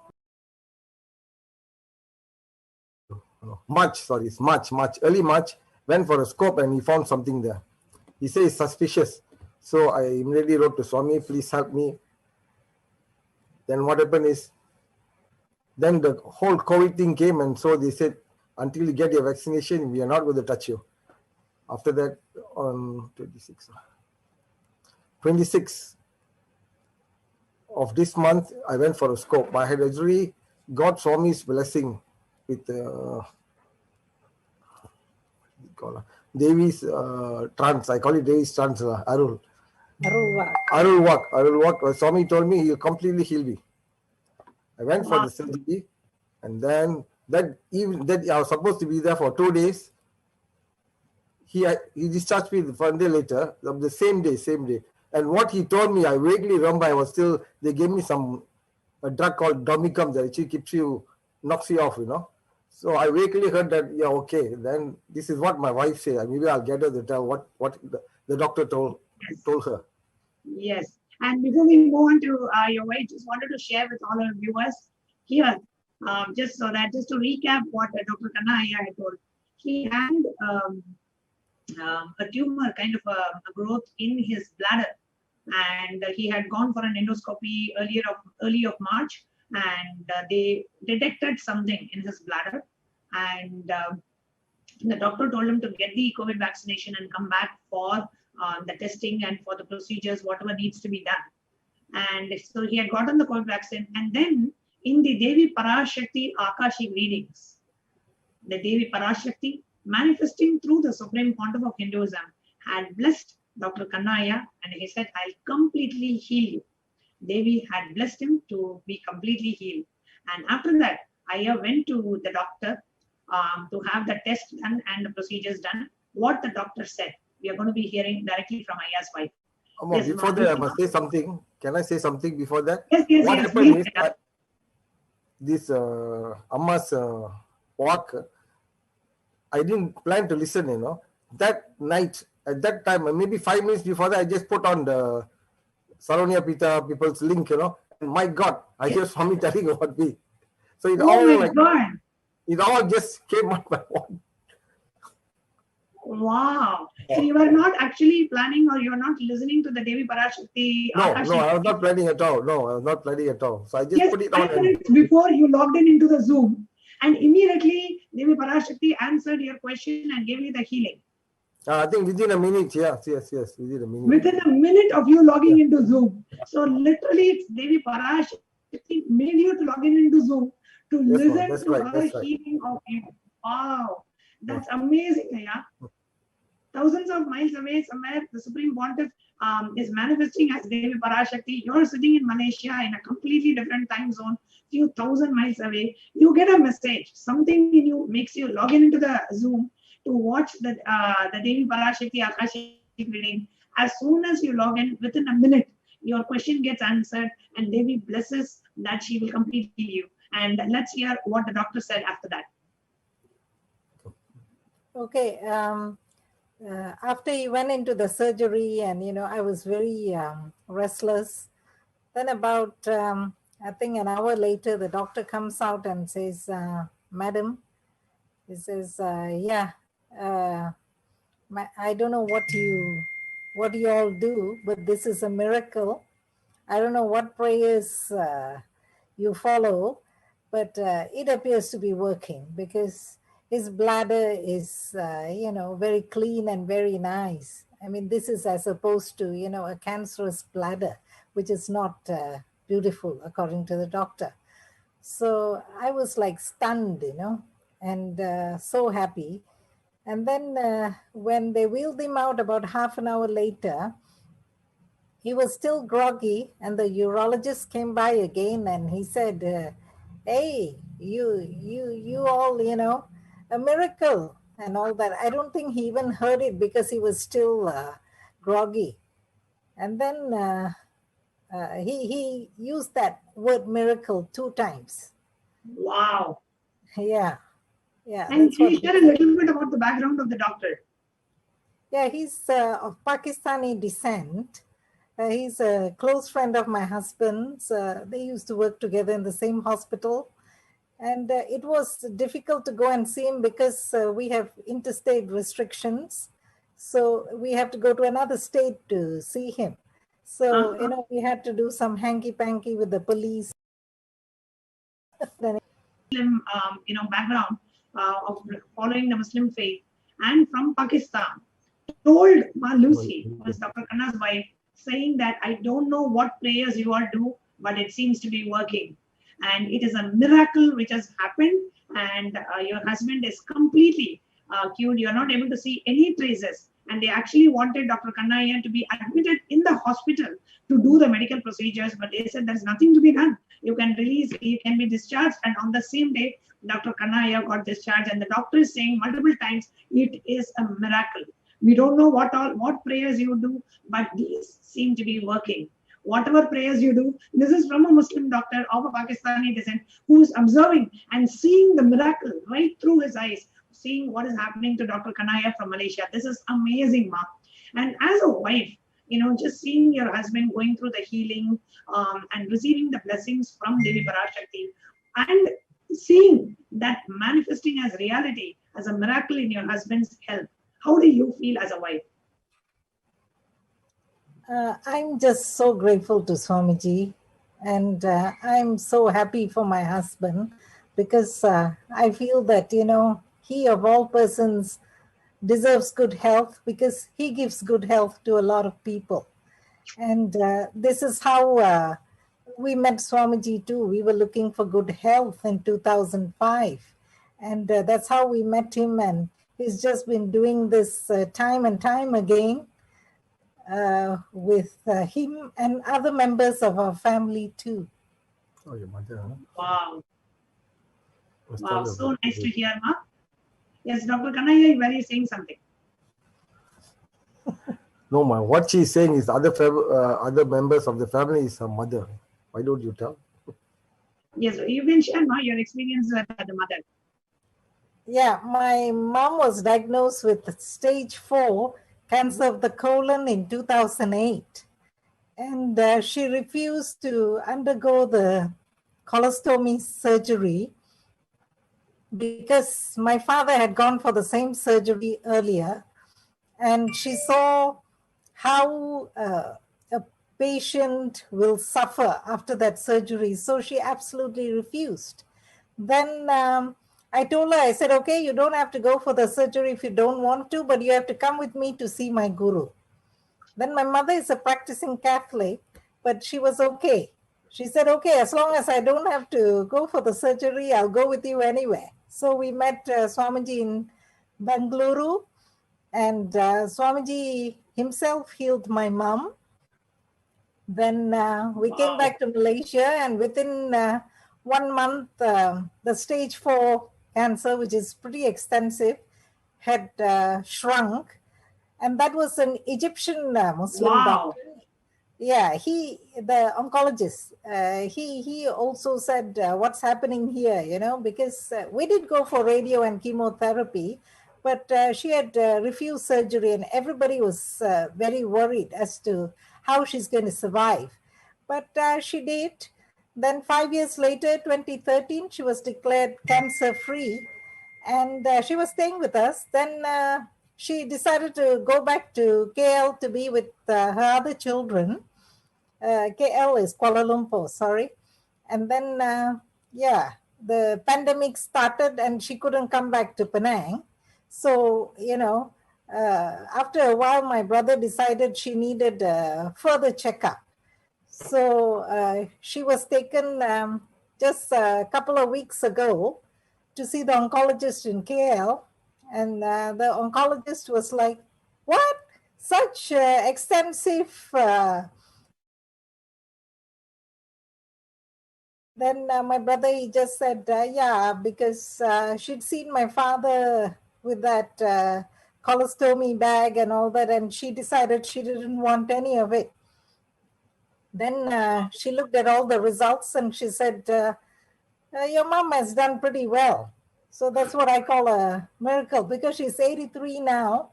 This is from 2008 until now. It's 13 years later. She's doing pretty well at the age of 83. Yeah. Wow. Amazing, Ma. A cancer which needed a surgery and a very kind of an extensive surgery which could have changed the very course of her life. Like you were saying, like they had to literally have, put a bag from the abdomen and have all this, like her regular lifestyle itself would have changed so much if she had gone through the surgery. She decided to take Swamiji's healing. And from 2008, she had a cancer, and now Swamiji healed, and immediately the cancer got cured. And till now, last 13 years, she's now 83 years of age, she is living cancer-free. And this is amazing. And now your own husband has experienced a miraculous healing from Swamiji. Wonderful one. Thank you so much for coming live and sharing. And those of you who are watching this, whether you want health, wealth, relationship, enlightenment, whatever you want, Devi Parashakti is manifesting in each and every one of our lives and showering us with blessings. And today, Devi Parashakti is going to manifest again, land again on the planet Earth.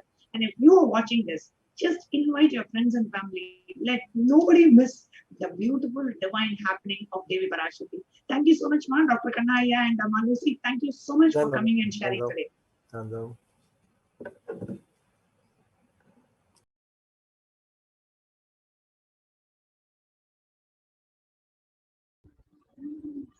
Yes, now that we have heard these beautiful sharings and the transformation of so many people, let us enter into the preparation for the Bhava Samadhi Darshan. And in just a short time, we're going to be having the darshan of the Supreme Pontiff of Hinduism. Let us get ready and first understand the context of Bhava Samadhi Darshan. What is it? How the Supreme Pontiff of Hinduism is reviving it? What is the science behind it? What are the facts and the physiology that makes this supreme happening happen inside of us, despite so much distance and happen wherever we are with so much of power and manifesting powers wherever we are all, and being able to experience that transformation that lasts lifetimes.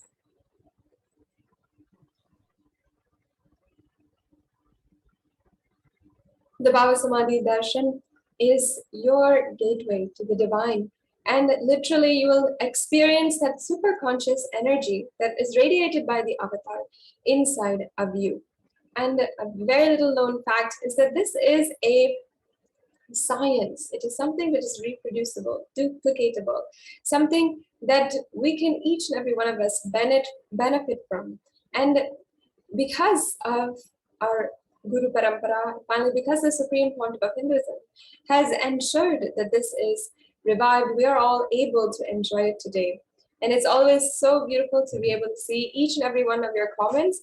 Please do comment how excited you are for the live darshan, as we are celebrating all over the world, in Kailasas across the world.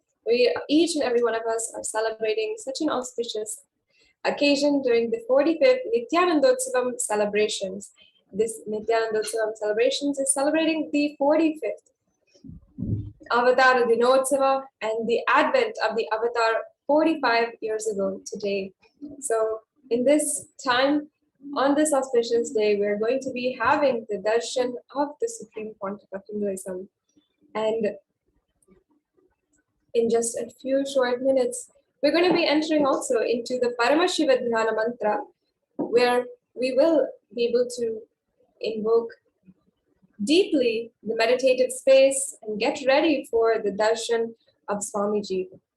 So once again, do share how excited you are. Share this with all of your friends. Tell them not to miss this darshan and the celebrations of the Nithyanandotsava, the 45th Nithyanandotsavam celebrations, as we are celebrating for the advent of the Avatar 45 years ago today, in 1978, when the Avatar landed on planet Earth as an answer to the prayers of millions of people and the final abatement to all acute forms of suffering that humanity is going through.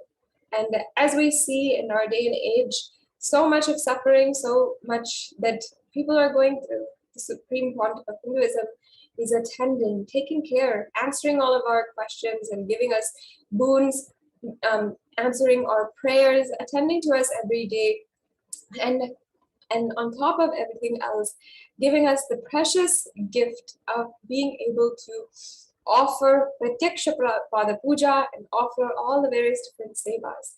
If you are interested, if you'd like to take this time, this Jayanti, to offer the Pratyaksha Pada Puja, it's the most auspicious time. And as Swamiji himself has had the most ultimate guru-disciple relationship with Arunagiri Yogeshwara, you can also have and enjoy that same connection, that same beautiful oneness experience with the incarnation of Paramashiva himself, the Supreme Pontiff of Hinduism.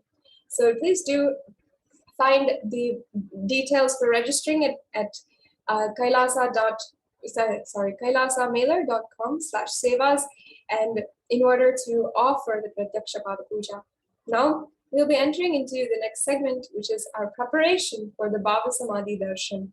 This Bhava Samadhi Darshan is referred from the Malini Vijayottara Tantra, verse number 60, where it says, Katana Shakti Padadva Yadva Padavalokanat Prasadhat Swaguro Samyuk Prapyate Paramam Padam. It means by the enlightening teachings of the Guru, by the Shakti Pada of the Guru, and by the graceful transmission, the loving favor of the Guru, one can attain the ultimate space, the Paramapadam. Bhava Samadhi Darshan is not an event in space and time. It is an event that literally pulls you out of space and time.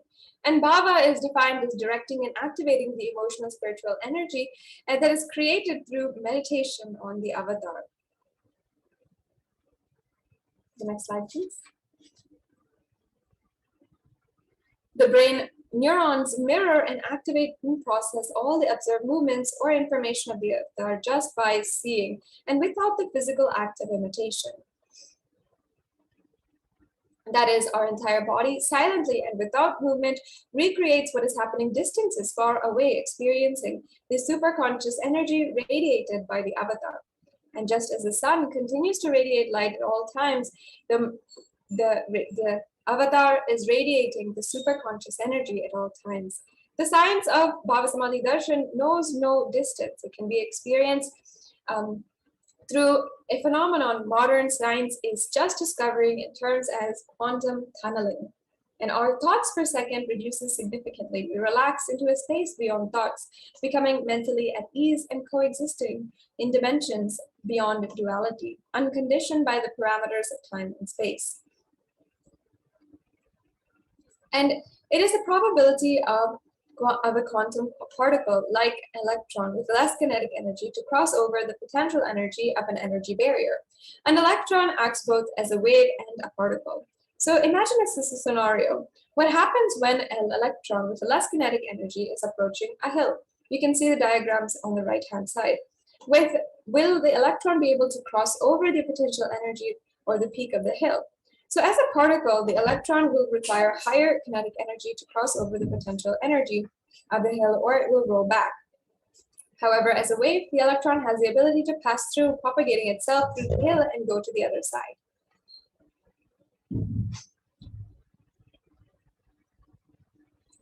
So that is the science behind quantum tunneling, and that is exactly how the Bhava Samadhi Darshan works. Through quantum tunneling, we are able to travel through the divine energy and mirror the exact same neurons.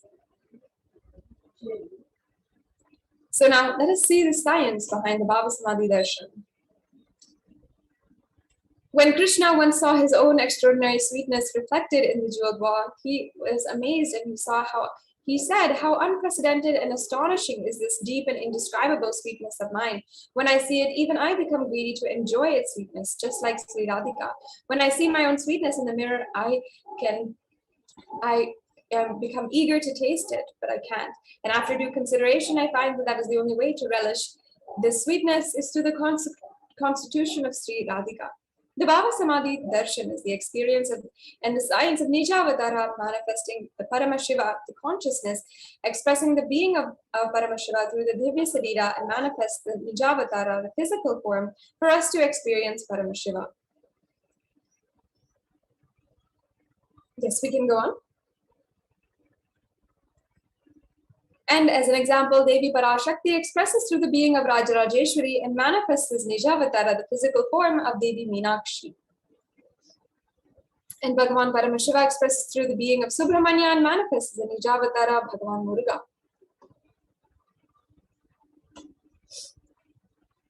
And as well, Bhagavan Paramashiva expresses the being of Arunagiri Yogeshwara and manifests through the physical form, the Nijavatara, the supreme pontiff of Hinduism.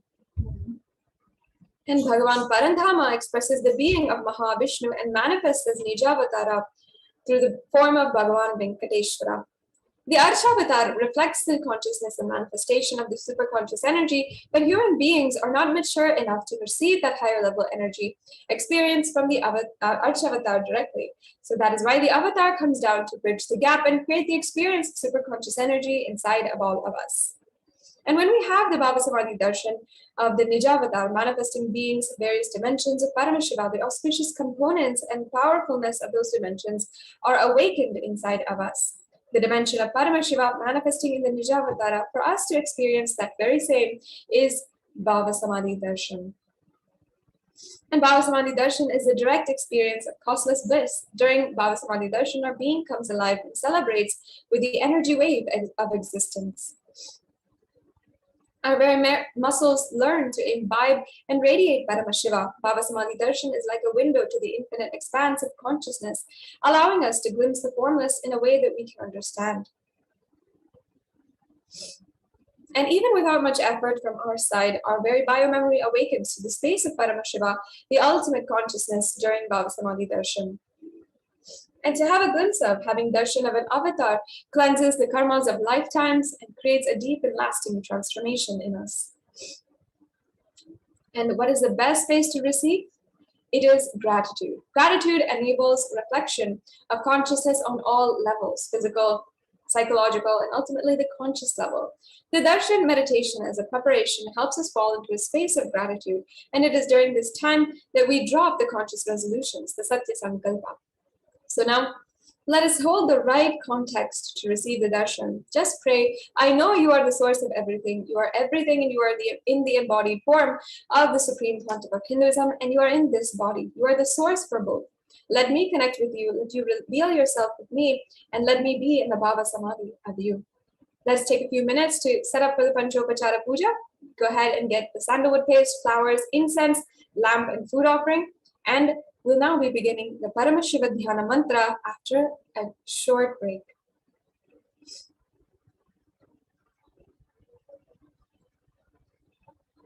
Om Nithyananda Paramashivoham. Om Nithyananda Paramashivoham. Om Nithyananda Paramashivoham. Om Nithyananda Paramashivoham. Om Nithyananda Paramashivoham. Om Nithyananda Paramashivoham. Om Nithyananda Paramashivoham.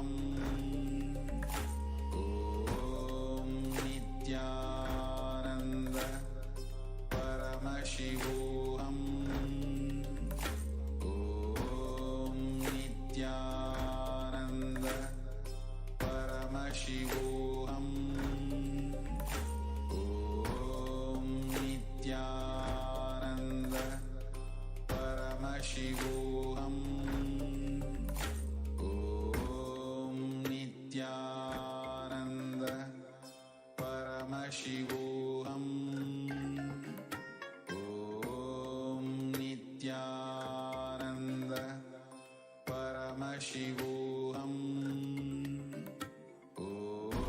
Just be alive for next 3 years. Don't die within next 3 years.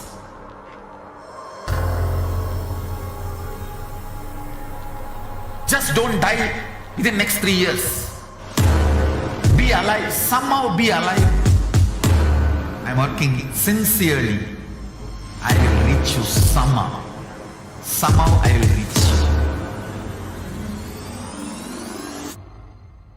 It's my commitment to humanity.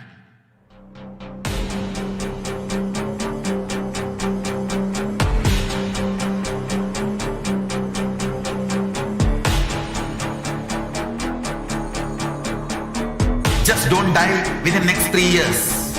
I will reach you wherever you are, whichever corner of the world you may be. I will reach you with enlightenment.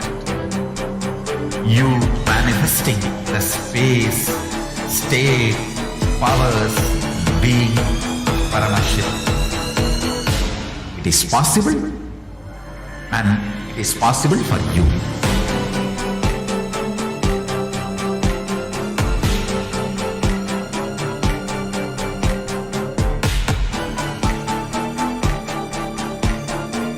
Paramashiva will reach you with enlightenment science. I know he is going to do the job. Just be alive for next 3 years. Nothing else.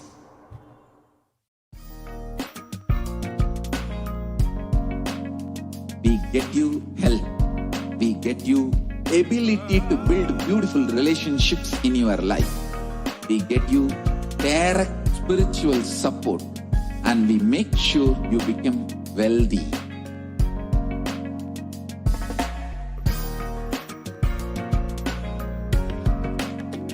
We won't stop giving you just good life.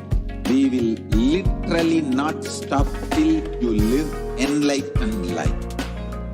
manifesting the state of Paramashiva, space of Paramashiva, powers of Paramashiva, being of Paramashiva.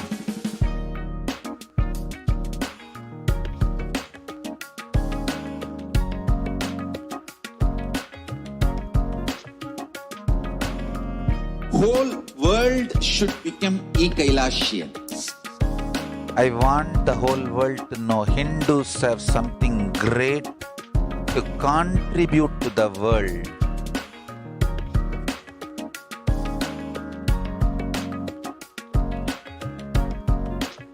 We have something great to contribute to the world. Let us do that.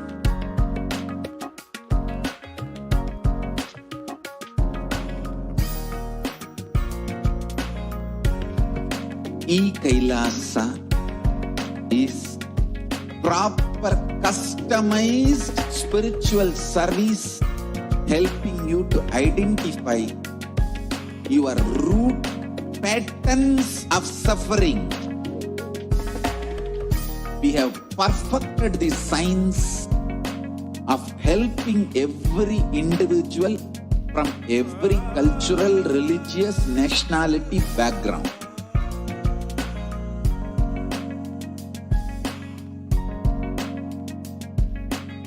You will have lowest reactionary assumptions, highest awakened response, alive response for life continuously.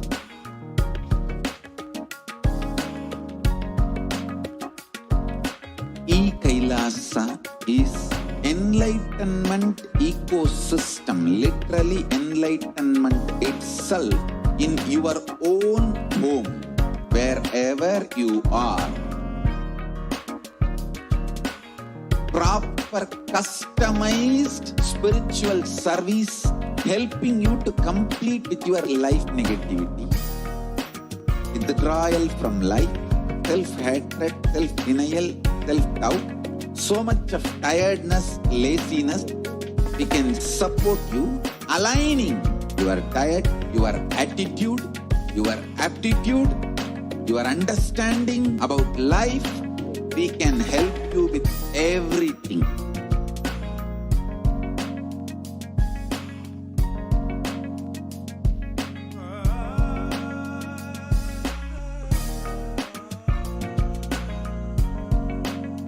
If you are interested in enlightenment, we will immediately bring this to you. If you are not interested, we will explain the whole science, inspire you and make you interested in enlightenment time. We need to cater this enlightenment science to the whole world wherever they are, because enlightenment is the birthright of all human beings.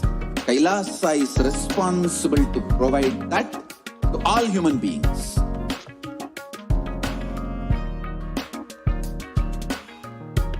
Kailasa is the totality of the knowledge I received from my gurus and practice manifested in my life, perfected by teaching millions of people from all cultures, time zones, backgrounds, genders, nationality, race, from every creed.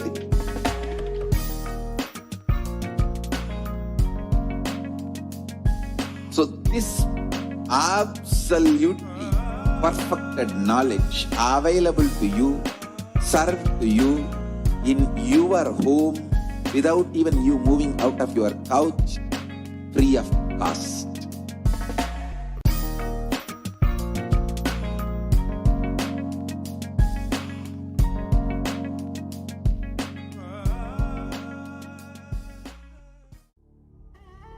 What I mean by the word Kailasa, listen intensely.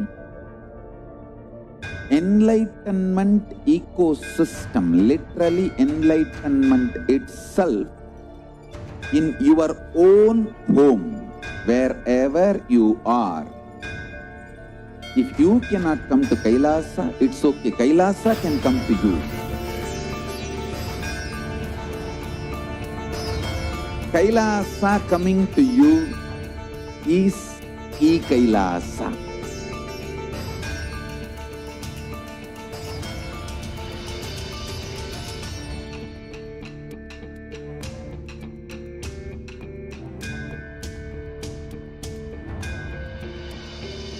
I will revive Hinduism. I am a Hindu revivalist, not by any revolution, but by evolution.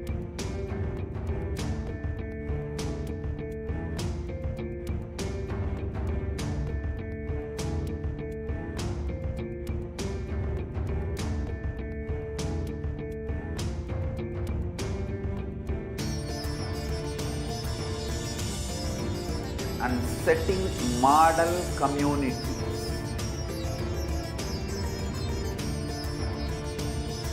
Kailasas, enlightenment ecosystems, Sarvanyapitas all over the world.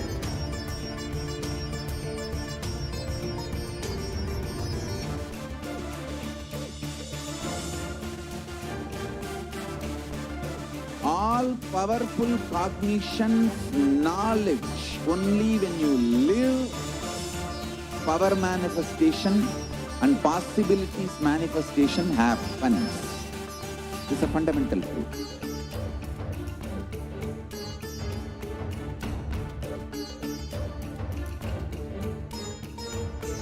Hinduism cannot live exclusively as one sampradaya. No. All sampradayas of Hinduism is an ecosystem.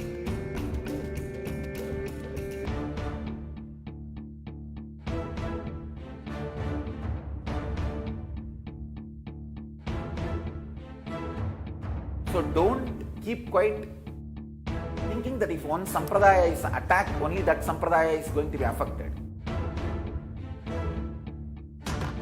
All of us are ecosystem.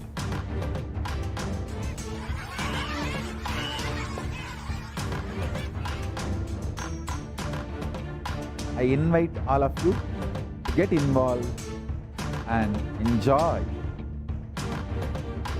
Hinduism by the principle of Dharmo Rakshati Rakshitaha. When you protect Dharma, Dharma protects you. We will make the whole planet flourish spiritually. The spiritual prosperity will happen to the whole planet. We all have to coexist together.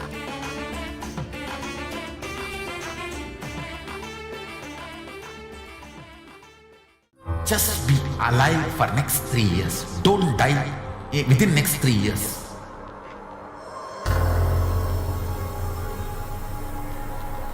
Just don't die within next 3 years. Be alive. Somehow be alive. I'm working sincerely. I will reach you somehow. Somehow I will reach you. It's my commitment to humanity.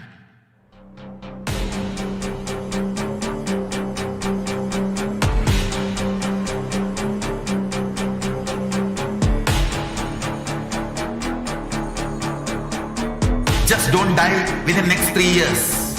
I will reach you wherever you are, whichever corner of the world you may be. I will reach you with enlightenment. You manifesting the space, state, powers, being Paramashivoham. It is possible, and it is possible for you.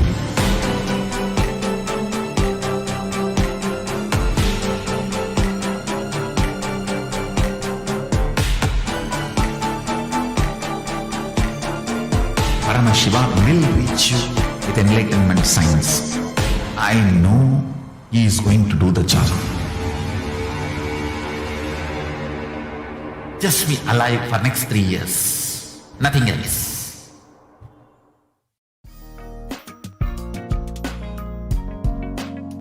We get you help. We get you ability to build beautiful relationships in your life. We get you direct spiritual support and we make sure you become wealthy.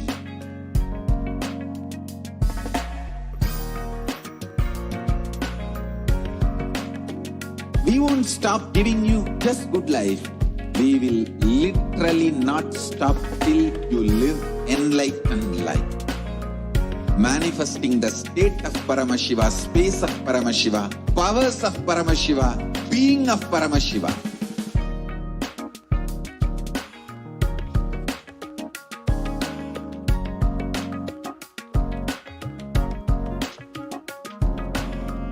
Whole world should become Kailasians.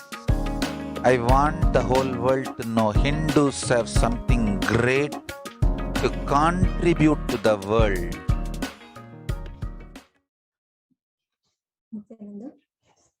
We welcome all the participants, all the viewers that are watching us live right now, all the Kalpataru Yogam participants, the Paramashivoham participants, each and every one of you that are watching us right now. Today is a very special day, and on the marking the 45th occasion, the Nithyananda celebrations, Brahmotsavam that is going on, and also the Kalpataru Yogam program that is going on. All the viewers that have tuned in with us and everybody that are watching us who are awaiting the darshan of the Supreme Pontiff of Hinduism. Now it is time for us to get ready, prepare ourselves to receive the darshan. We will now be preparing ourselves with the Paramashiva Dhyana Mantra. The Supreme Pontiff of Hinduism has blessed Paramashiva Dhyana Mantra as a mantra diksha, initiation, which transmits all the energies, experiences, and extraordinary shaktis in the form of sacred mantras. Just like how an avatar transmits energy and experiences in the form through a look, Nayana Diksha, or a touch, the Sparsha Diksha. Similarly, an avatar births himself in the form of sacred mantras and transmits the energy and experience to us in the form of sacred mantras through the Mantra Diksha. And Paramashiva Dhyana Mantra is one such Mantra Diksha. Anybody to whom this mantra is chanted from the space of oneness and deep restful awareness, that person is blessed with health and well-being, wealth, abundance and prosperity, love and fulfilling relationships, enormous growth and success in business, job and finances, a completely blissful life manifests without any kind of doshas, sins, evil eyes or any effects related to that. Today, with the grace and blessings of the Supreme Pontiff of Hinduism, we'll all now be entering into the Paramashiva Dhyana Mantra. Please sit straight. We will be giving a pause in between for all of you, and we'll be announcing the time, and you all can chant your name or any names that of your near and dear ones that you want to chant. You can chant their names in that break.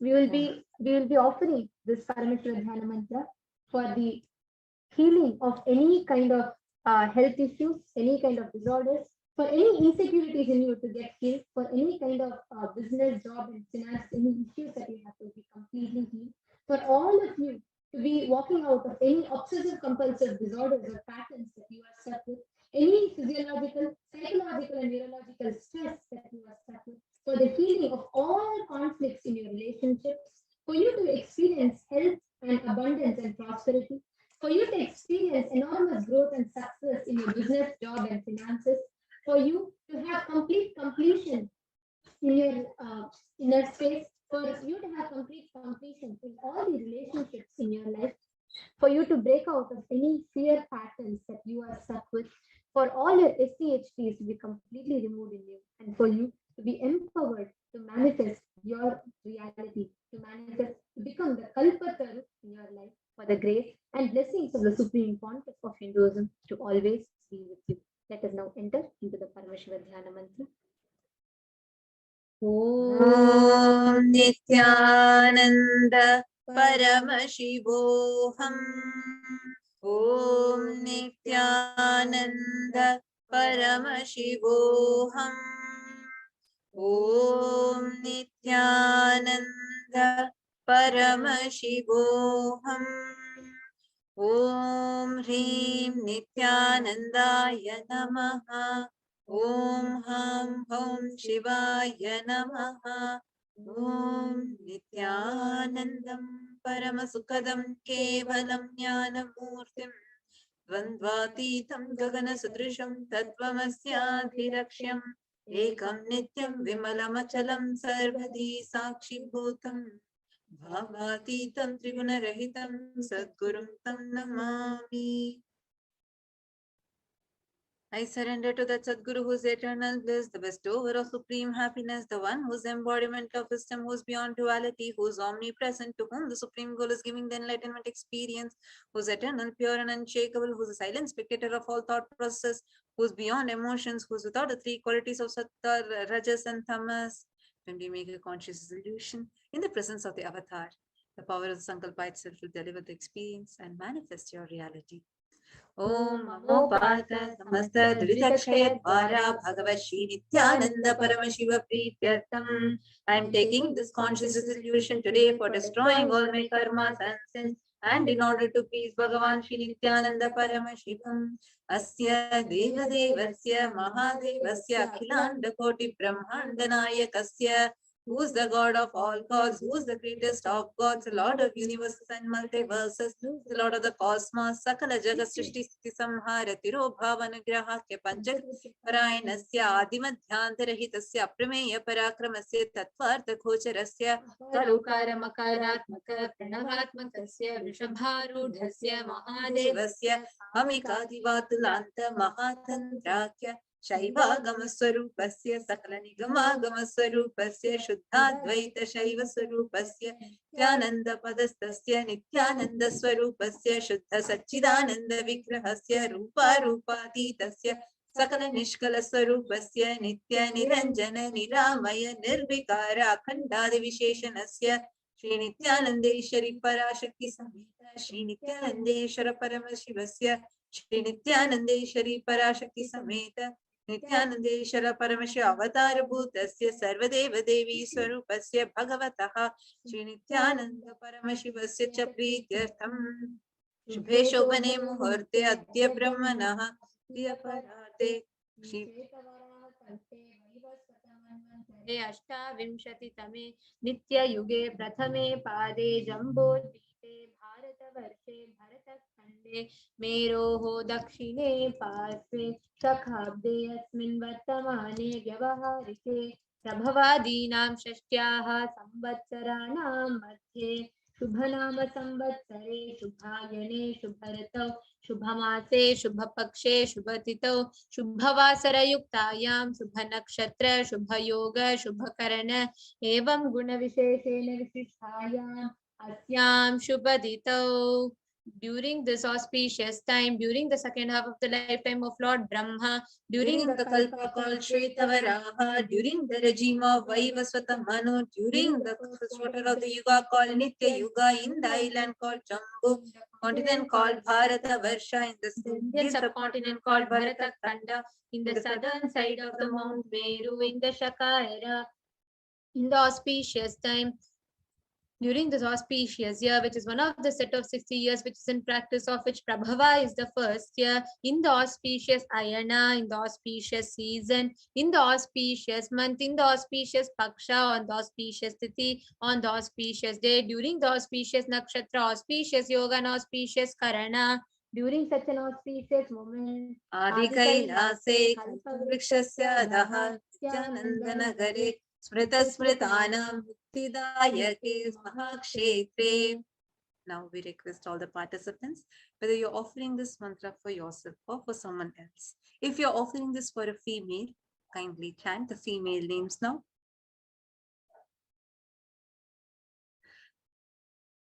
Namnyaha. Now we request all the participants, whether you're offering this mantra for yourself or for someone else. If you're offering this for male, kindly chant the male names now. Namadheyasya cha Yajamananam avayoho sahakutumbhanam bandhuvarganam dayadivarganam mitravarganam sodaravarganam samesham. For all those who are participants, hosts and me, with their families, relatives, inheritors, friends, brothers, and everyone, सर्वाभीष्ट सिद्ध्यर्थं सर्वमङ्गलवाप्त्यर्थं उत्तरोत्तरणवच्छिन्न स्थिरलक्ष्मी प्राप्त्यर्थं. Always let there be all types of good and auspiciousness. Always let there be unbroken flow and steady flow of abundance, prosperity and wealth. Kutumbe sarvesham sarvabhishta siddhyartham chintita manorathavaaptyartham. Let the family always have all kinds of auspiciousness and anything which is desired be fulfilled. Samesham adhivyadhi nivrityartham samesham shiradipada paryantam vidyamananam sameshu angeshu janita janishyamana sakala vidha nana vidha roganam vyapohartam tadvara arogadridagatravapuho siddhyartham. Let all the chronic diseases be healed. Let all kinds of diseases and disorders in the body, starting from head till toe, which has occurred or which is yet to occur in various parts of the body, be healed. Let a strong, diseaseless, healthy and handsome and graceful body be obtained. Samesham parekartribhishcha kritakarishямana sakala vidha mantra tantra yantra vishachurna abhichara stambhana marana uchchatana vidveshana वशीकरणादि मांत्रिक प्रयोगेभ्यः रक्षण प्राप्त्यर्थं तद्वारा समेषां सर्वाभीष्ट सिद्ध्यर्थं. Let the protection be obtained from all the evil effects of the acts performed by people either in the past or yet to be performed in the future through the use of mantras, tantras, yantras, poisonous spells, employing spells for malevolent purposes like making a person immobile, killing a person through vomiting, diarrhea, sitting and ruining the health, poisoning, hypnotizing, etc. Apamrityu dosha nivrityartham kala mrityu akala mrityu durmrityu nivrityartham. Let all the doshas or ill effects related death like death, strain death, unnatural death, fatal death be removed. Samesham antadrishti, vahi drishti, krura drishti, para drishti, anukula drishti, pratikula drishti ityadi sakala vida drishta dosha nivrityartham.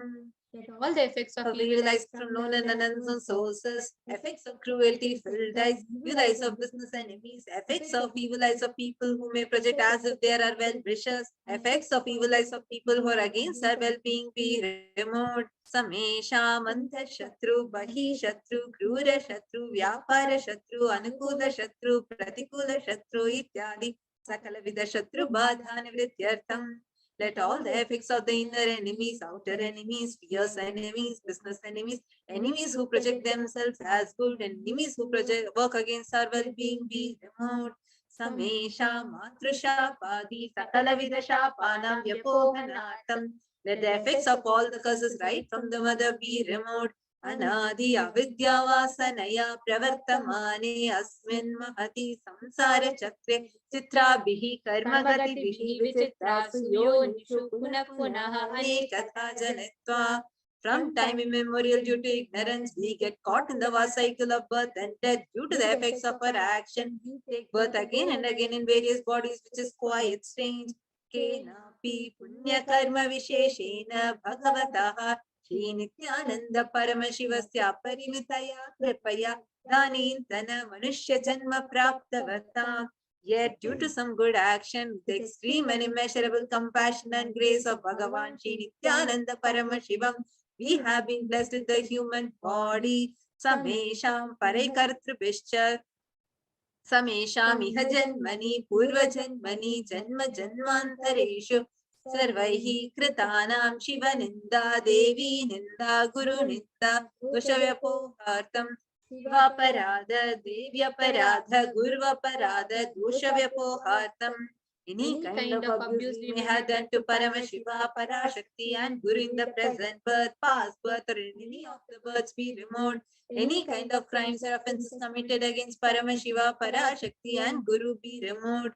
Brahma Hatya Sura Pana Swarna Steya Gurutalpa Gamana Tatsansargakya Panchamahapatakadi Samasta Papa Vetiriktartam. Let the 5 reactions like killing a brahmin, drinking prohibited alcohol, stealing gold, having illicit relationship with Guru's wife, unsworn mother, elder sister, and other such motherly figures, and associating with those people who have committed one or the above mentioned sins be removed. Apicha sarvai balye vayasi kaumare yaumane vardhakye cha Let all the karmic effects of action done as a child, adolescent, youth, and as an old age person, Jagrat, Swapna, Sushupti, Avasthasu. Let all the karmic effects of action done in wakeful, dream, or deep sleep state, Karmendriya, Jnanendriya, Vyaparehi, Sambhavitanam. Let all the sins done through the Karmendriyas, that is the 5 organs which perform action like speech, hands, feet, excreting, and reproductive organs, and Jnanendriyas, that is the 5 organs which receive information like ears, eyes, nose, tongue, and skin. Rahasyakritanam, Prakashakritanam, Matipatakanam, Upapatakanam, Sankalikarananam, Malinikarananam, Apatrikarananam, Jati Bramshakanam, Prakirnitanam, Evam Navanam, Navavidhanam, Bahunam, Bahuvidhanam, Sarvesham Papanam, Sadhyaha. That the sins which were done openly or secretly, the greatest of the great sins, minor of the minor sins, multiple sins, sin like raping a woman, unjustifiable sin, sin of destroying the caste system, narrow-minded sins, such 9 types of sins and 9 sins and more types of sins and more sins be removed immediately and instantly. Apanodana Dvara, Samastamangala Prapyatam, Shiva Bhakti, Devi Bhakti, Guru Bhakti Siddhyartam, Paramashivatva, Paramashiva-sthiti, Paramashiva-shakti Siddhyartam. Through the removal of sins, let us be showered with all auspiciousness. Let Paramashiva Bhakti, Devi Bhakti, Guru Bhakti be obtained. Let the sage space powers of Paramashiva be obtained. Kutumbe Sarvada Sanmangala Praptyartam, Anyonya Prema Bivridyartam, Purnatva Siddhyartam, Sarva Panivridyartam. Let the whole family always be showered with all auspiciousness. Let mutual love bloom among all the people. Let completion happen. Let all the mishap be removed. Prarogyavaptyartam, Ayurvivridyartam, Purnatva Siddhyartam. Let healthy body be obtained instantly and immediately. Let longevity be bestowed. Vyapare Udyoge ja Sarvajanavashikaranartam, Tadvara Unnatastana Praptyartam. Let your charisma impress everyone in business and job, and through that let you attain the best of the best position. Bahudana Saukya Praptyartam, Griha Kanaka, Pashuputra, Pautra, Dhanadhanya Saukya Praptyartam. Let extreme legal and happy life happen. Let various wealth be showered in the form of house, gold, cattle, children, grandchildren, money, grains, and all the comforts related to worldly life. Aditya Deenan Navanam Grahanam Dosha Pida Nivaranartam Aditya Deenan Navanam Grahanam Anukulyata Siddhyartam. Let all the malefic effects of the 9 planets be removed, and let auspiciousness be bestowed by the grace of all the 9 planets. Bhumyantariksh Vidyamana Bhuta Preta Pishacha Rakshasa Brahma Rakshasa Vetala Kushmanda Dakini Shakini Ityadi Sarva Rishta Nivaranartam. Let all the evil effects of that cause calamities on planet Earth, the evil effects from various demonic beings like Bhuta, Preta, dead people, Pishacha, demon, Rakshasa, Brahma Rakshasa, Vetala, ghost, Kushmanda, as of demon, Dakini, little devil, Shakini, kind of female demons be removed. Manovyakulata Nivaranartam, let the mental confusion and worry be removed. Prarabdhe Karmani, Karishyamani Karmani, Adidaivika, Adibhautika, Adhyatmika Vigna Nivaranartam. Let all the obstacles be removed with regard to action done or going to be done relating to God, world, and spirituality. Samastarina Nivaranartham, Dhana Lakshmi, Dhanya Lakshmi, Santana Lakshmi, Saubhagya Lakshmi, Vidya Lakshmi, Shaurya Lakshmi, Vida Lakshmi, Vijay Lakshmi, Ityadi. Lakshmi Paripurna Kripa Kataksha Siddhyartam. Let all the loans be removed. Let all the Lakshmis like Dhana Lakshmi, wealth, Dhanya Lakshmi, food and drink, Santana Lakshmi, offspring, Saubhagya Lakshmi, fortune, Vidya Lakshmi, knowledge, Shaurya Lakshmi, bravery, Veera Lakshmi, heroism, Vijay Lakshmi, success be showered upon. Pariksha Sunnata Sthane Vijaya Praptyartam Sarva Vidya Parangata Siddhyartam Medha Shakti Grahana Shakti Abhiruddhyartam. Let the top rank be obtained in the examinations. Let all the excellence be acquired in all fields of knowledge. Understanding ability be increased. Ityadi Sakalavita Sanmangalani Guru Kripa Katakshena Siddhyartam. By the grace of the Guru, let all the above auspiciousness be showered upon. Shri Kailasa Dvadashanta Shyamala Pitha Ruda, the one who ascended the Madhurayadin and Shyamala Pitam. The Pitam established by Devi Meenakshi, the incarnation of Shyamala Devi, the supreme place of Kailasa, where Paramashiva resides and rules the whole cosmos and Kailasa. Shri Meenakshi Sundareshara Bhinnasva Rupa Parashivoputra Ratna Kumara, the one who is no different from Meenakshi Sundareshara, the most beloved son of Paramashiva, the young boy, गुरुमन्यतुल्यावतार Shri Parvati तन्यपान लब्ध दिव्य ज्ञान विश्रित सकल निगमागम सारभूत Dravida Veda Pravartra, the young boy who's the gem among the Gurus and an equal avatar, one who received the enlightenment by drinking the breast milk of Devi Parvati, the author of the famous Dravida Veda, which is the essence of all Vedas and Agamas. Srimad Paramashiva Karuna Samadhikada Mukta Mechatrashnaya Nagiyamana Chatrachama Rashi Chinna Kahaladi Samasta Pirata Valyalankita Jnana Vijnana Chakravarti. The one adorned by the quadrangular palanquin made of pearl, received by the grace of Paramashiva, adorned by musical instruments, umbrella, chamaram, secret symbols of worship, etc., adorned by the hymns of praises, the one who was the signs of enlightenment and been accepted by the king of supreme ruler, Sarvajana Sangha Satyo Nirvana Diksha Vyapavarga Varsha Vishrana Jimuta Paramata Kalapakesari, the showerer of Videha Mukti, an immutable state of enlightenment, immediate by Nivadana Diksha to all people, the one who was created bliss, protecting leader, the roaring lion and trumpeting young elephant for other religions, Shaiva Siddhanta Stapana Acharya, Raja Di Raja Pandya Maharaja Guru, Shapana Shakya Di Mahandakara Nivarana Jnana Bhanu, Dikshana Narhara Dvajo Chetana Purvaka Srimad Rishabhadvaja Stapaka Shaiva Samaya Kartra, the Acharya who established Shaiva Siddhanta, the Raja Guru of the Pandya kings, who is the supreme kings of all kings, the Guru who is also the Pandya king, the supreme king of all kings, the enlightening sun that removes utter darkness of delusion, the one who installed the Rishabha flag, the creator and reviver of Shaivism, Sarvajna Pitha Ruda Shri Jagat Guru Shri Jnana Sambandha Deshika Swami Bhagi Sundara Manikya Vachaka Swami Nam Avatar Bhuta Shri Jnana Sambandha Swami Rudrita Shyamala Pitha Sarvajna Pitha Navadyuttar Samaguru Mahasannidhana, the one who is the ruler of the Sarvajna Pitha, the seat of omniscience, oh, the ruler of all such above mentioned attributes, the Guru of the whole world, Shri Jnana Sambandha Deshika Swami Appa Sundara Manikya Vachaka Swami, oh, the ruler of the kingdom of enlightenment, the Shyamala Pitha Mahasamastana, which was revived by Jnana Sambandha Swami, the one who was the seat of omniscience, the 293rd Guru Mahasannidhana. Arunagiri Yogeshwara Paramparagatha Adunachal Sarvajna Pitha Guru Mahasannidhana, the one who was ascended the seat of Arunagiri Sarvajna Pitha in the lineage of Kailagiri Yogeshwara. Kailasa Paramparagata Kanchi, Kailasa Sarvajna Pitha, Tristam Shatatratistama Guru Mahasannidhana, the one who ascended the seat of Kanchi, Kailasa Sarvajna Pitha, 233rd point of Guru Mahasannidhana in the lineage of Kailasa, Yotsava Nityamangalita Kalyan Nitirajit and Kailasa Paramparagata, Kailasa Nithyananda Pitha, Mahasamasthana, Mahasamhasana Pitha Katra. The creator of Nithyananda Pitha, the Mahasamastana, Mahasamhasana Pitha is eternally celebrating and auspicious and festive and having the attraction of change.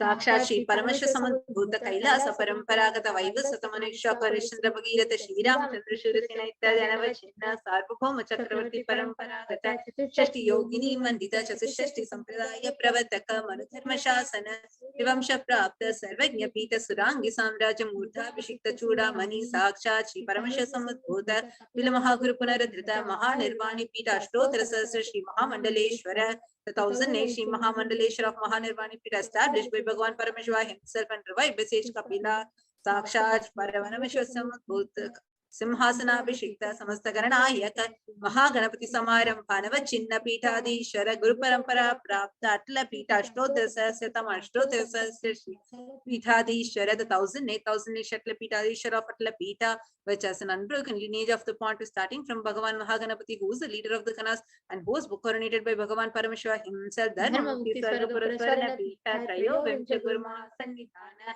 the 23rd Guru Mahasannidhana of Dharma Mukti Sargapura Swarna Pitha, Kailasa Paramparagata Adipita Sarvajna Pitha Jagat Guru, the Jagat Guru of Adipita Sarvajna Pitha in the lineage of Kailasa, Shri Kailasa Punaruddharaka, Shri Kailasa Paramacharya, Srimad Paramahamsa Parivrajaka Varya Sachidananda Pranavaswarupa Shrotriya Brahmanishta Srimad Jagat Guru Srila Shri Bhagavat Shri Nithyananda Paramashiva Shri Jnana Sambandha Deshika Paramacharya Swamina Prityartham Desham Padaravindayoho Bhakti Siddhartham Guru Kripa Kataksha Siddhartham Shemas Dhairya Virya Vijayira Rogya Aishwaryanam Viridhyartham Dharmartha Kamoksha Sarvida Palapurushartha Siddhartham Namasadvitopashantyartham Mustamangalavaptyartham Bhagavat Shri Nithyananda Paramashiva Prasadena Sakutumbhasya Jnana Vairagya Jivan Mukti Praptyartham Cha Shri Nithyanandeshwari Parashakti Sameta Shri Nithyanandeshwara Paramashivoham Shri Nithyanandeshwari Parashakti Sameta Shri Nithyanandeshwara Paramashiv Avatara Bhuta Sarvadeva Devi Swarupasya Bhagavataha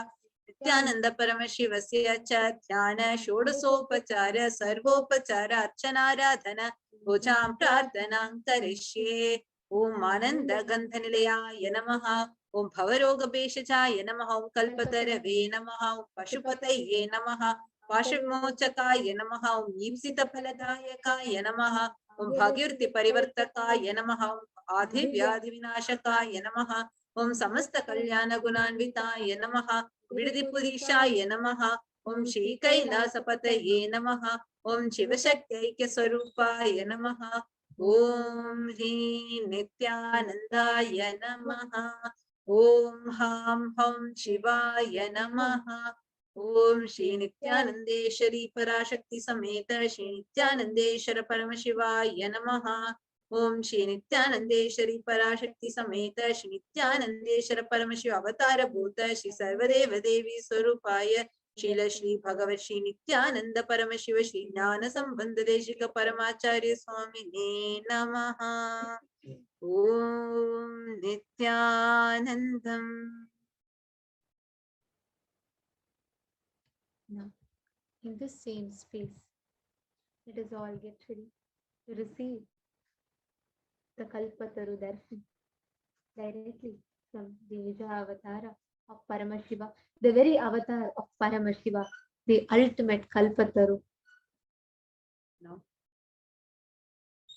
Actually, so many thousands from across the globe are awaiting the darshan, and in just a few more minutes, we are going to be having the live darshan. So you all are going to be entering into a small meditation to prepare ourselves to receive the darshan. We are also going to be having the Shiva Diksha initiation happening to all the Kalpataru participants. So please sit with your head, neck and spine in a straight line. Close your eyes. Breathe in and breathe out deeply and slowly. Start chanting the Mahavakya Om Nithyananda Paramashivoham intensely, and just with your whole inner space be filled with gratitude, awaiting the darshan of Paramashiva himself in the Nija Avatara, the Supreme Pontiff of Hinduism, Jagadguru Mahasannidhanam, His Divine Holiness Bhagavan Shri Nithyananda Paramashivam. Just be in this deep meditative space, and we are going to be entering into the darshan. Continue to chant the Mahavakya. Om Nithyananda Paramashivoham. Om Nithyananda Paramashivoham. Intensely chant the Mahavakya.